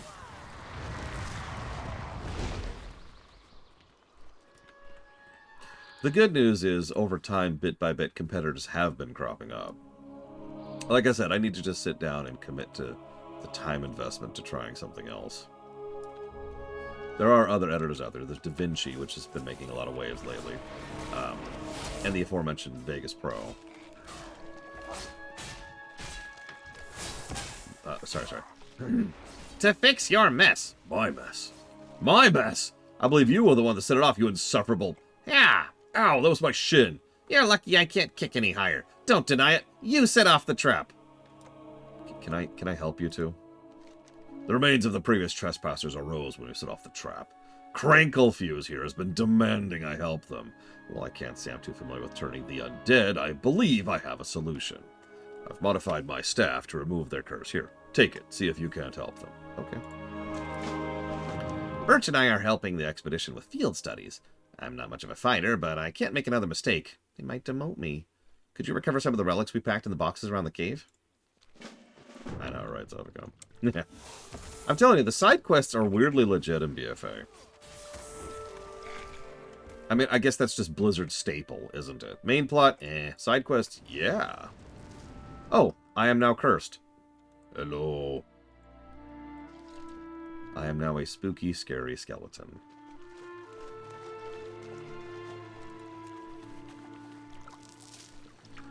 I mean, a lot of software has that problem, I've noticed, Monobrand. I myself use Cheat Engine, right, which is a RAM reader and editor.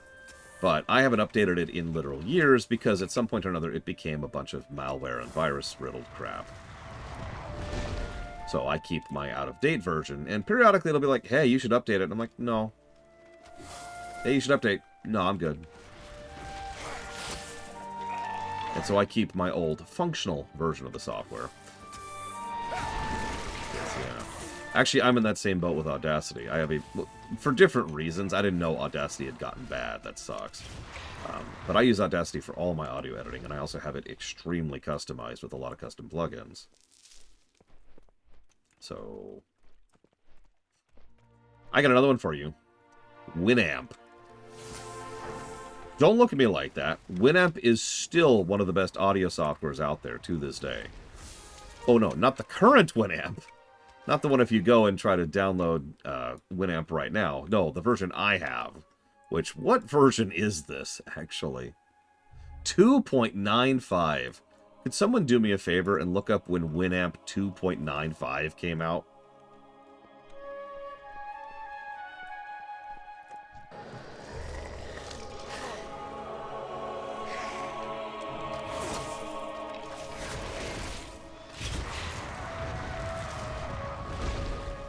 That poor llama.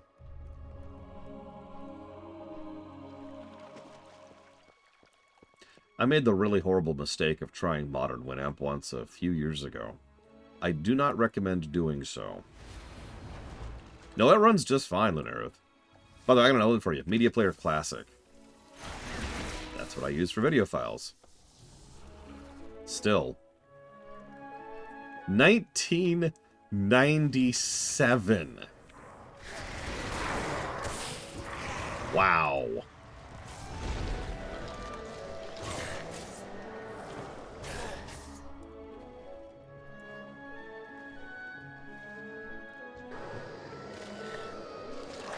I can't stand VLC. It has several substantial issues with it, especially in terms of control. Like, for most people, VLC is probably fine, but for me, and I need specific stuff out of my video players, especially since I use... oh, 2007. Sorry, that's a little bit different. Or 2003? Hang on. I'm hearing conflicting information here.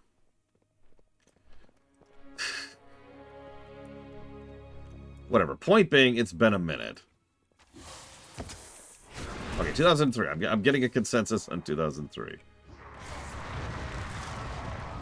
Yeah, I use MPC because it is just superior for what I need. Because I use it professionally. Like, you know those opening reels? What do you think I play those on? It's also how I do the Trek low runs.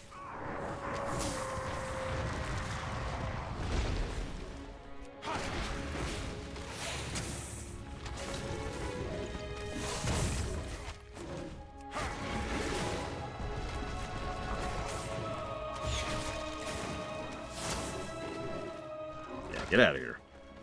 Proudmoore's finest, at your service. Okay.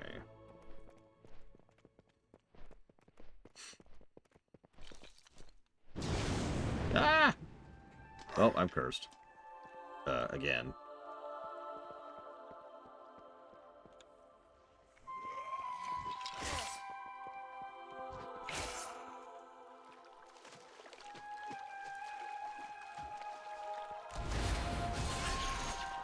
Wow. Ah!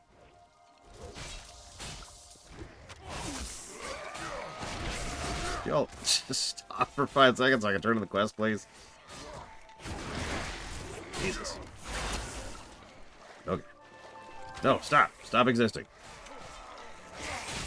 Another victory for Druid magic. This staff is much more effective than any of Cranklefuse's gadgets. Did you find relics? Oh, I can't wait to see what kind of power I can squeeze out of these. An opening! I'll race you out. Bet you can't catch me even if you're part dog. Wait, I'm not a dog. I'm surprised you can even run on those stubby legs of yours. I'll certainly just roll down any general incline. Oh, when I catch my breath, I'm going to kick you in the shins for that. Yeah,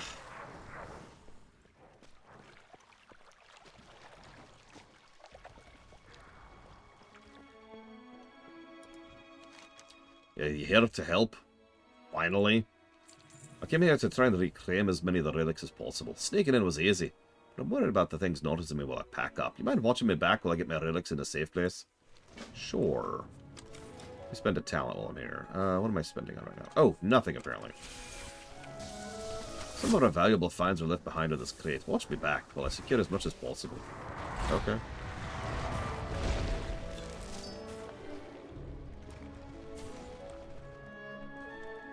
A genuine Cranklefuse prototype. What a waste of metal.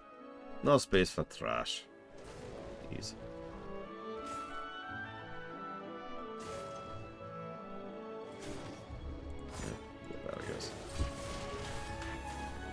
This collection of bones must be courtesy of Birch, given the teeth marks on them. Ah!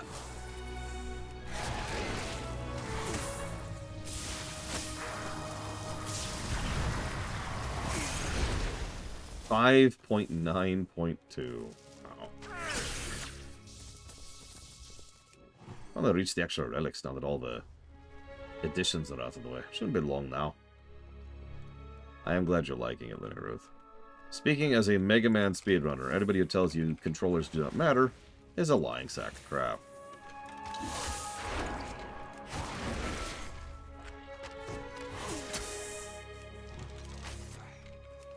I think I've told this story before. One time, a friend of mine was introducing me to a friend of his by introducing me as someone who's sped-run Mega Man. He was then, I was then immediately put on task, say, hey, go ahead and showcase your stuff. Just go play it. I want to see you in action. I then played terribly, and they made fun of me for it the rest of the night. He had the worst goddamn controller. You know that generic Logitech controller that doesn't actually have a D-pad? It actually has an analog stick disguised as a D-pad. And the buttons stick a little bit.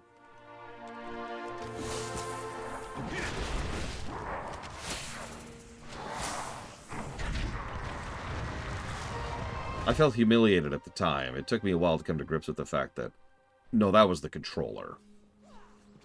That thing was a piece of garbage.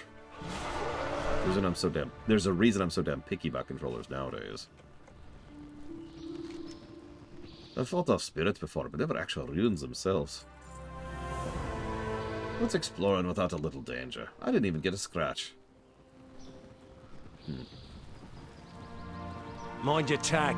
The falling stone echo through the cave from here. Nice work. Thanks. Don't get your ballast in a bind.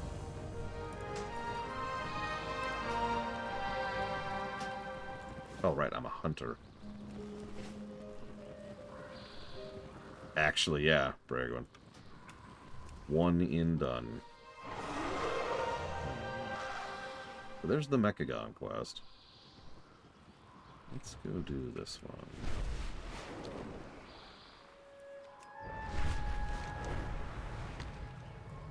The nice thing I could say about the junk Logitech controller, excuse me, it's a bit of a loaded sentence, isn't it? I don't care for that controller, but I can say a nice thing about it, and that's that if you aren't playing, you know, games that require any level of precision, they're actually perfectly fine. You know, like PS2 era stuff or modern stuff. You know, if you need to play, like, I don't know, like God of War or whatever on that, yeah, no issues. Excuse me.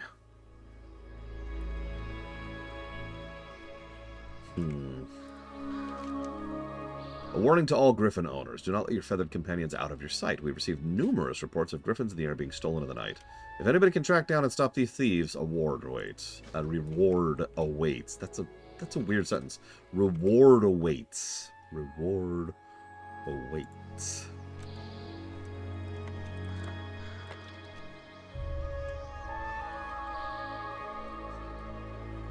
Yeah, no, don't play Super Metroid with a Logitech controller. If you want to play, I don't know, like FF14, or, let's see, I'm struggling to come up with another example. What's like a modern game that you play with controller? Dark Souls, I guess? I can see that. I can see that working. Or Elden Ring, to use a slightly more modern version of that. Fancy a cuppa? Hey you looking for work? I ain't got a job for you. But I can tell you to stay away from the lumber. Algazans promise you some solid labor work and decent pay, but it's a lie, I tell you. The conditions are terrible. We're getting attacked, and Algazan ain't even batting an eye. He don't care about us little people. I'd stay away if I were you. Safe passage, Jill. That's another one. Horizon Zero Dawn. How do you play World of Warcraft? I don't even know where to begin with that. What I would say is you have to figure out how to move, which is very customizable, so I don't know how you move with that particular setup. Unless you're... Okay, let me walk that sentence back. Are you trying to play on Spartan's account, or are you trying to play on your own account? Because those are two very, very different questions.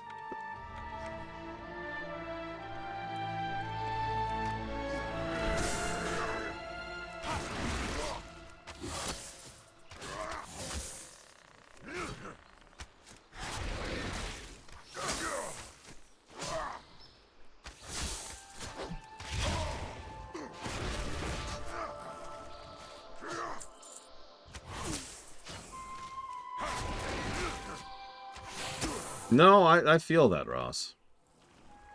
HCD is another one of those games that when I went back through it, I realized how bad it was, which confused me because I remembered it so positively.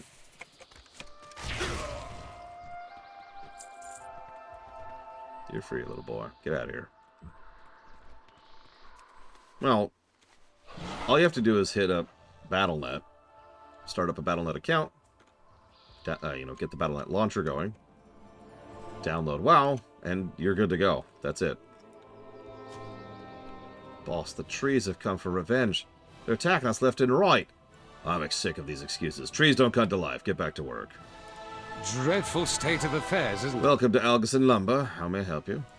Fair winds. Let me tell you a thing about my employees. They're always blowing things out of proportion. I give them a good job, steady wage, and what do? They try to make excuses as to why they can't work. They say the trees have come alive, walking and fighting. If you're going to lie, at least make it more believable. They want to convince me I'm going to need cold, hard proof. Will protect us, as they always have. My workers always come up with excuses not to work. I've got the flu. My wife is having a baby. I cut off my finger. Stay warm. My employers say we're under attack. They say our workers are falling to beasts and men made of wood. I say we're losing precious inventory. Do you know how many company-issued axes are being dropped out there? That's a waste of hard-earned money. I'm going to need you to get those back for me. Fair winds and full sails. Well, I cut off my finger because... I don't have a good answer for that question, actually.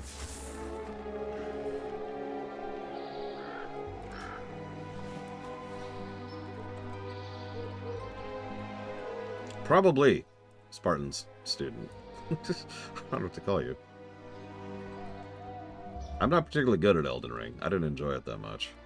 And I don't tend to get good at games that I don't really enjoy that much. I'm just happy that I beat the whole game, all bosses without cheats. So yeah, this is actually our first look at the Drust and the Timbers. They look like that. If it's not obvious, all of the, they're all made of, well, timber.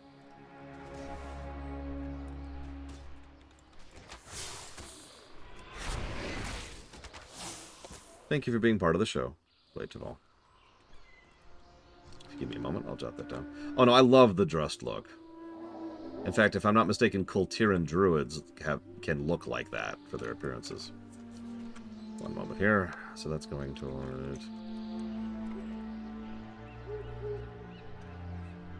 Hey, Padgeth. What's going on? Welcome to the stream. Naruto Ultimate Ninja Storm Legacy. God, that's so long! Halo, SPV 3, and Batman Arkham Asylum. Boom. As I like to say to anyone who pokes their head in here, don't be a stranger. You can, if you want to. We here at the Lore Walkers are totally tolerant of lurkers. But you're always welcome to chat and hang. Tell me how much I suck. Oh, I love Zandalari druids. The dinosaur look is just my thing, you know. Pleased to make your acquaintance. My father is incapable of seeing what's in front of his very nose. He holds himself up in his office, not leaving to go home until late at night. Here I am, his only son, trapped along with his workers. And are they in trouble? Yes, but father will never believe them. If I'm trying to get to the bottom of this, I'll do it myself. Keep calm and carry on. But first, I need to receive a donation from Game Geek. Very important.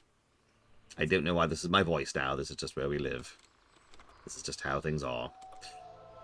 Thank you, Game Geek. As always. I think I actually have a Logitech mouse right now, but it's only because it's the closest thing to a good mouse I find. Emphasis on the way I say that, because I wouldn't call it a good mouse.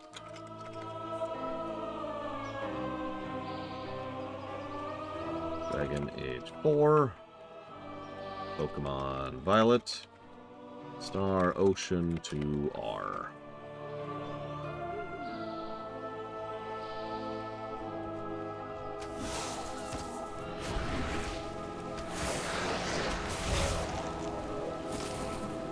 You know, that's actually a good question, Ben One Eye.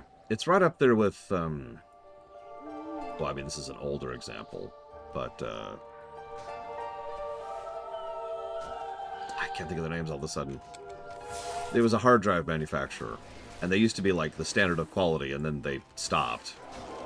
And then they started actively sucking.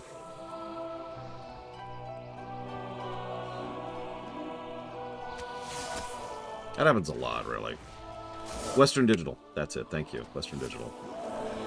They used to be just, you know, bang on. Heck yeah. You can vouch by them. And nowadays, ugh. I never recommend picking up a WD if you can avoid it. Seagate's a lot more reliable nowadays. Same thing with Asus. I actually have what I would consider one of the last generations of good Asus motherboards in that thing right now.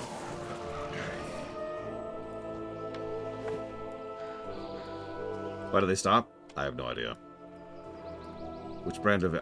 well, I just said it, but to repeat myself, Seagate. One word. Sea as in the ocean.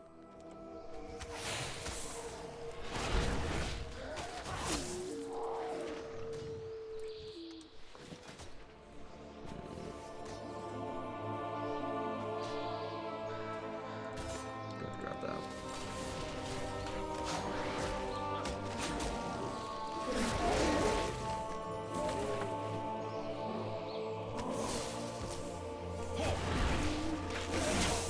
I mean, it's the same with even, like, food services, right? Anyone remember when Burger King had the best fries? And then the worst fries? And then actually good fries again?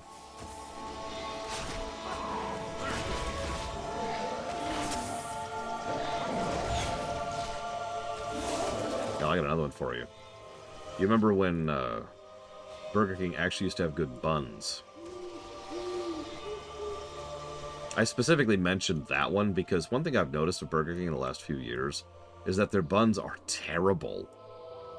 Really, really dry and just bad. I don't even know how to describe that. I would have to take time and effort to describe how bad their buns are nowadays. Ugh.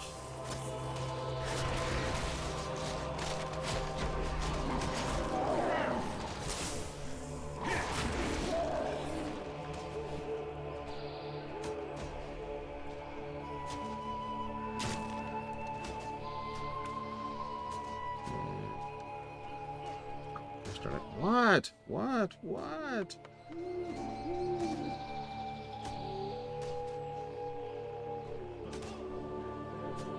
Darn it, I'm trying to get through some quests here. What do you want from me? Oh,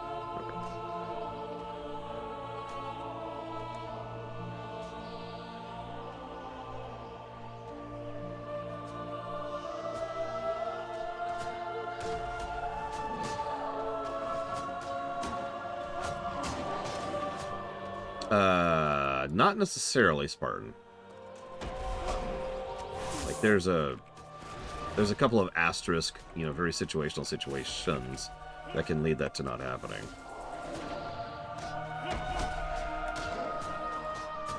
The absolute most reliable way to make sure, Spartan, is to actually delete it. So, like, say I'll take this, no, this, and I'll toss it out, boop.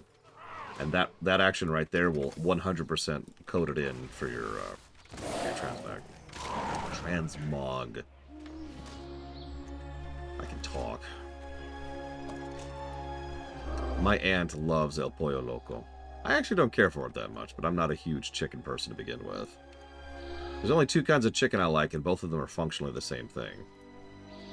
I guess there's 3 kinds of chicken? So, chicken tenders, chicken nuggets, and chicken patties. In other words, it's all just chicken.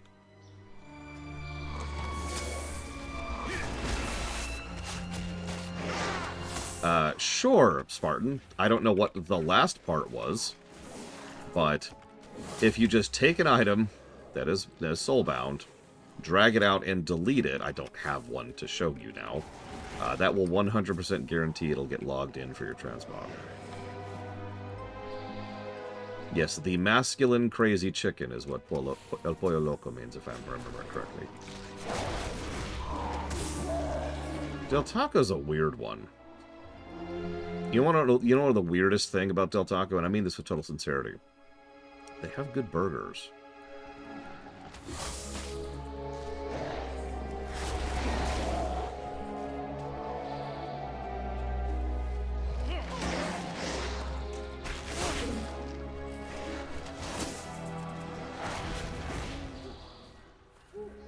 You know that's true, Savica.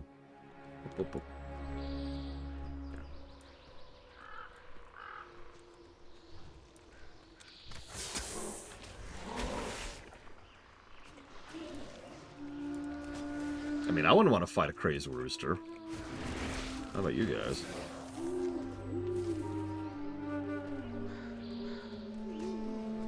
Also, the thing that weirds me out most about Del Taco is I tend to not care for their burritos. Let me walk that sentence back. They're fancy burritos, right? They're burritos that have a bunch of stuff added. Oh god, I am sorry, Savica. That's awful. The regular ass burritos are actually quite good, and their tacos are good, and their burgers are good, and their fries are good.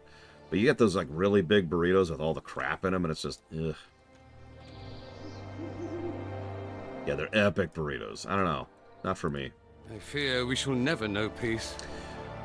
I give them an honest job with good pay, and this is the thanks I get. Stay warm. Now this is something. Why are my workers running? They should be harvesting. We can make a killing with these. The Proudmoors will protect us, as they always have. I spend my own money to get these workers the supplies they need, and they just go and lose them. How much more generous must I be? Perhaps the cost of the axes should come out of their paychecks from now on. Stay warm. My son is too soft-hearted. He needs to harden up if he's going to run this business someday. The Proudmoors will protect us. My son went where? Chasing our workers into the woods again. Damn boy. No matter what I do, he'll never be strong enough to take over the family business. I demand he come back this instant. He's got better things to do than spend time on a wild goose chase for our employees. Fair winds and full sails. Lovely gentleman, really.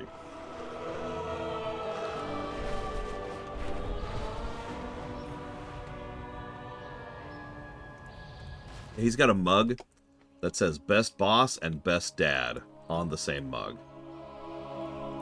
Let me show you what I got. Stop by anytime. I'm not sure. Dorian's voice actor is in BFA. I actually double-checked that earlier. But as usual, they don't list specific roles. Well, I'm not sure past that.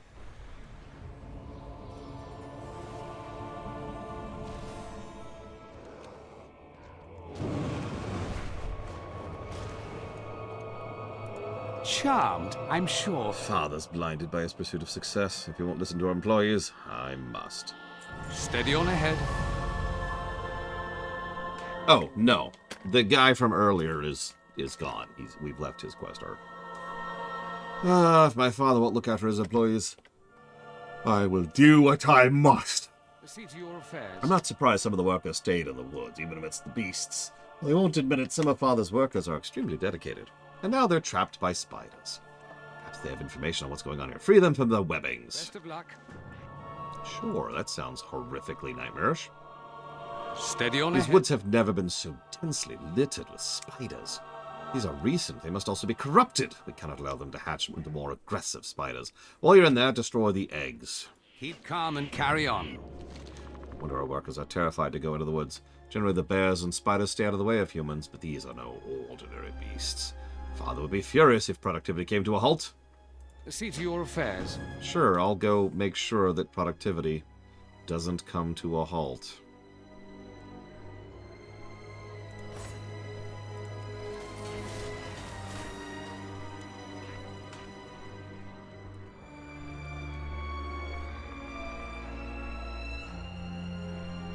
Nice place.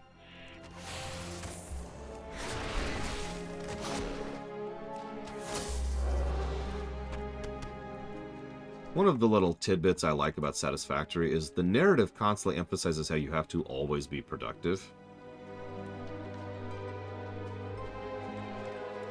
But it's Satisfactory. A game which actually encourages the player to go, just do whatever the hell they want to and constantly redo production lines, find new places, and just generally faff about.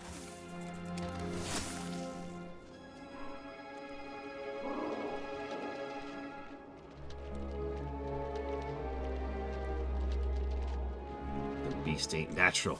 There's the witch! The witch of the wilds! I'm not kidding. They're talking about a witch of the wilds here. But don't worry. I'm sure it's not, Morrigan. Hopefully.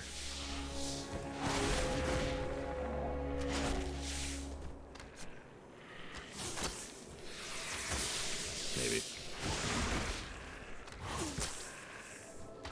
I actually found myself reaching a point where I stopped enjoying Satisfactory, and I was really confused by that for a bit. No, I did not, Spartan. How bad was it? The reason I stopped enjoying myself in Satisfactory is actually really easy to explain, though. You see, I stopped progressing. I don't progress the story, or the game, for that matter, without Pax, because I'm playing it with him. So I played it for a couple of periods of time during the week off while I was getting some other work done. But that meant I couldn't progress. No new tech, no new resources. And I found myself spinning my wheels, essentially.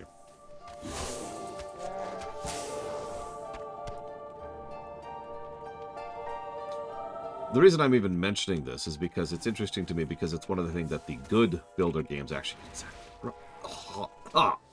exactly right, excuse me. Is they need to make sure that the player has a degree of progression, allowing the player to actually have some kind of arc to it. Again, the example I like to use for that is Subnautica, which manages that both narratively and gameplay-wise. As you progress, it's very, very obvious. You gain access to new biomes, new tech, new resources, new build materials. So yes, Satisfactory and Factorio are actually quite different overall. Satisfactory is mostly build-focused, and from a first-person perspective. Factorio is top-down and is primarily logistics perspective, which I know sounds the same, but it really isn't. In fact, most build games aren't as logistics focused as Factorio is, excuse me. Factorio is also older than a lot of people remember. It's been around for a minute. And is weirdly enough still getting updates. We just had an expansion for it pretty recently, which apparently is a massive overhaul. I can't wait to get to that. Let's ignore like obvious events in the future, Trihexian. Let's just assume that, the world stays at a state of relative peace for a long time. I would still say the Kul Tiras who are currently in the middle of falling apart as we get here, probably had, at absolute most, maybe 10 years left in them before they would completely collapse. pretty much the exact same thing with the Zandalari. The Zandalari arguably have it worse, because while the Kul Tiras are being actively sabotaged from within, thanks Ashvane, the Zandalari just finished losing half of, well over half of their forces to the Zul Confederacy. And us, because we kind of cracked the Zul Confederacy in half. Any rumors on the wind? A witch? This is all because of a witch. See to your affairs. Thanks for that. You got some spider egg goop on your Best cloak? of luck. I'm not wearing a cloak. I've never seen beasts so soulless. It's as if they're under a spell. I'd love to help you, truly I would, but I must report to my father. Why don't you stop the witch? For a brave adventurer like you, a witch should be no problem. Keep calm and carry on. A witch? Why is a witch targeting our operation? I'll need to get out of here and tell my father. Okay. Why are you so scared of a witch? All you have to do is burn her. Rabro's favor, friend. I've seen her. The witch! Every so often she comes down to the cave, checking on her pet. I've never seen a spider so large. Let me tell you about a place called Noxoramus, buddy. She spread her spell, cursing the animals of the woods to follow her commands and attack us. Okay. Smooth sailing. I can deal with that.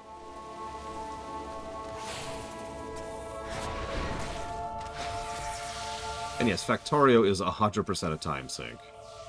What's funny, though, is it's also kind of up to you how much time you sink into it, if that makes any sense. Factorio supports multiple playstyles. One of those is optimizing and just logistics improving and min-maxing and all that, which is completely unnecessary. It's fun, and it'll definitely pad out your runtime, but you don't have to. Alright, so hopefully that'll end the spider curse.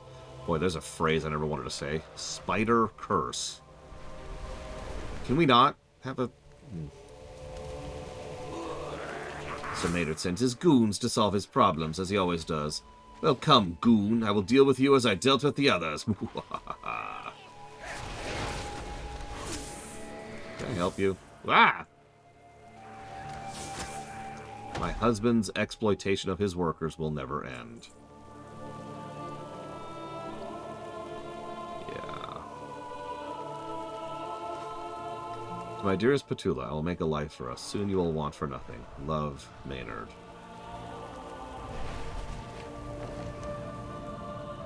Yeah, that should solidify a little bit of what's going on over here. What news from the mainland? My son told me of the witch. I've come up to here to take care of her. If you want something done right, you need to do it yourself. Stay warm.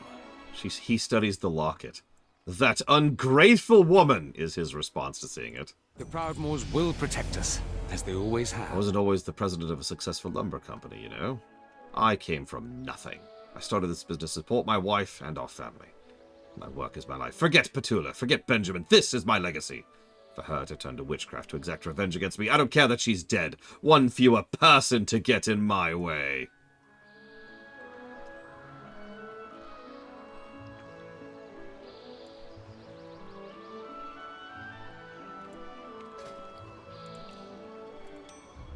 The end.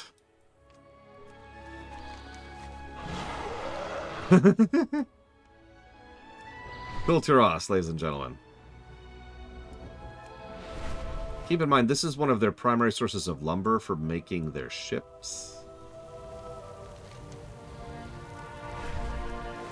That's how unstable Kul Tiras really is. Even down to its frames, pun intended.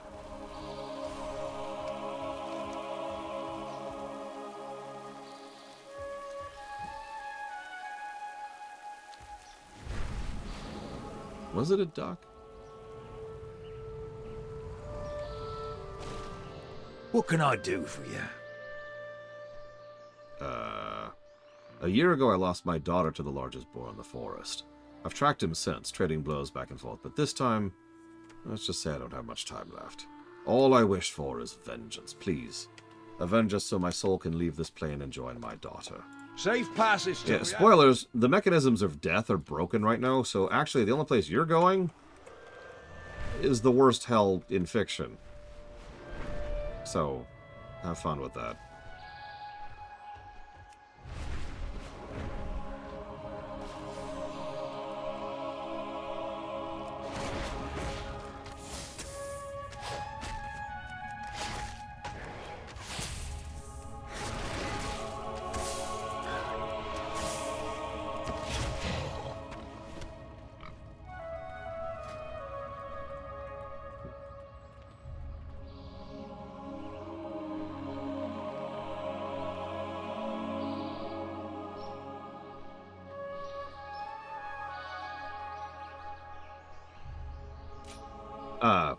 So, I can actually answer that, Spartan. It's because you're technically queuing for mythics right now.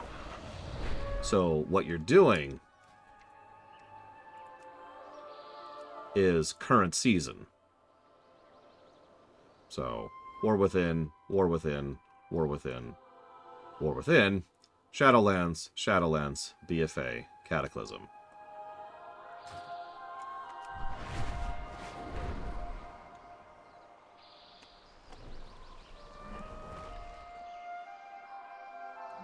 Oh my god, he's actually dead when we turn in the quest. His body is lifeless and still warm. His wounds claimed him while you were gone. His face seems content, as though he knew you had finished the job. Okay, that's awful. Jesus.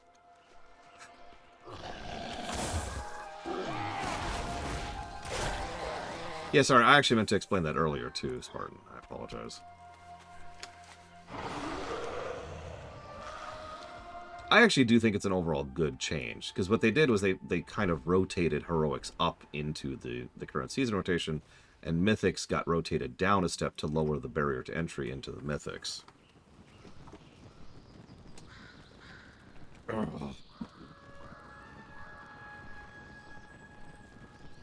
Mythic Plus has also got a bit of a curve change, if I'm not mistaken. To what do I owe the pleasure? Welcome to the hunt. Hang on, I didn't answer Bladetwell's question.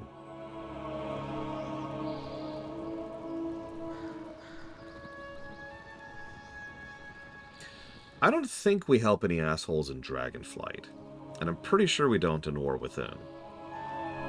But as you can clearly see, this is still a problem as of BFA, and Shadowlands, we'll get there. Steady on ahead. One of the greatest hunting sports amongst the nobles of Boralus is the stoat hunt. It's a sport of determination, patience, and skill. You think you can rise to the challenge? Stoats are agile, sneaky, sharp. They're next to impossible to catch out in the forest, so the best way to catch one is to find its burrow and scare it out. Find the burrows and bring back their pelts. Their fur is soft and much loved amongst the nobles. Best of luck. Good day to you. Take the word. These nobles really think killing weasels is the mark of a good hunter. Ha! It ain't hunting if there ain't a bit of danger involved. There's bulls in these woods. That's more our speed out in the mountains. Why don't you kill some of those? Bring me their tusks as proof. Smooth sailing. Look always to the sea.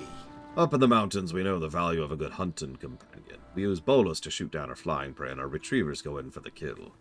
Want a shot? Nickel can accompany you. Shoot down some of the falcons, and my dog will finish the job. Take the wind in your sails. Hello, Nickel. Ah! And Nickel just faded from existence. As it should be.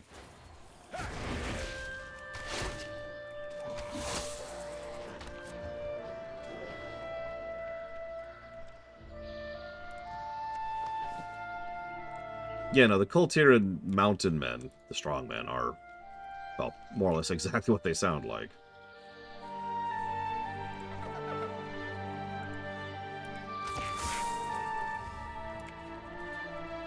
Come on. Oh, my God. Not that I have been aware of Trahexia, but I'll admit I haven't even been looking into it, so I have no idea what's going on with that. And no, I don't think I've ever encountered a show or a game that was average, but enjoyable enough, but not enough for a repeat. Or if I have, it's just not coming to mind immediately. I probably have encountered that, being honest.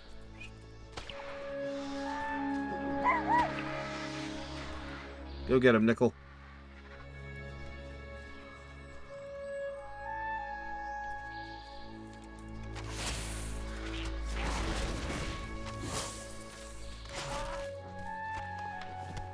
I'm almost positive we're past it now, but I swear there's some quest where it's like, hey, I'm evil, go help me. And then you help them pretty much like until like the last step of the quest.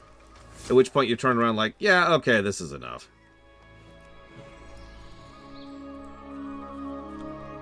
You know what, that's actually true. Tangled is a good example of that kind of show. Which hurts to say because, man, Tangled is just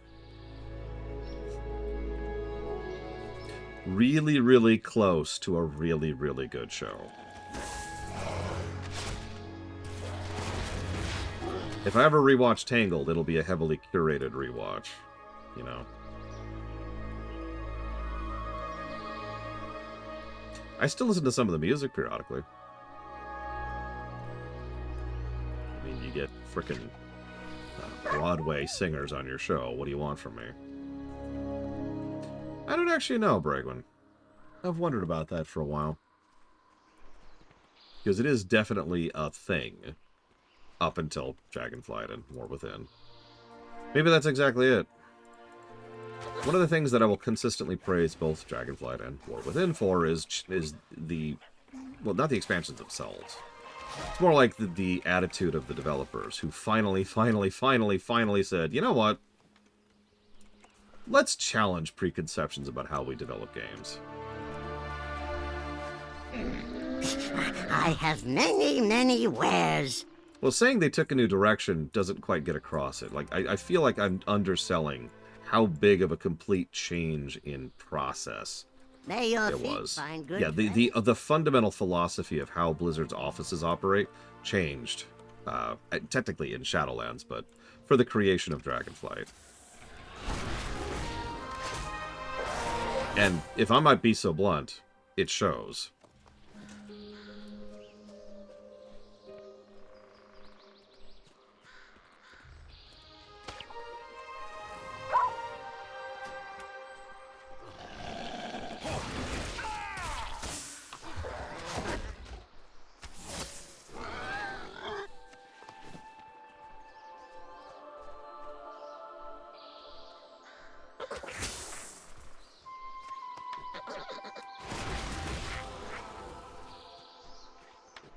It was really funny, that one song that Varian sings along everyone else. And everyone else was doing, like, they were good. They were good singers. And then Varian would sing. And it was just, oh, that's what a professionally trained singer sounds like. Got it.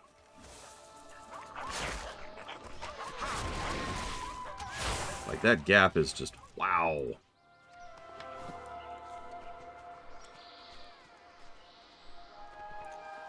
Dragonflight still definitely had baggage.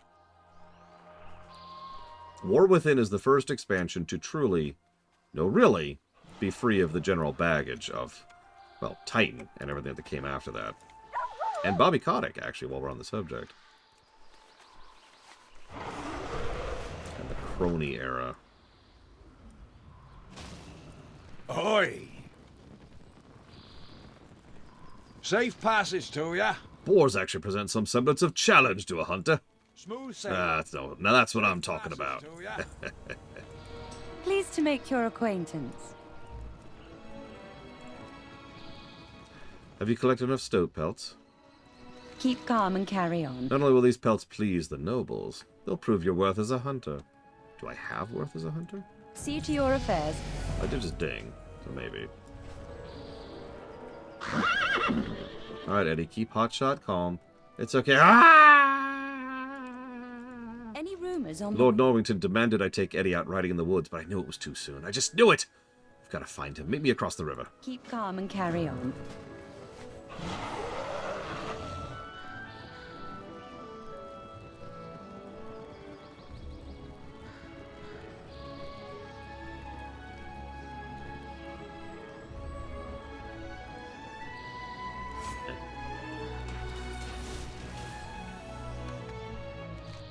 I don't know, nobody even added Has-Been Hotel back when the Streaminations were accessible.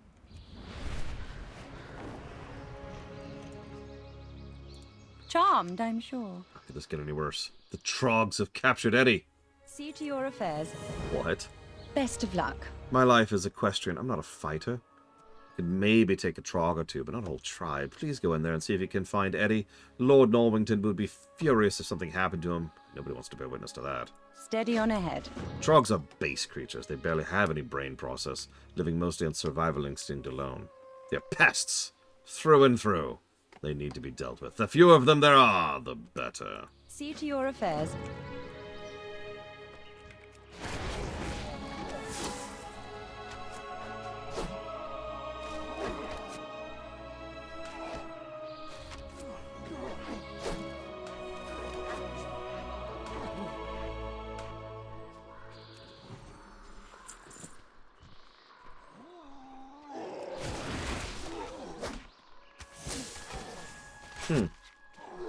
I'm actually honestly surprised by that. I thought Has Been Hotel had been around a while.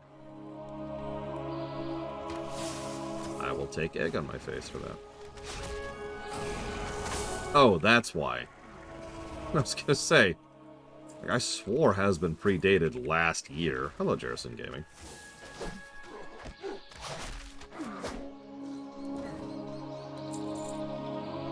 Listen, Trogs are scum and deserve to die.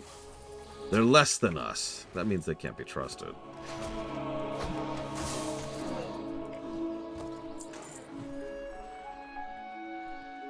I know about Hell of a Boss.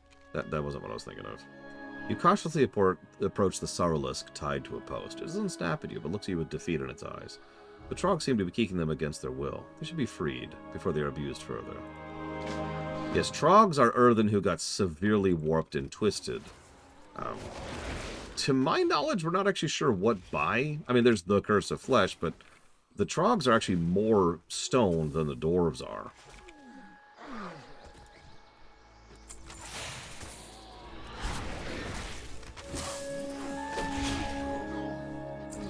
We might actually cover that a little bit more within. We'll see.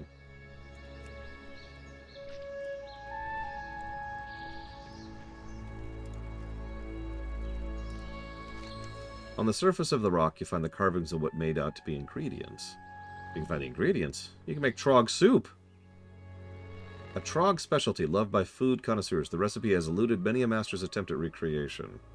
Grimestone stew.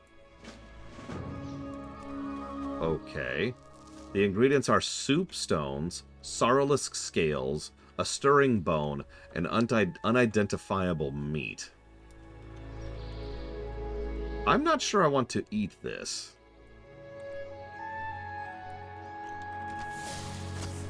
Well, the problem, Magister, is most of our Trog lore actually comes from vanilla. And they weren't even called the Titans in vanilla, you know? So...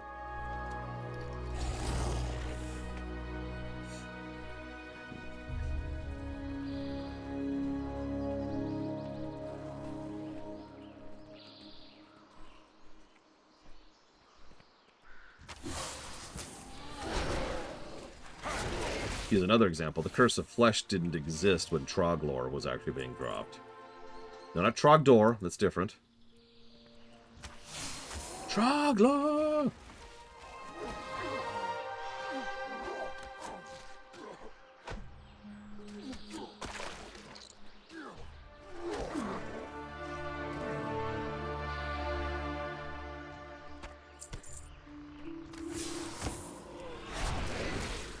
Lorinating the countryside? Lorinating the peasants?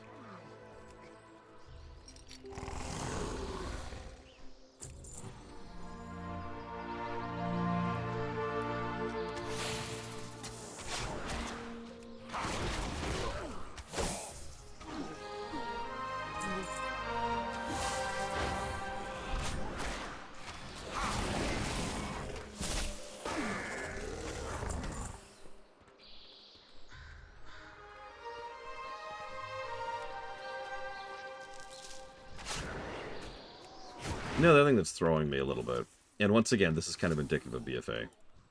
We've been doing pretty much nothing but side quests all day.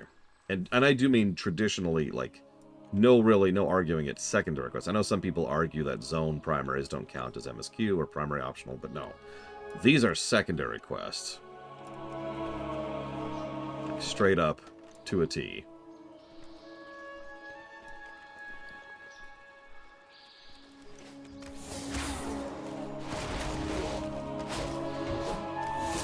Yes, Lord Derves. Don't ask me how to spell it. I have to look it up every time. A series that caused so much negativity.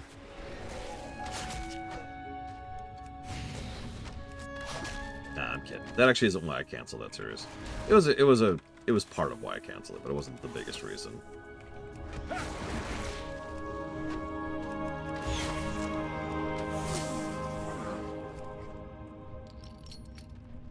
Oh, the music's phenomenal. Speaking of which...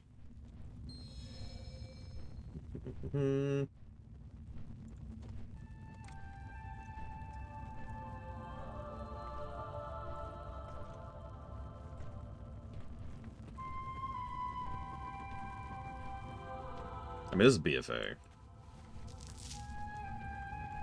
I'm not sure there's bad songs in BFA. I like Tortolans. Are you here to save me? Yeah.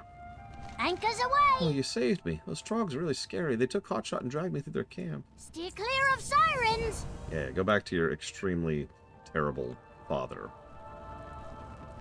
I think I can make it to Melissa. Thank you so much for saving me. You're welcome.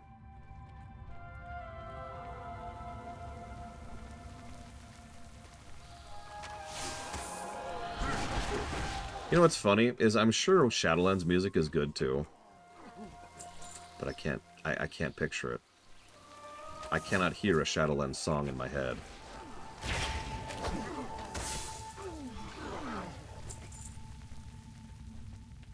No, that's not true. I just thought of the Revendreth theme. That's one song.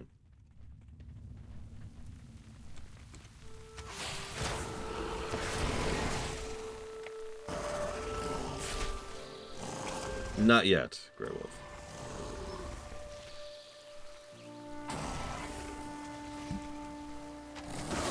Like, I'm sure Shadowlands has good music. This is modern WoW. Right? Like, of course it has good music. I just can't picture it.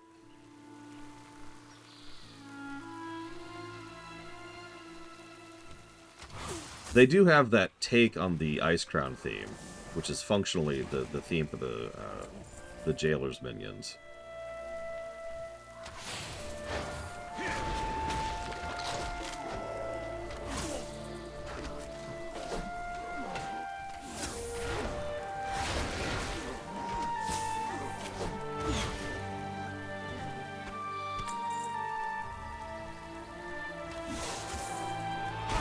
Listen, lunch is for the week and for people who are not delaying the BFA run. I'm already behind. Pray I don't get it behind any further. I'll be fine. Don't worry about me. Don't worry about me.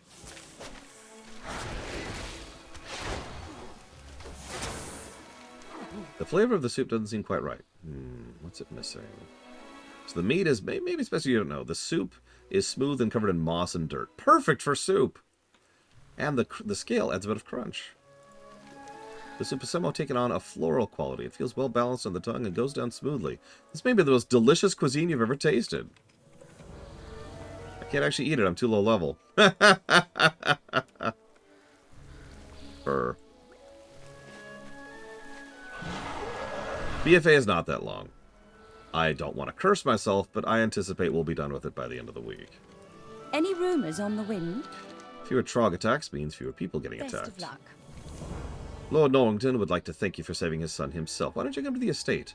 We're preparing for a festival, and everyone's welcome. We'll go ahead and tell him all that has happened. I'll see you there. Keep calm and carry on. Day 57 of BFA. The darkness continues to spread ahead of me. Shadowlands, the only reason that Shadowlands might not be incredibly short is because of the Covenant campaigns. It's the only thing that's going to drag it out at all. One relatively short campaign, 4 zones, and then one patch of content, which crosses 2 zones. That's it. That would be terrible. You know, it would be even more terrible is if I actually took a lunch break.